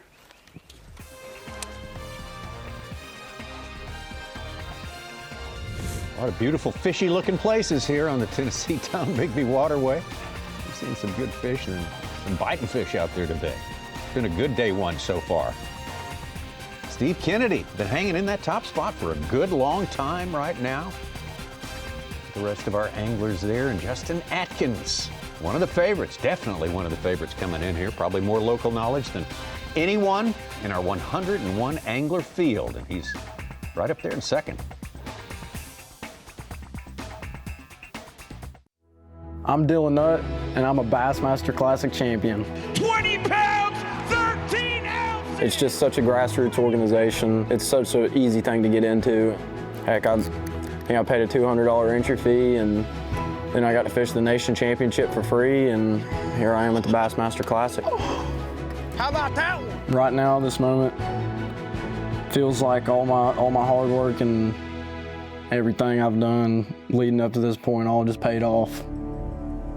For every angler dreaming of the Classic, you could be sitting here with this trophy one day. I was dreaming of it just 2 years ago. Nobody knew who I was, and now I'm sitting here with the Bassmaster Classic trophy.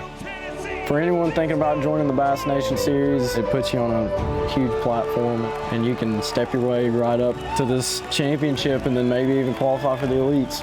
Representing the backbone of bass fishing, the Bass Nation. What a story. Dylan Nutt, Classic champion. A lot of folks didn't see it coming. Certainly impressed and certainly dominated through the 3 days there. 2026 Mountain Dew Bassmaster Elite now going on. Tennessee-Tombigbee Waterway here from Tennessee into Mississippi, Alabama. Get out to Pat Schlopper. We've been following Pat. He's got a pretty likely spot here. He's been where he seems to have moved on from that right now, though.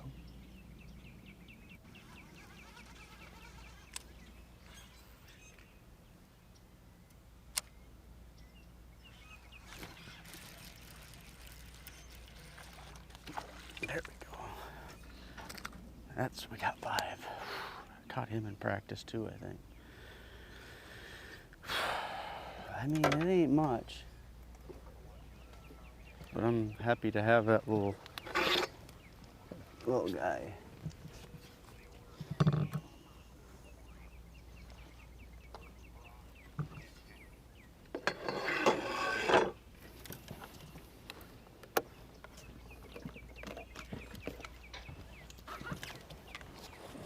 A pound and a halfer, but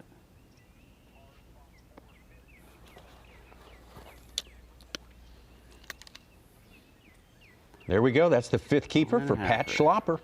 He's staying after it. He says he's never seen any size in practice, but he's determined to keep working at it, just grinding away. That's what he does. Let's take a look at what we've seen so far today with a peek at our Toyota midday report. Yeah. We'll start with Pat Schlopper, David. Yes, absolutely. Let's start with Pat. He had a good positive attitude this morning. He said, I'm getting a lot of bites.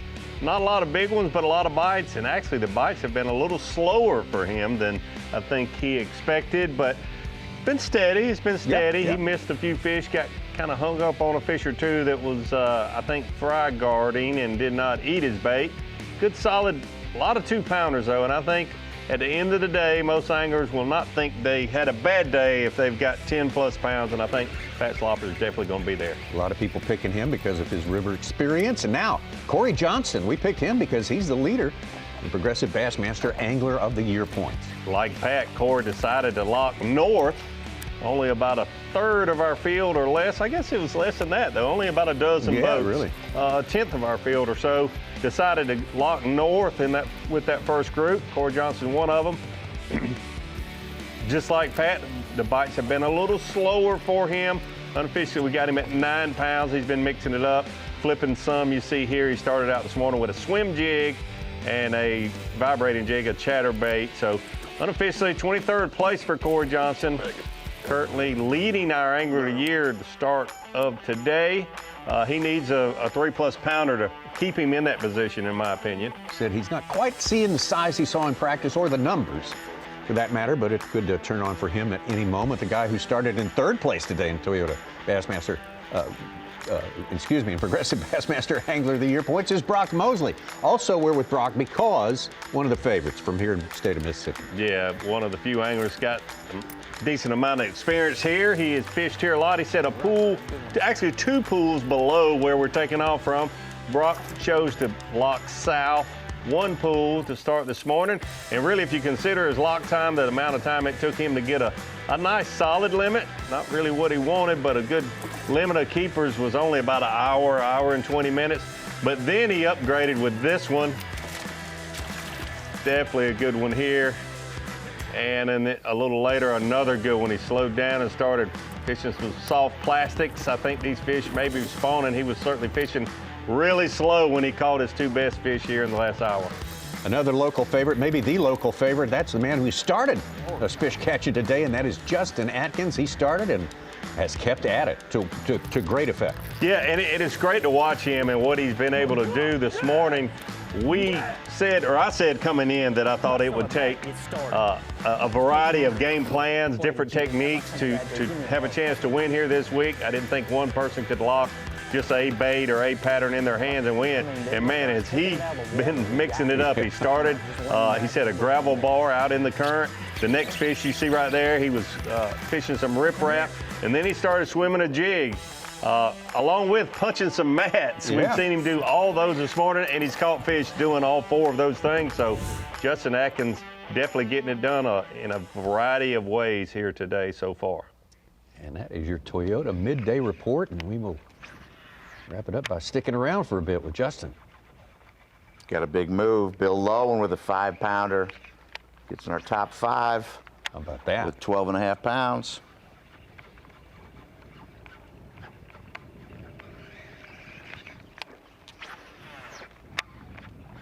Justin Atkins is the young man in our top 5 at 36 years old. Everybody else is 50 or...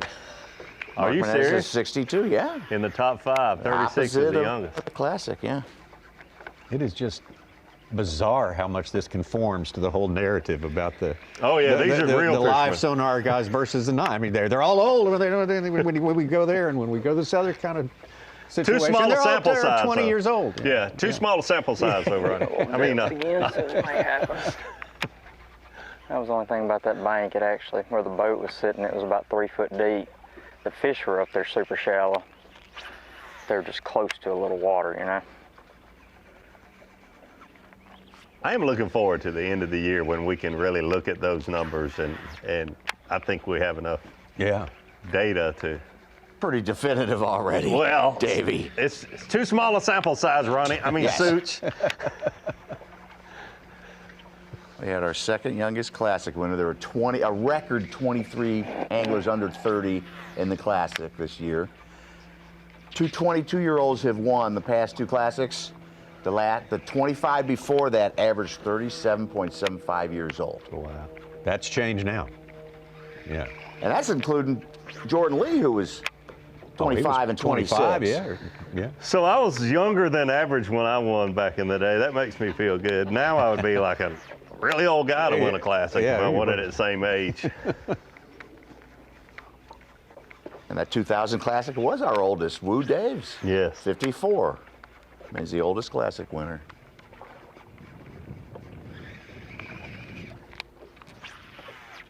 Yeah, I was 34 when I won it the year before, and that was kind of young to be winning a classic, I guess. You were 3 years below the mean. I always thought that in golf, the guys who were in their mid-30s who had experienced and had knowledge but still had their physical attributes were winning the majors. I agree. But that's changed now, hasn't it? Has it, that bar, I'd say bar, yeah, that age it's come back a a good bit. Now they're all the size of tight ends in the NFL, and they can hit at 350 yards, which has sort of changed the game. Do they change courses to try to vary that? No? No, well, you know, they're about to take some of the pop out of the ball. Oh. So that's going to make a difference. That's going to affect the age of the winners, I guarantee you. So if they take the pop out of the ball, will that not take the pop out of the ball for the older guys too? They'll relatively, will they still be hitting I think yes, that's true, but I think it kind of diminishes as it just takes the exceptional compression shots, you know. Like being able to hit, a guy being able to hit it over the sand or over the pond versus. Right, yeah. Yeah, not, okay. Mainly they're doing it because the courses are outdated. These guys, you know, can, you know, practically drive a third of the greens. I think that about a basketball court now. When you go watch college and pros, that court is too small for those long bodies that on it now. Yeah, it's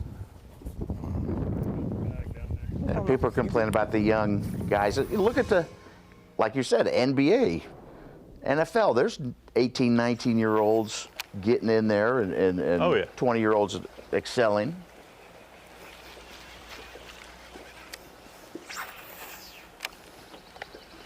nice little campground. Probably some of our anglers in here. Yeah. So I've been surprised. It's been 23 years since I've been here. It was 2004 when I was there last for that E50 event. But there's a lot of campgrounds and a lot more houses on the water here than there was 20 years. Oh, is that right? A lot more.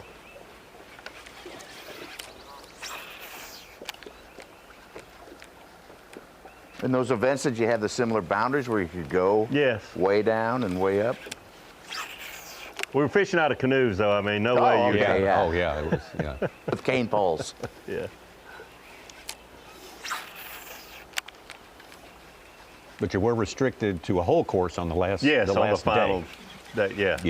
We. I'd like to see us do that again at some point, at least maybe once a year, like the old Megabucks format, the E50 format, where you had a whole course to finish the tournament up on. It kind of draws you in. Yep. More when you're looking at it, instead of two guys 75 miles away from each other. Right. Steve Kennedy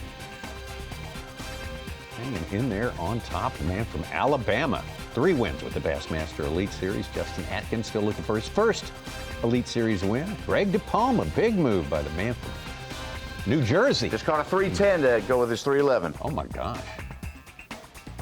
And just outside the top 10, let's take a look who's boiling under. Jeff Gustafson, Hunter Shryock, Drew Benton, Paul Marks, Scott Canterbury, and Wes Logan. The very, very interesting weigh-in today. Dave Mercer was right. You ought to really check that one out. It's coming up at 3 o'clock right here, Bassmaster.com.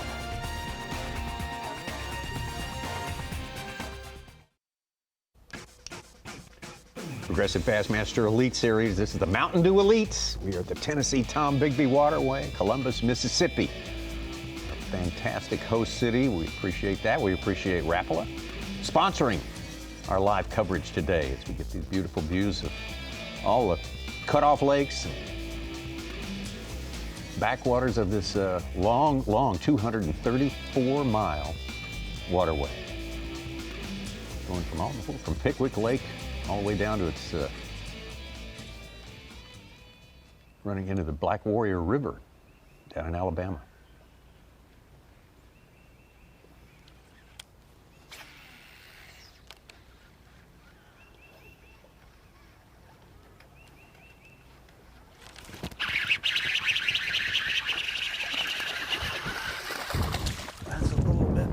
a little bit better.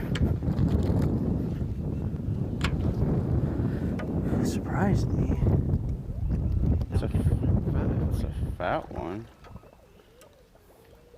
Might be a 2-pounder. I think he'll get rid of number 1. I think that's the smallest one. I think. I don't know, they're all pretty small. Yeah, number 1's the smallest.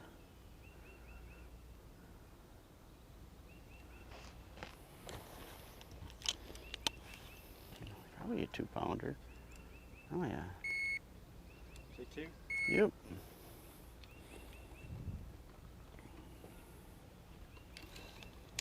Nice, he's a fat one. He's a pretty one. Old fat chunk one.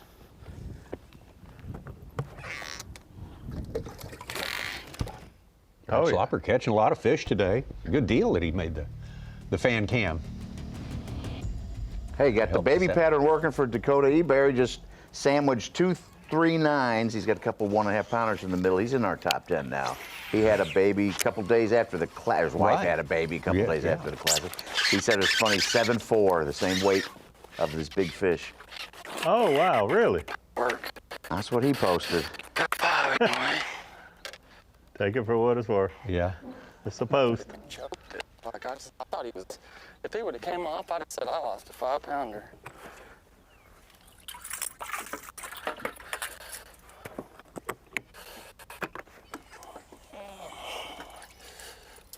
Red.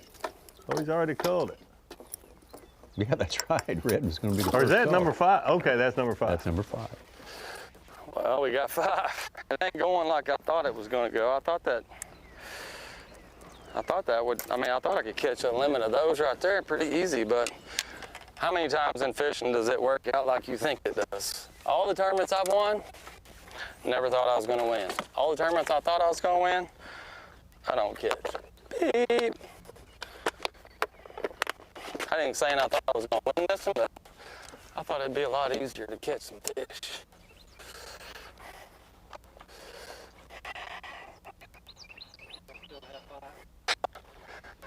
Yeah, feels good. I didn't, I thought when you lock and run so far and you get in a hurry and you don't know when to leave, he act like he'd never seen a swim jig.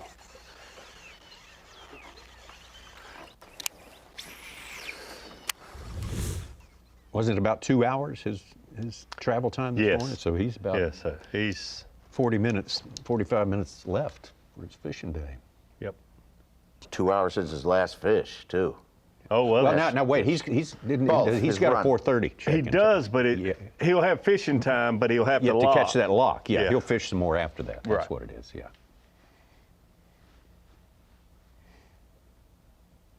Fishing time in his preferred area. Yeah, right.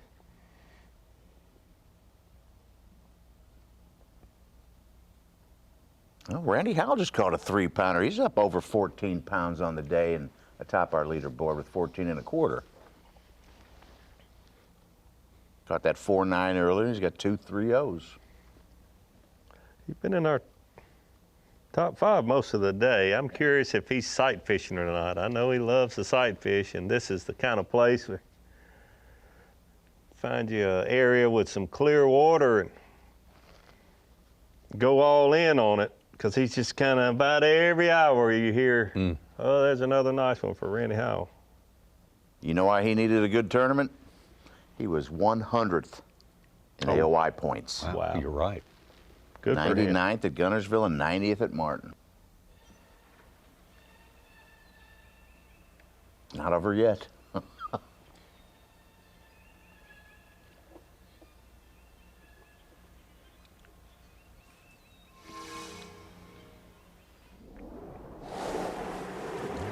Hackney on the move right now.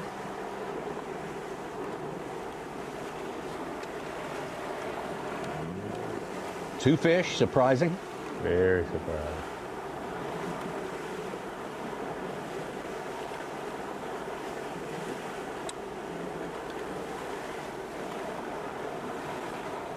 Something changed for him. I think I know him well enough. He would have not ever thought about going that far if he thought he would only get 2 fish in his live well by this time of the day.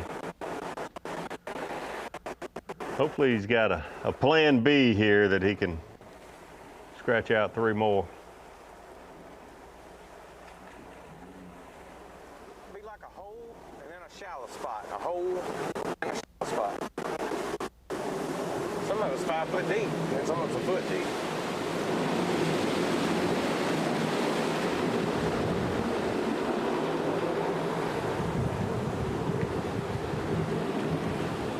Yeah. I mean, here's the deal. Even though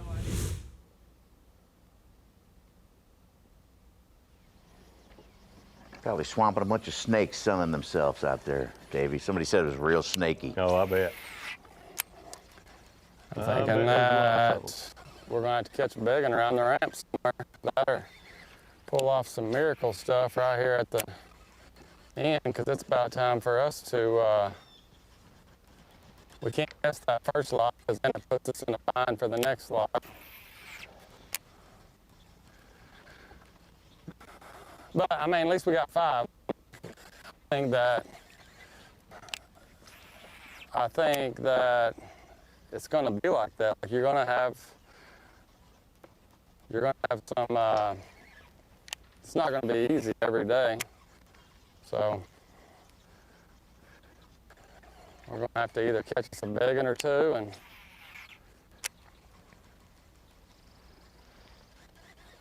or make up for it tomorrow. And I'd rather catch a big one or 2 right now and not have to make up for tomorrow. But just not got as, I mean, got a decent amount of bites, just all knotheads. Not had a good bite all day, but you know, not being here, you don't know what I don't have any idea what the weights are here. I mean, I kind of figure somebody catches a big one, it's going to put them in the top 50. Somebody catches 2 or 3 big ones, they're probably going to make the top 10. I kind of figure out that's how this deal's going to go. So we still got some time. I got a couple fish I need to stop on in the middle pool if we have some time, if the Mr. Lockmaster gets us through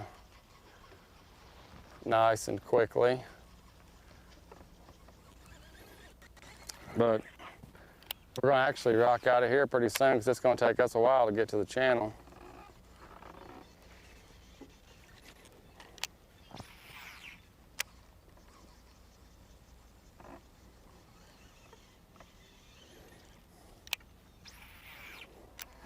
I just don't know that I can come back up here.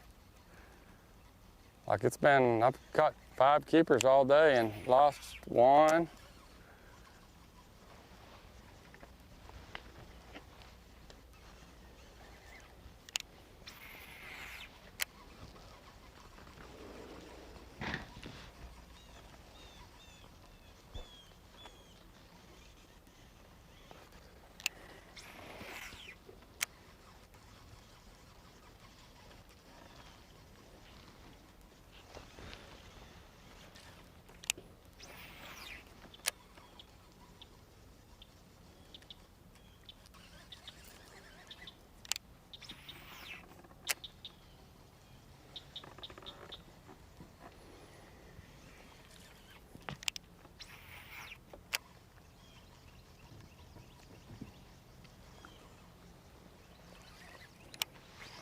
Maybe it's kind of enlightening to see few potential Hall of Fame anglers and Christy and Hackney struggle and have to go through this in their mind. It's enlightening. Yeah, this sport is humbling though.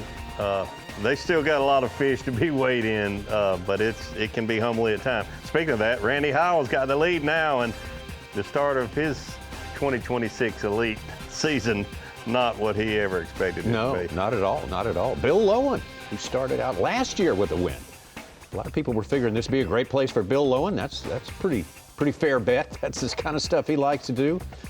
Get in the shallow water and be very particular about it and pick out the best stuff. Kennedy, Atkins, De Palma, and Dakota Ebert, also in our top 10 now.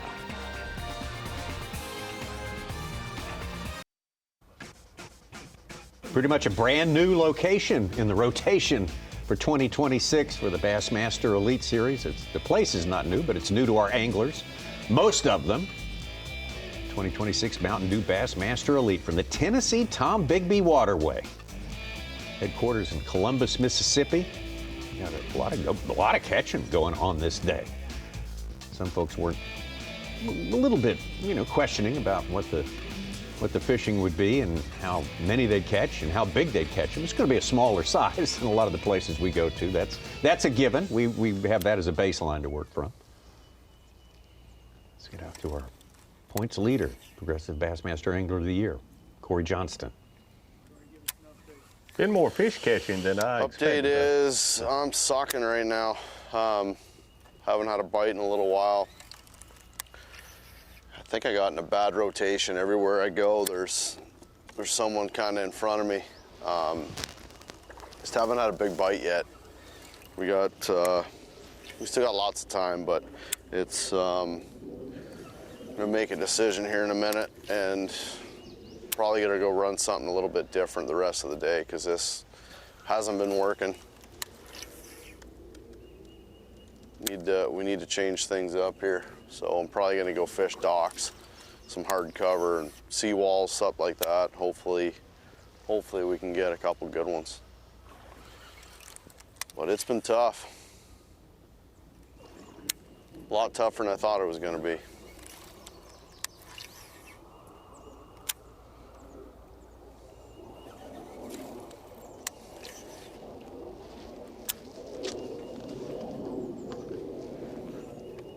Come on, Bass. He's probably had less bites than anyone that we've covered today. Yeah, that's true. Not a bad day. I mean, he's got a decent limit, but he has not had a lot of opportunities. 57 anglers have put in fish on Bass Track, and about 35 of them have limits. And he will be really relying on that 4:30 check-in today, if that's, an afternoon window that he can take advantage of that others don't.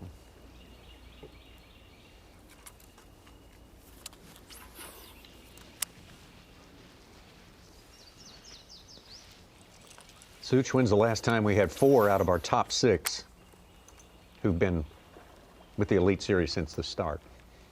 Oh, since I'd have never to look that about up. 15 years. Yeah, well, yeah, there you go. Yeah, that's a good 20 answer, years. David. I find that's kind of remarkable. Yeah, me too. I think it's good.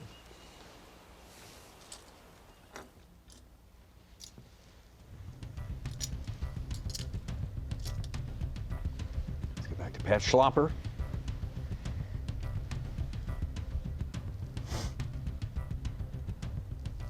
Locking north today.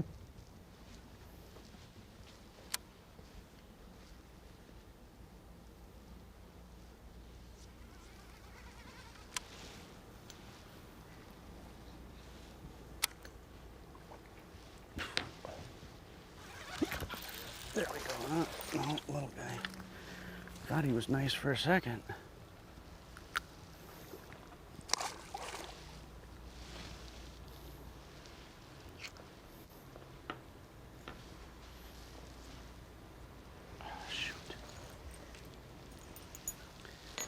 Bent my hook out.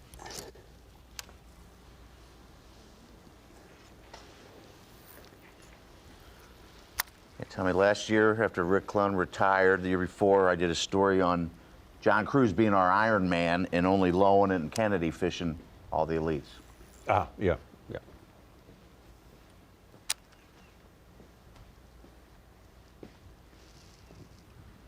Yeah, because if we dive into who was here in 06, that's a certain exclusive list. Right. But then if you dive into who was here in 06 and didn't miss a year, that removes some of the guys like Hackney and whatnot that changed leagues and how.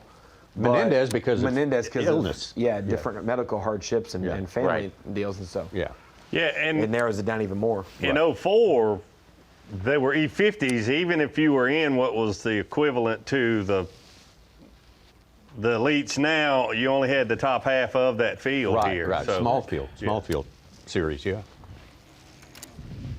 I kind of want to run back to where we started. Just Watching Pat Schlopper fish a little bit of hard cover with some riprap banks. We talked about Corey Johnston, maybe making a move to some docks or some seawalls. We're here in the Bass Pro Shops bait and tackle section, and Davey, we got a variety of baits. We know it's March, we know it's dirty water river, and we know it's shallow fishing around the spawn. We've seen temperatures from 65 to 70 degrees in a lot of these areas, and this is kind of the bait assortment we've seen today. Maybe some guys have talked about top water, but it's really been flipping and pitching with a soft plastic or a jig. We've seen some winding with a spinner bait and then a bladed jig and then also swim jigging as well. Yeah, I mean, exactly what we expected to see. The vibrating jigs that you have here, we've seen almost everybody that we've had a camera with today use this at some point in time. A couple of the anglers, you know, you're going to see a Jason Christie throwing a spinner bait. We've seen Brock Mosley, maybe one or two others. Swim jig, I think just about everyone we've watched today had been throwing some version of a swim jig. And then really after mid-morning, we've seen a lot of anglers use this Bronco bug, a lot of soft plastic baits, creature type baits, because I think a lot of these fish, these anglers are figuring out, and I'm kind of watching as we go along, a lot of these fish have locked in on beds that these guys are fishing for. So not a big surprise. I guess the biggest surprise is the fact that we've had these baits that we expected, but being used in a lot of different ways around vegetation, around wood, out in the current, but these same baits. Now, we talked about previewing the event, some maybe balsa square bills or some of those traditional river. We saw Stephen Browning excel with that in the April Open last year, but more on the main river, not up in those bays. Is the crankbait going to show up for somebody, do you feel, in this tournament that we see on live, or because a lot of these guys will be tucked off the main river around the spawn and that stable water, we're not going to see maybe as much crankbait fishing? Yeah, I think it's because these fish don't seem to be quite as far along as they were then. Those crankbait fish, a lot of those had already spawned and moved back out, where here this week, you're going to see a lot more soft plastics than we saw in that tournament. We've seen bushes, seawalls, docks, cypress trees, some gravel deals, as well as some bank grass, and that's why we're seeing a variety of baits show up for these anglers so far on day one at the Tennessee-Tombigbee Waterway. Thank you. Dakota Eber with a 1 pound cull. He's up to 13.5 pounds in our top 5. What were some of the predictions about winning weight? Total winning weight here. I haven't. Usually they have a little thing where the anglers predict. I haven't seen that feature. I don't know if they did that this week. I don't know if I'd missed it or they just didn't do that. What would be your prediction? Well, obviously I got a little more of a clue now than I did coming in, but I don't think it's changed my expectations a whole lot. I think 51 or 2 pounds. I think we'll see some strength, but a 13 a day for 4 straight days here means to me you're going to have, you know, 1 or 2 well above average size fish here every single day, which is that's going to be difficult. Yeah. What do you think, Ron? I thought maybe closer to that 15 a day, that 14 and change, because last year in April, Trey Schroeder won it with 3 days with 42 pounds and change, but only 4 fish on that final day. You think you catch a 2-pounder, maybe it's 44 and change, almost 15 a day, and then you have to always, I feel, add an extra pound or 2 a day just because it's the Elite Series. And so I was hoping for more of a 14 to 15 pounds a day. More like 60 than closer to 60 50. than mid to low 50s, but that's splitting hairs at that point. Really, it's going to be who catches a 6-pounder. We see Justin Atkins do that. If he keeps the pace he's at, slightly lower than that on a day or two, then he's on pace for that. But I was hoping for 30 pounds leading going into the weekend, close to 60 gets it done. Yeah. Which people will scoff at, but not every fishery is going to put out 80-plus pounds to win for 4 days. So I think I put down 58.5 for my fantasy picture.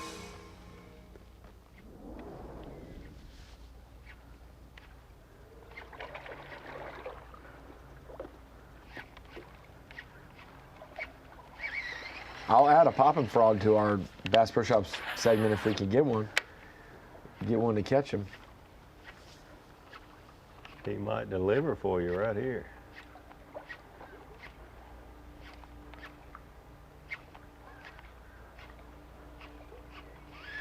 There's definitely some fish that have already spawned in garden fry from what I've seen here. And if that's the case, you know you can get one to bite a frog.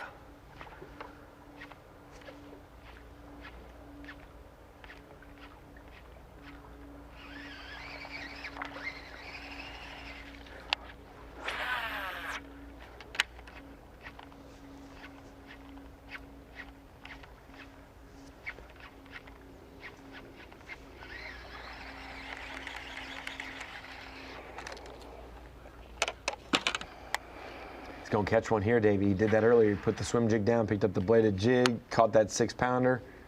First cast after changing baits. Fish it right. Always gets you hungry. You're right. He caught one. I just need one to eat it off the log.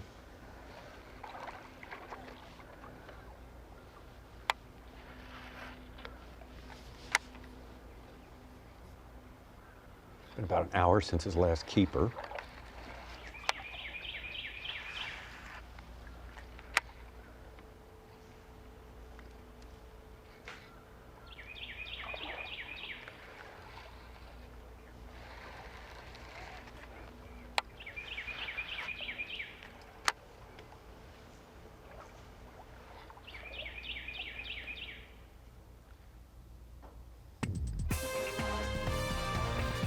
All right, getting well into the afternoon here. First flight is going to check in at 3 o'clock. The weigh-in starts 3 o'clock Central Time, 4 o'clock Eastern Time. Could it be the veteran, former Classic champ, Randy Howell in the Yeti hot seat? Well, it's yet to be seen, but he's looking the best of all right now at 14 pounds and 4 ounces. Definitely want to check out the weigh-in, 4 Eastern on Bassmaster.com.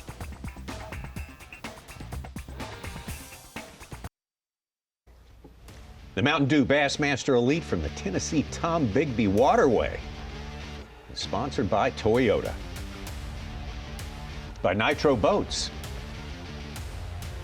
and by Humminbird.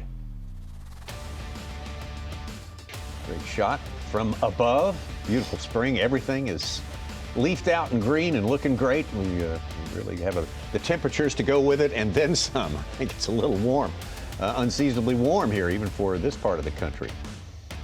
That's going to moderate a little bit over the weekend. Randy Howell, a veteran, on top as it stands right now. Brock Mosley, one of those pursuing. Brock's not that far out of it. No, he's and we think he may have a good bit more than what he's officially saying he has right now. 21st place. Officially, unofficially saying. Yeah. I think he's got more than what we got him in on Bass Track.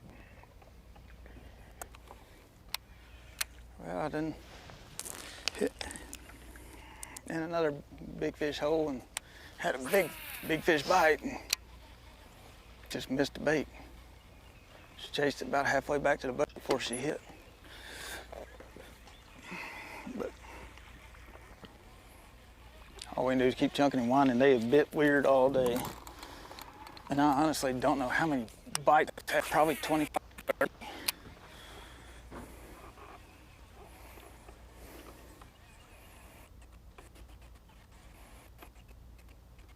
Just aggravating to miss the good ones like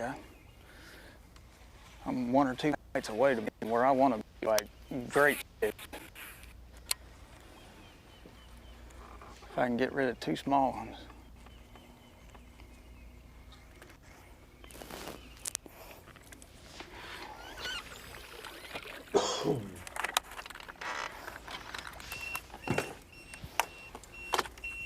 Real good.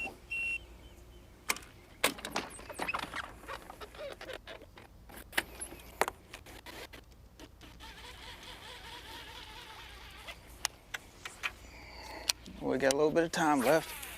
Just looking for 2 bites, and here they can come mighty fast.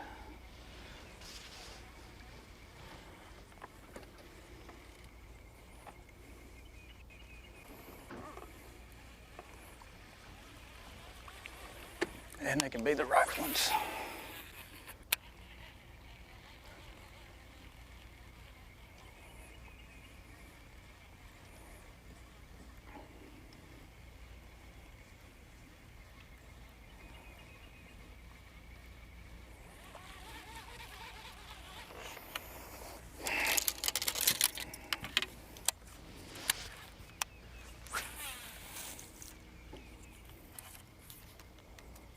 Mark Mosby and Screwed that Mosley whole in pile his up. 11th year.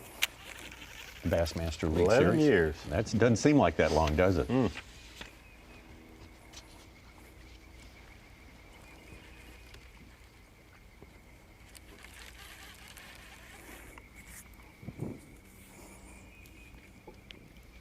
Oh boy, Randy Howell's at it He's in a again. rivet frog on live. As long as it's with his 4.9 and 2 3-pounder, he just caught a 3.13. He's up to 16 and a half. Wow.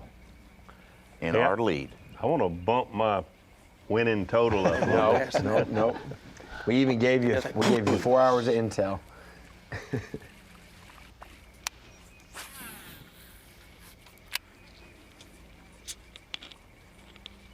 Well, as we said, Randy needs a good tournament here. For a slow start in this year. Still early, though. Plenty of time to regain a lot of that ground, but boy, leading a few days here would certainly help the cause a lot, and winning would be a big boost. He can't do the Easton Fothergill, almost last place, and then win the Classic. Classic's over.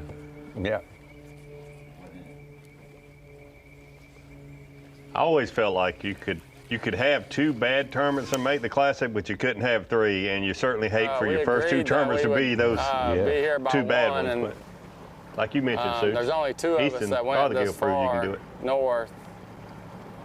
And I had 5 minutes to fish, but it's around the lock, and it just makes me nervous fishing around the lock because of the distance you're supposed to fish, so we decided not even fish. Just get in here. Blake's coming right there. So maybe we can get down 5 minutes earlier. I just don't know, I don't know what to do tomorrow. I fished that pretty good and I only had 5, 6 keeper bites, so I don't know. We'll have to just see what the weights are. I still have a good spot to fish in both of these pools, but I don't know timing-wise how much time we're gonna have.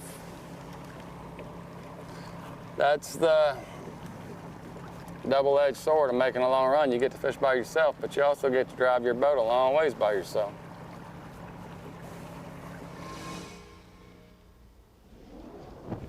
And think a lot. Speak for yourself. So I'm assuming Pat's going to wait for the second. Yeah. And I thought lock we've time been getting from the north. swimming a jig around this stuff. Remember Christie's When 2 there's a little wind on it, so I just wanted to give that a try. Yeah, he went the extra hour. Yeah. If I get a couple bites, I might flip back through here.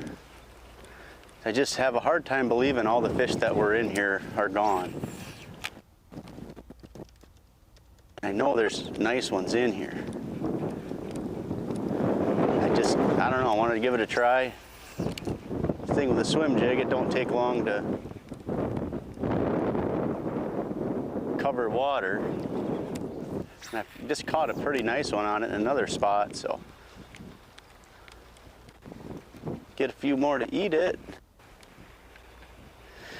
Be all right. I don't know though. Kind of running out of time. Happy to have 5, but this is it's about what I figured. I mean, I messed up a couple that I know would have really helped, but the way it goes. Hopefully we can get a couple on this little area. All will be good.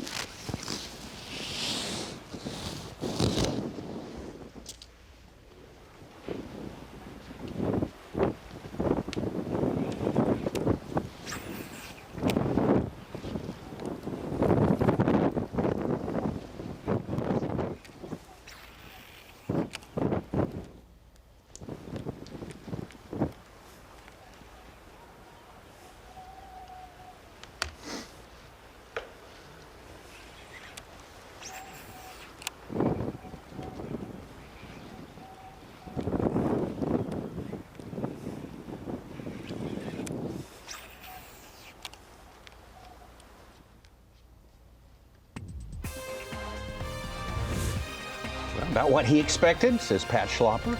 Got a little time to fish, though. So one pool closer, as we just mentioned. Jason Christie, whom we're also with. He'll be traveling pretty soon. He is traveling right now. Randy Howell, the man on top, he just extended that lead. Got a good 2.5-pound lead now ahead of Bill Lowen. Bill Lowen, who won last year on the Bassmaster Elite Series.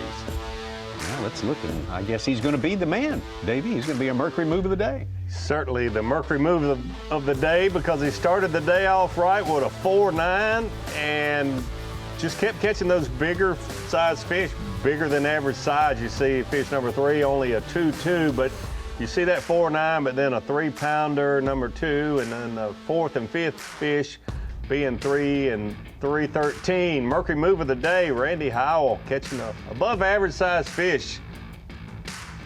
Well, we say tough start for him this year, but really shaping up here just in time for this trip to a place where we haven't been in a long, long time. Randy Howell, Bill Lowen, Steve Kennedy, top 3 on our leaderboard.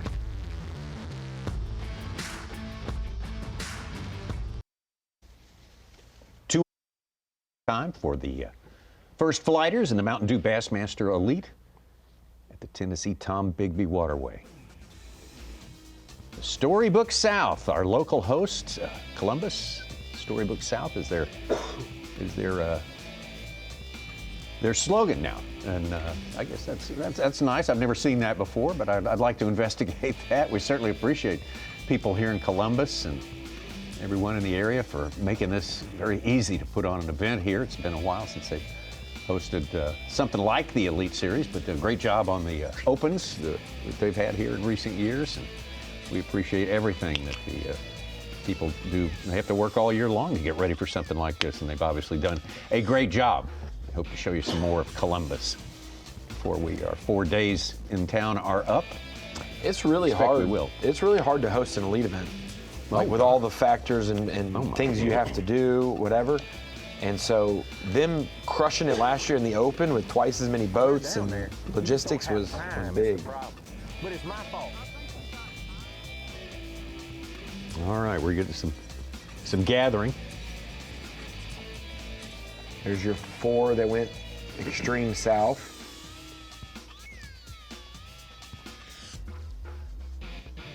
And Greg Hackney not having a super productive day down there. So he's going to have to come up with something tomorrow that's going to make a big splash. I mean, this is terrible.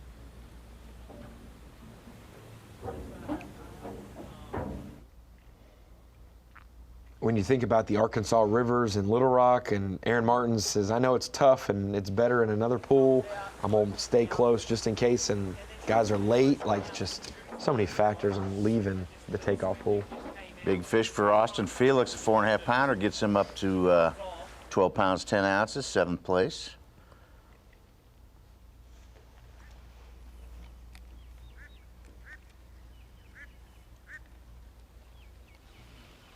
Back down to Pat Schlopper. Pat, one of the more patient guys out there. You can take it slow. And Mark Mosley was telling us that it's killing me to fish this slow earlier today. I just can't stand it to go like this. Everybody's got a different comfort level. Exactly. He's been in some good-looking water, in my opinion, all day long. Oh, yeah.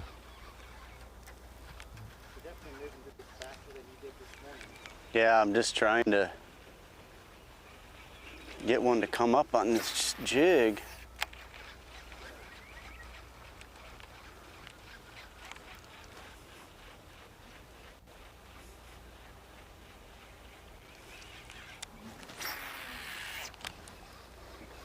One more spot I'd like to hit. It's up a little ways, I don't know.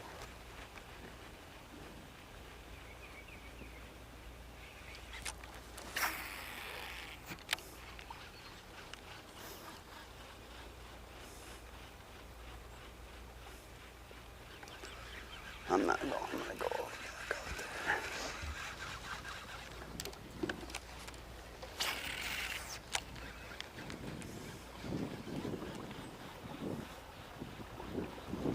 Guys, we talk about the satellite imaging, we talk about the mapping, because we don't have forward-facing available, obviously, this week, but just when you look at a fishery, how much shallow water there is, just looking at this blue, you look at the blue, this is off the beaten path. Like Blake Cap said on social media, he said, we are off the map this week because you're just, some places don't even have mapping.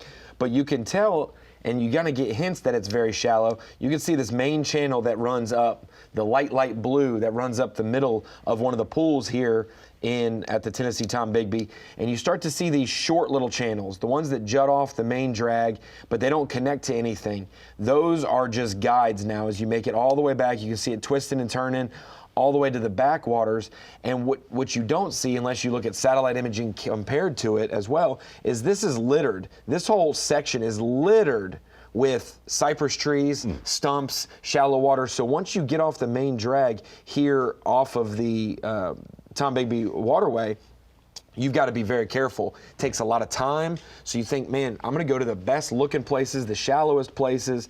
Well, for one, they're not going to be maybe mapped as good as the main channel. And for two, man, it's going to take you a long time to vet those areas out. And so where you pick your areas is key, but this is a good area that's got a good mixture of depth on the main river, as you can see on the main drag there with the light blues, the yellows, and then the shallow areas like red. And then over to the east, you see a lot more of the yellows and reds where it gets shallow off that main drag. And a lot of our anglers are off the main river and in those pockets, those bays that are really shallow, because that is where the best spawning habitat and the most stable water is. We showed you the water clarity earlier, and that's how you can kind of connect the two. And we'll check out some of the leaders' best areas as we get farther on the week and see if there is some mapping and satellite that kind of correlate between the two.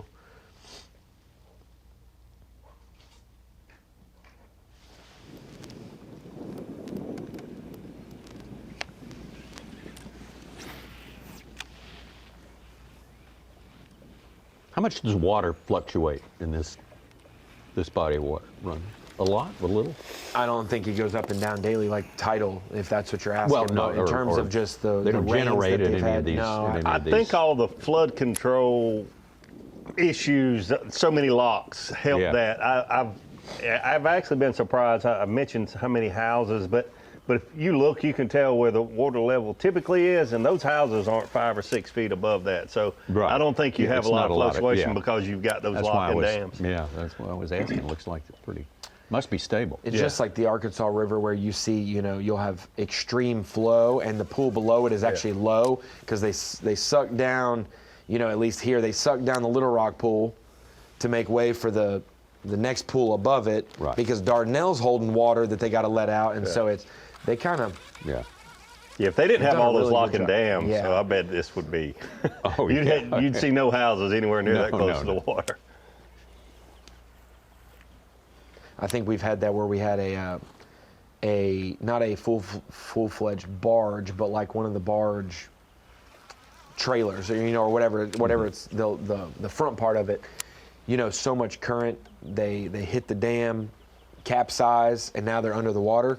And at least on the Arkansas River, how much they have to suck down all the other pools to be able to send enough water to recover those things. And it's so interesting. It's not just this guy opens and closes this gate and he's a jerk. It's like, hey, this is a major water situation. It's a management deal, Sending corn or fur or whatever it is down the water, you got to make sure. All the current that these locks generate. I'm wondering how many people actually have taken the time to fish. We see it every time we go. Oh yeah. From Mississippi, we saw them in what's the lake that you off St. John's where you Rodman. Rodman. Yeah, a lot of people fishing that lock as well. I wonder how much of that's going on here. I bet we'll run into some of that somewhere because the current here is not. Atkins was saying it was not really strong today. And you've got to kind of fish some of these locks and dams farther away than you would. There's actually in Lisa Talmadge, tournament director's, briefing email. Oh yeah, it's got some restricted. It's not just right up to the wall like you would see the Coosa River. Christy was talking about that earlier. He doesn't know exactly where. Yeah. I don't think the big wave of them moved up since we've been here. Especially like you were talking about, Davey, the height of the water change. It's not just spilling. It's sending. You can see it by how much all the log jams on a couple of those drone shots we have right outside Columbus. Half the overflow area is just chock full of wood, and because of how much water pools and sucks it to that area.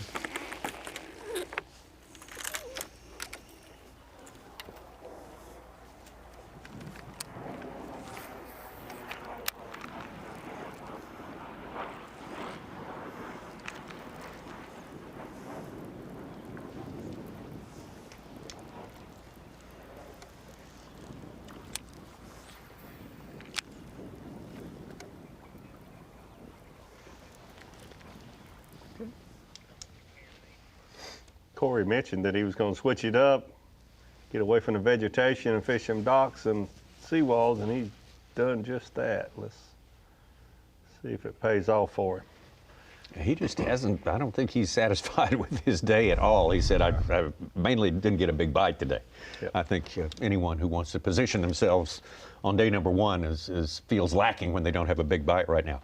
Let's go for our Yamaha on the line, and Kyle Jesse is standing by. We always enjoy talking to Kyle. He's one of our celebrated pundits when it comes to fantasy now, and I want to talk to Kyle and who he picked in order to do well in this when we get him on the line. There's Kyle. Yeah, Kyle, tell us who you picked and how did you lean on the Mississippi people? Did you look for some previous experience here?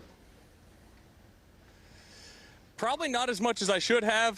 Brock Mosley in Bucket A. I went against him, which I think is going to cost me. I went with Drew Cook in Bucket A. Really felt like the spawning bite would be a big factor here. Maybe not so much sight fishing, but anytime you get Drew Cook around the spawning bass, he's got a good chance to catch them. I did go with Justin Atkins in Bucket C, which to this point makes it's looking really good. I mean, what he's been able to do today, you guys mentioned it earlier on live, being able to run several different patterns and having success in all of them. That big one this morning was a huge bonus, but Wes Logan, I have him. He's up there as well. Coosa River guy, a lot of similarities here, but probably didn't lean in on the Mississippi anglers as much as I should have. Kyle, we always see the pre-tournament, not only the predictions, but then when you guys get to talk to the anglers, the dock talk. For one, did you get a good gauge of what anglers thought it would take to win for 4 days? We've been debating that here in studio.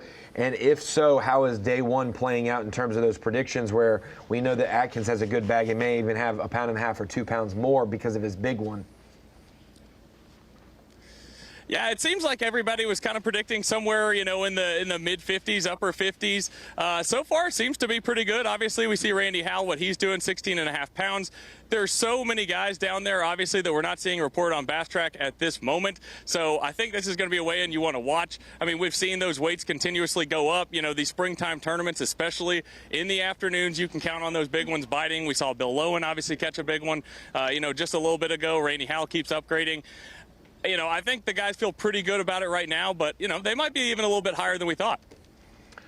So, Kyle, who do you think, there's some unexpected names up top. We expected to see Brock Mosley. We expected to see Justin Atkins do exactly what they're doing today. But there's some names up top that, honestly, I did not expect to see necessarily. A Randy Howell, a Mark Menendez, Steve Kennedy. We all thought he was going to do great there at Lake Martin. I'm sure he did, too. A little bit of a surprise. But which one of those anglers that are up top is the biggest surprise for you here today? Oh, I don't know which one would be the biggest surprise. I think, you guys have talked about it a lot. Obviously, the young guys versus the veterans in these forward-facing sonar versus non-forward-facing sonar tournaments. You look at guys like Andrew Loberg and, some of the surge squads sitting there around the top 10. I don't know that that's a huge surprise, but, I think to a lot of people that predicted for this tournament, that might be a surprise. I think that a lot of people expected, if you look at the fantasy fishing numbers, I think a lot of people actually expected the veterans to do well here just because of the style of fishery. Obviously, no forward-facing sonar, so, I don't know. I'm not super surprised necessarily by anybody. Those names at the very top, Steve Kennedy, Bill Lowen, those guys have had tremendous amount of success on places like this. You get a swim jig in either of those two guys' hands and they're going to be deadly, and look like on the tournament blog that's what Steve Kennedy was doing a lot of, and have to imagine Bill Owen's doing a little bit of the same. Kyle, thank you very much. You're right. I think the weigh-in's well worth looking into today. It's going to be some good stuff. Kyle Jesse there, also a great job on the halftime show. They brought to you there. I still who are they talking to in the halftime show? I think his name was Tyler Sowens, I think they said.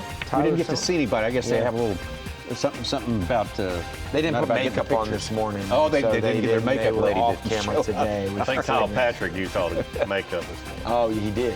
Clown makeup. Be sure and check out Sims Behind the Tanks, 4 p.m. A different look at the weigh-in on YouTube.com.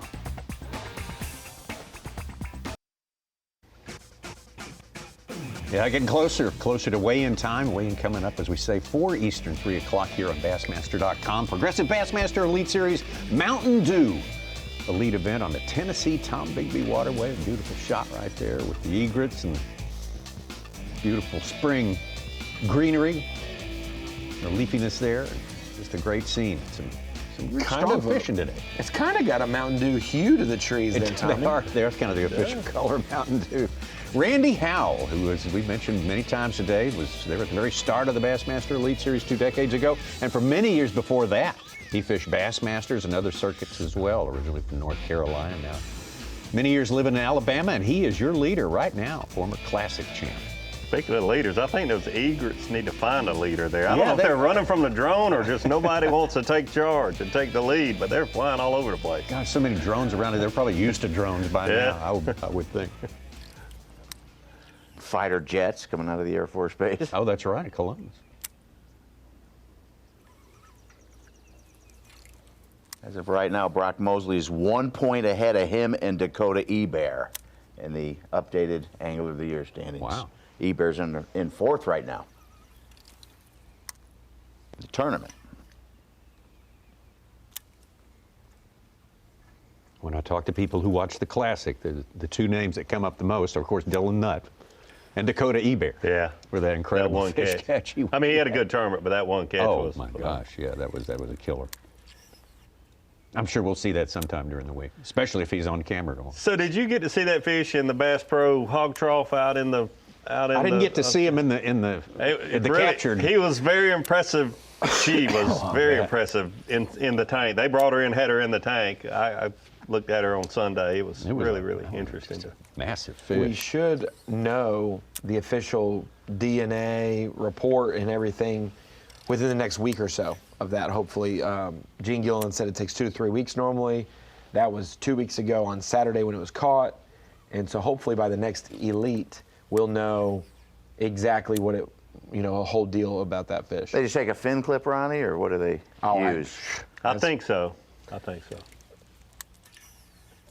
To test genetics. Just a fin clip here or there. Yeah, I mean, when the report comes back, I don't know if it's going to be like, if Maury's going to do it and say, like, you are the father, or like you are a smallmouth, or you are a spotted bass, or you are a hybrid. Not sure what they're going to do there, but I think that's going to be on Bass Live. He's going to come into studio, Tommy. Excellent. Now, what is it? They don't want it to be a hybrid, really. I mean, that would be bad news because they lose. The hybrid vigor is great for the first generation, and then it gets crummy. Right? Yeah, I got to talk to the whole, Tennessee wildlife folks backstage, and they were saying that was when you have the first generation of a smallmouth or a largemouth, the first generation of a spotted bass or a small whatever, and then they mix, you're having the purebred of both combined for like a biggin that's an anomaly. But then after that, now Davey, you've got a fish that's 50-50 in genes, mixing with a fish that's 100, and then it's diluted more, and then you got 50-50s mix and matching with 50-50s, and all of a sudden now you're just going to have a lot smaller sized fish in the next generations that aren't pure of any of them. And the one thing they were keeping an eye on was if that fish was the part spotted bass was Alabama bass is something they're keeping an eye on, because those are high frequency of spawning and mixing and not overpopulation, but the possibility of that, and maybe wiping out a pure smallmouth stream, for future years. Yeah. I just remember Ebear giggling. He said, "I giggle like a schoolgirl." He was kind of embarrassed of that afterward. I remember him saying "dude" 47 times. Well, and he got it way wrong. Smallmouth state record, which everybody knows is 11:15 from Dale Hollow from 1955. In the moment there, for sure. Yes. So, I mean, I'm sure he... And it had thought it was a mix. And when it comes to records, they don't have like a hybrid record. If a or fish Maine mouth isn't even in pure, the state. it is they're all grouped into black bass, which then goes to the hierarchy of largemouth are the biggest of the black bass. So a 15-plus pounder at Chickamauga or whatever is going to be the record. So record for the coolest fish catching in a classic. But. And then, hey, he has a baby, and it equals that fish weight. That's a big one. Here it is. He does. That's a big one. Oh my gosh. This is the biggest smallmouth, dude, I've seen. Dude, what did I just catch? Holy smokes! Dude, what is that? What? Did I just catch like the state record smallmouth in the Bassmaster Classic? What in the heck is... Dude. What? Dude. I don't know what that is. It's a 7-pounder. Dude, it's a 7.5 pounder. I just caught a 7.5 pound smallmouth. Dude. Oh man. Yeah, people love that. Texas. Beautiful fish, but It's just- I'm saying that's not a smallmouth. Not just straight a smallmouth. Not straight smallmouth. No. That's something special, that's for sure. That's just an incredible fish and just an unforgettable reaction to it. Our man Dakota. He's excited. It was his first classic. He quit the other circuit to come fish the opens and qualify. And Really great classic and having a good season so far and a good day today. hey, Randy Howell's at it again. 3 pound, 3 ouncer. He's up to 17.9 on Bass Track. Well, we will get to see what that's all about tomorrow at 7 Flight. 4.9, and everything else is 3 and above. The second biggest is 3.13. He's probably catching them on a frog, but for some reason I'm thinking sight fishing. And he's kind of got a... All those 3-pounders sound like, it's just... He's one of those guys that's got to be back in that lock by 205, most likely. Did he lock? Yeah. He was in I saw him on camera. You did? Okay, Yeah, I didn't see him. Along beside Cobb and all those guys and in between Kyle Patrick. He might have turned around in the lock once he saw Kyle's sunscreen makeup, but Yeah, Sitting in here with this clown. Yeah, it's like the Joker.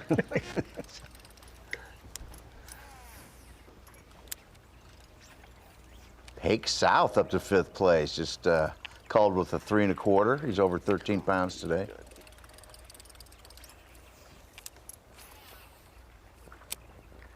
I just run over here on this point real quick. I mean, come on.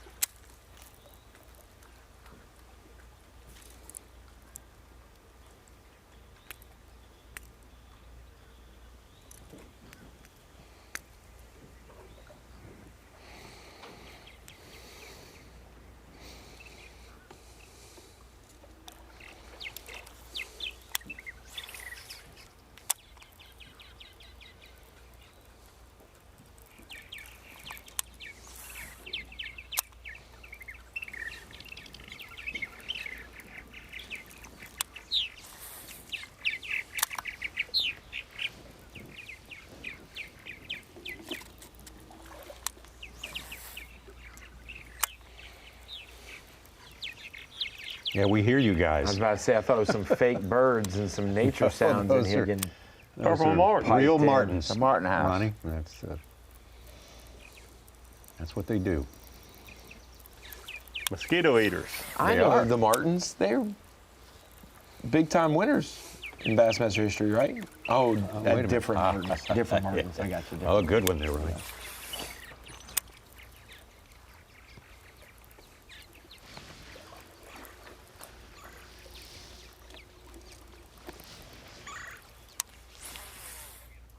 Pake South's trying to take over the Rookie of the Year race. Caleb Hudson doesn't have a Bass track right now, but Fisher Naya, Pake South jumped ahead of him getting in the top 10.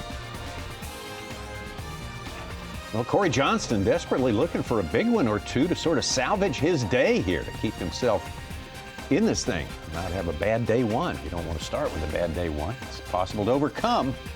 We'll check in with him in a minute.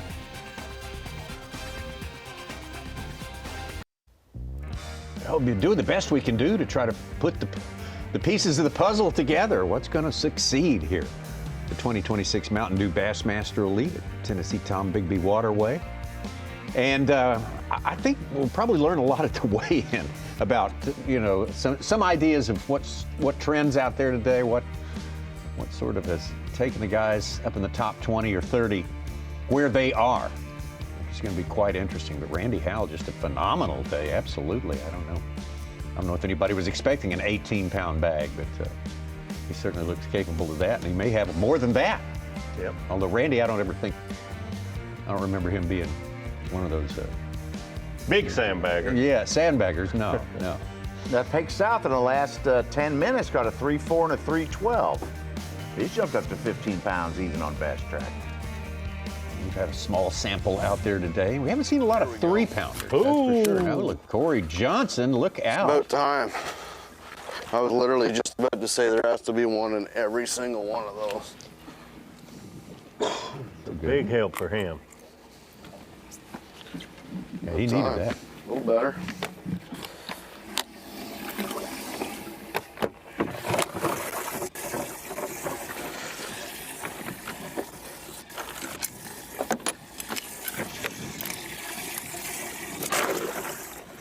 Kind of caught that mid-swing. Let's take a look at the whole cast, etc.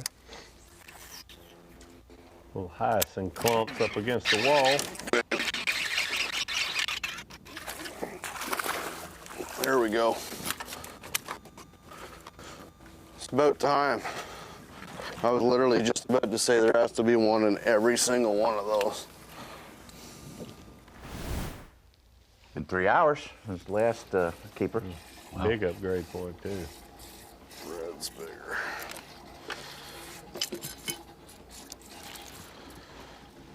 There you go.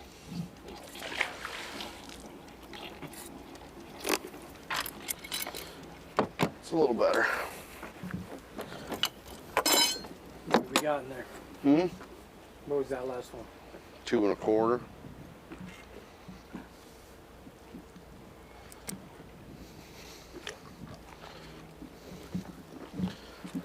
As soon as I threw it in there, ponk.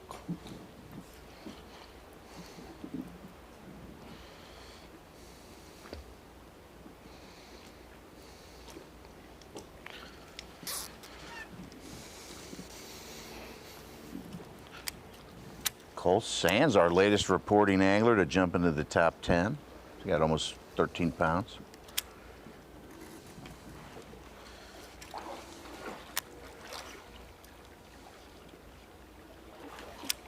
I agree with Corey. I like the looks of this hyacinth up against this wall.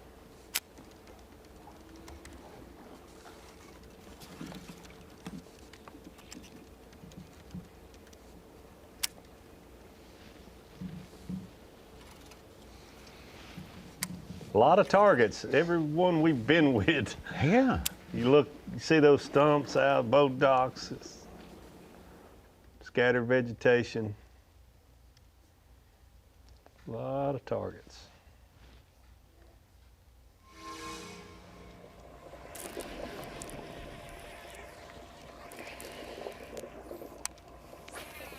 Moses in 26th place per his just Bass trying track to catch one or two more right before I have to go up.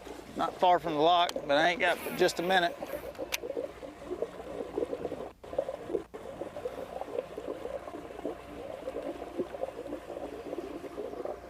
Trying to hurry,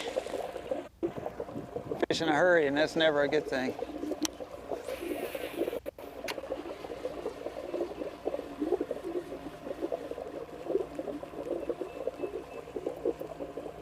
Especially when there's somebody else in here.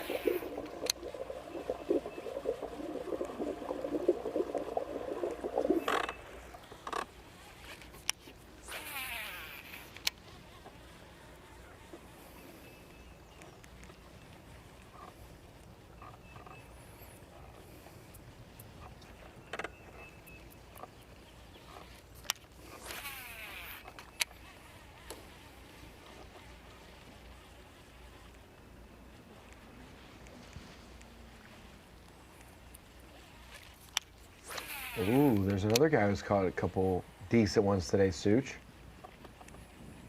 Austin Felix.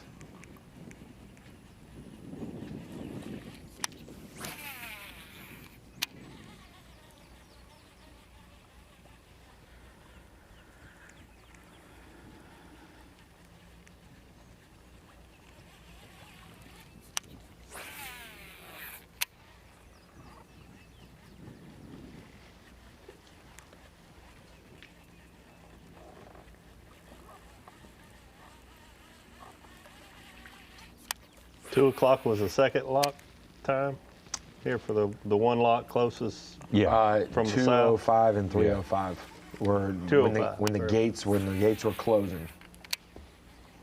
Be in here by not when you need to 2:05. be there. Yeah, you need to be there prior to that. Yeah. Because if you're there at 2:05, he ain't stopping the doors.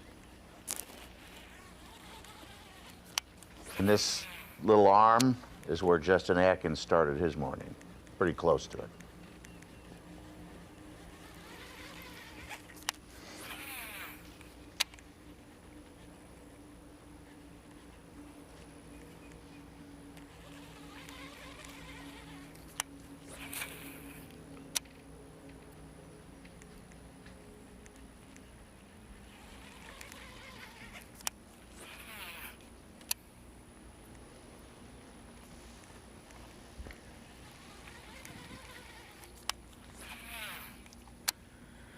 Mark Menendez back up to 6th place. He'd been knocked down. Just landed a close to 3-pounder to get to 13.5 even.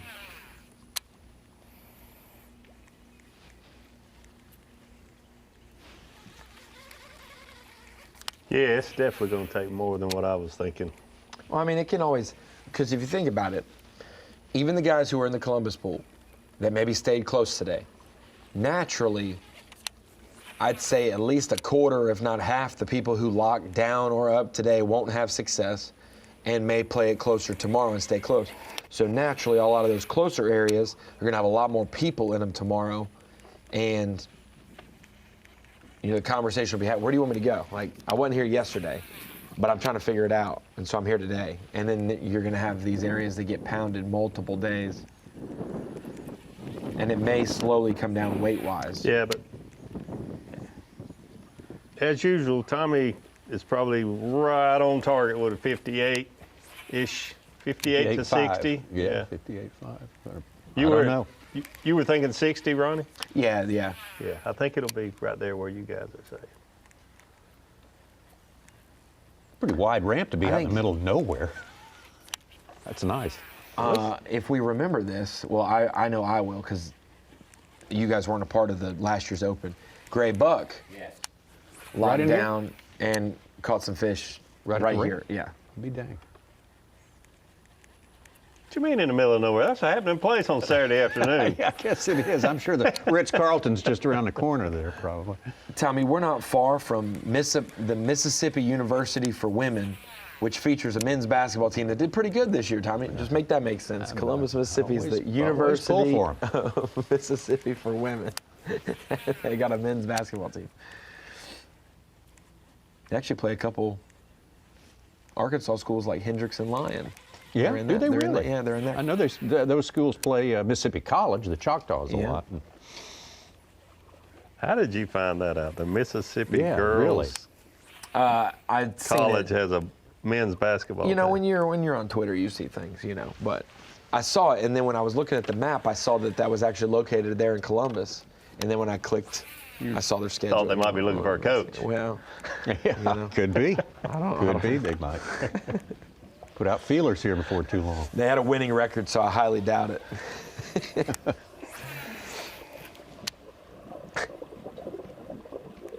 Cannot believe I didn't catch one on dipper all day.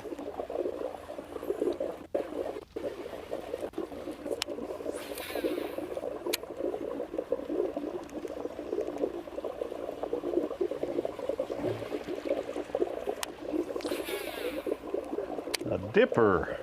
I guess he's talking about a Reaction Innovation skinny dipper. Huh.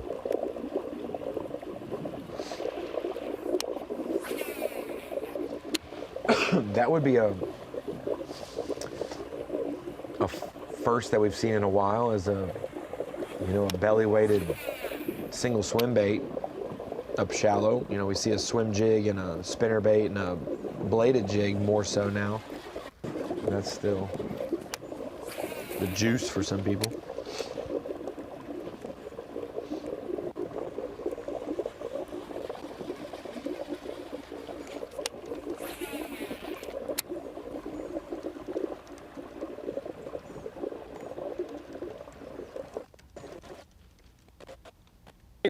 I came in here yesterday afternoon and caught everything that bit. I was like, I know guys are gonna be coming in here.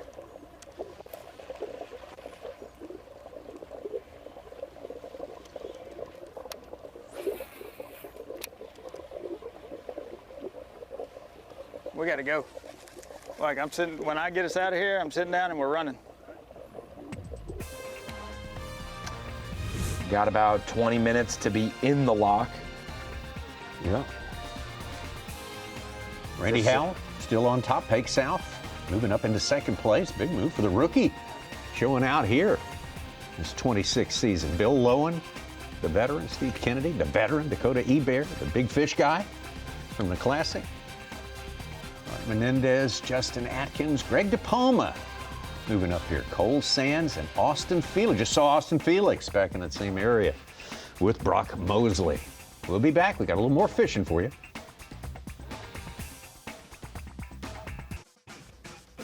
A little bit more than an hour. The Flight 1, first flighter, is going to have to be reporting in 4 p.m., 3 p.m. local time. And some of them are going to have to get back through this lock here, which is going to close. And Bill Lowen is the man right there. Bill Lowen, one of our players, for sure on this day. The lonely locker, Yes. Bill Lowen. Man. So that means he went up based on the level we see there, right, guys? Yeah. He went up a lock, which means because he's higher, he's going to be coming down to the pool, the Columbus pool, maybe. Interesting. Very interesting. We could have 6 cameras tomorrow with 3 or 4 different pools represented.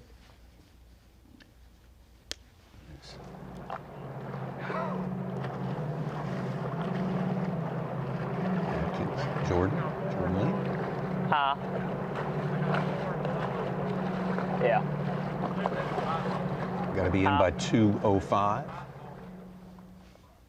Door's going to shut. Brock's got to get in there. And I think that Randy Howe can push it for the 3:05 time. He checks in at 4 o'clock today. So we saw him go through the lock earlier. I'm assuming because he keeps catching them, he has not locked back into the Columbus pool. And if that's the case, then he is able to probably go until 3:05 because the 30-minute process it takes, he'll be up there with about 15 to 20 minutes before he needs to check in. You just pray, Davey, that you don't. 17 pounds, there's no way I'd wait on that I'd be second at lock. 2:05 right there. So we'll see with Atkins and Brock and Jordan if he's in that pool. As we see now, Jason Christie making it to, I believe, the Aberdeen lock. That's the Aberdeen lock, yeah. Which he'll probably be joining Bill He's got Lowen the to come 4:30 down. time, Yes. yeah, so.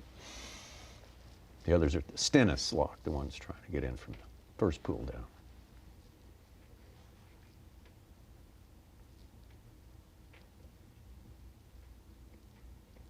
So not too bad of a time from the lock up. We saw him entering the lock a segment or two ago. So not only getting through it, but running down through this pool to get to this lock. Not too bad of a time for that. Hey, hats off to our drone corps. Have done a great job today. It's really, Yes. really got Yes. terrific drone shots and of all sorts of running and fishing situations. It really helps to put the place together for us.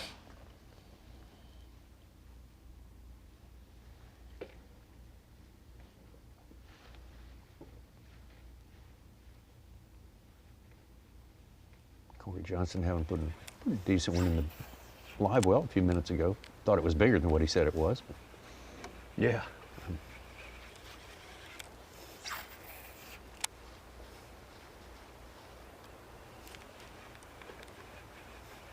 Definitely the biggest one we've seen him catch today. For sure. Kind of a difficult day for him.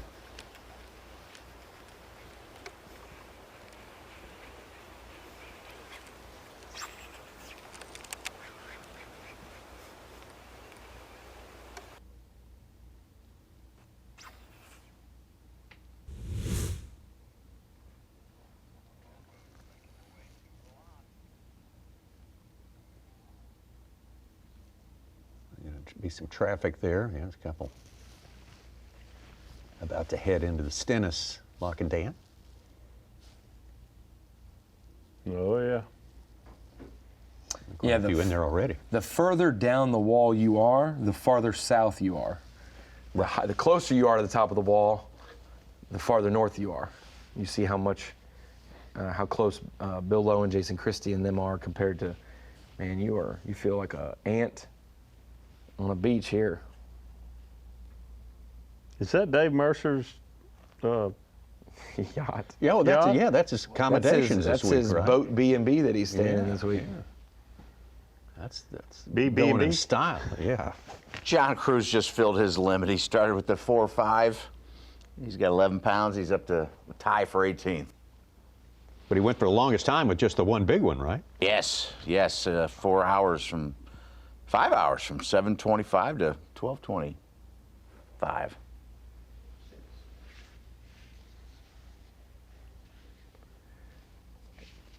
About 20 guys are in the lock right now, counting those who are pulling in right now.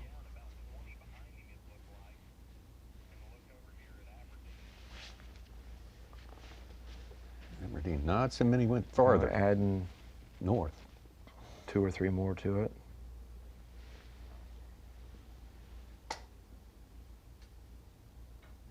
I would assume that the times might be different. I guess not, though. Let me see. The Aberdeen lock, they have a 2 o'clock and 3 o'clock as well, just like the Stennis lock. Now, the Glover Wilkins lock, which was the first lock that Jason Christie had to come back through, it's got a 12:30 and 1:30 time. So he made the 1:30 most likely.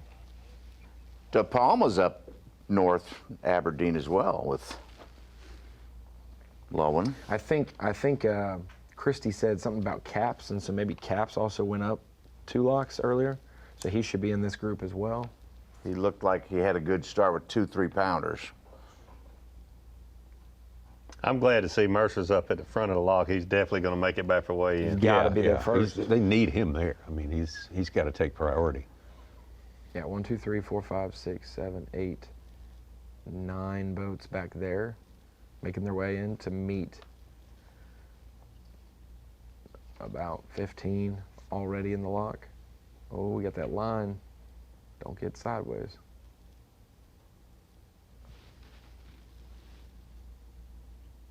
And we're not trying to reveal people's spots, but it will be very interesting when you see guys who locked today and what our visuals are in the morning of how many and who choose to lock.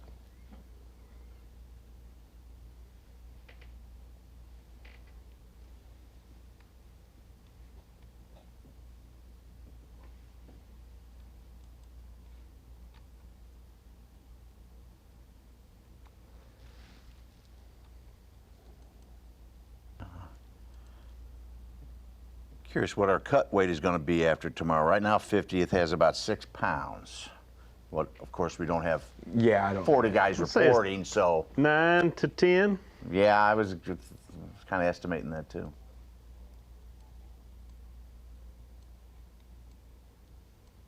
And Atkins before the tournament was saying 12 pounds on 3 days might get you in the top 12 on the bottom. Anybody saw me and then came down here.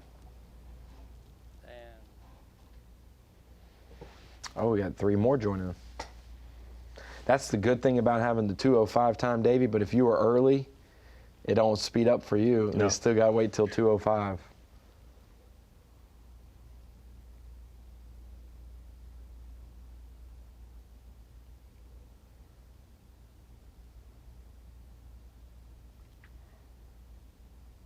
I think it was great for the lockmaster to come out and tell them, hey, this is the cutoff time. If you're not there, you're late. Close it. Because so many times you see one boat pushes it and he waits and everybody has to wait on him. So it costs everyone, an extra 3 or 4 minutes because one guy pushed it a little. I can still tell you, I wasn't even in the tournament or covering the tournament. I could still tell you who everyone wants to blame for the 2011 everyone being late in Little Rock. One guy was pushing it caused them to be late, and then Denny almost lost. I could tell you that now. So they don't forget, man. Remember when you were the last one? All 40 of us were waiting. Yeah. Looking at our watch, stressing. I was one of those days, Ronnie. And no, we don't forget. Well, it's been an eventful day one here. Yes, a lot of good fish catching. Look, yeah, man, the fish catching was very good. A lot of guys maybe have outstripped their own expectations here on day number one, and that's a good thing. A lot of them have plenty of work to do. Come tomorrow, though, that's for sure. It all will be told at the weigh-in, which, again, giving you notice, that starts at 3 Central Time, 4 Eastern on Bassmaster.com right here. So you definitely want to check that out. Very interesting place. Good population of fish that were inclined to bite today. Yeah, a lot of fish catching. That means there's going to be a lot of real tight weights. Making that cut tomorrow is going to be a matter of ounces. You think there'll be a lot more people locking, or a lot more people staying back in the Columbus? I think more people stay in the Columbus pool tomorrow. Okay. Man, I like this. I like the schedule. I like the different formats. You've got tournaments with largemouth without forward facing. You've got tournaments with spotted bass with it. You got lock and dams, dirty rivers. We're going to have some fisheries we've been to in the spring that will go into the early summer, and then obviously tidal one as well. Again, there's your second notice, the weigh-in at 4 p.m. Eastern Time right here, Bassmaster.com. Thank you so much for being with us as we crank up the Bassmaster Elite Series. 7 events left. This is number 3. Goodbye from the Tennessee-Tombigbee Waterway. See you tomorrow.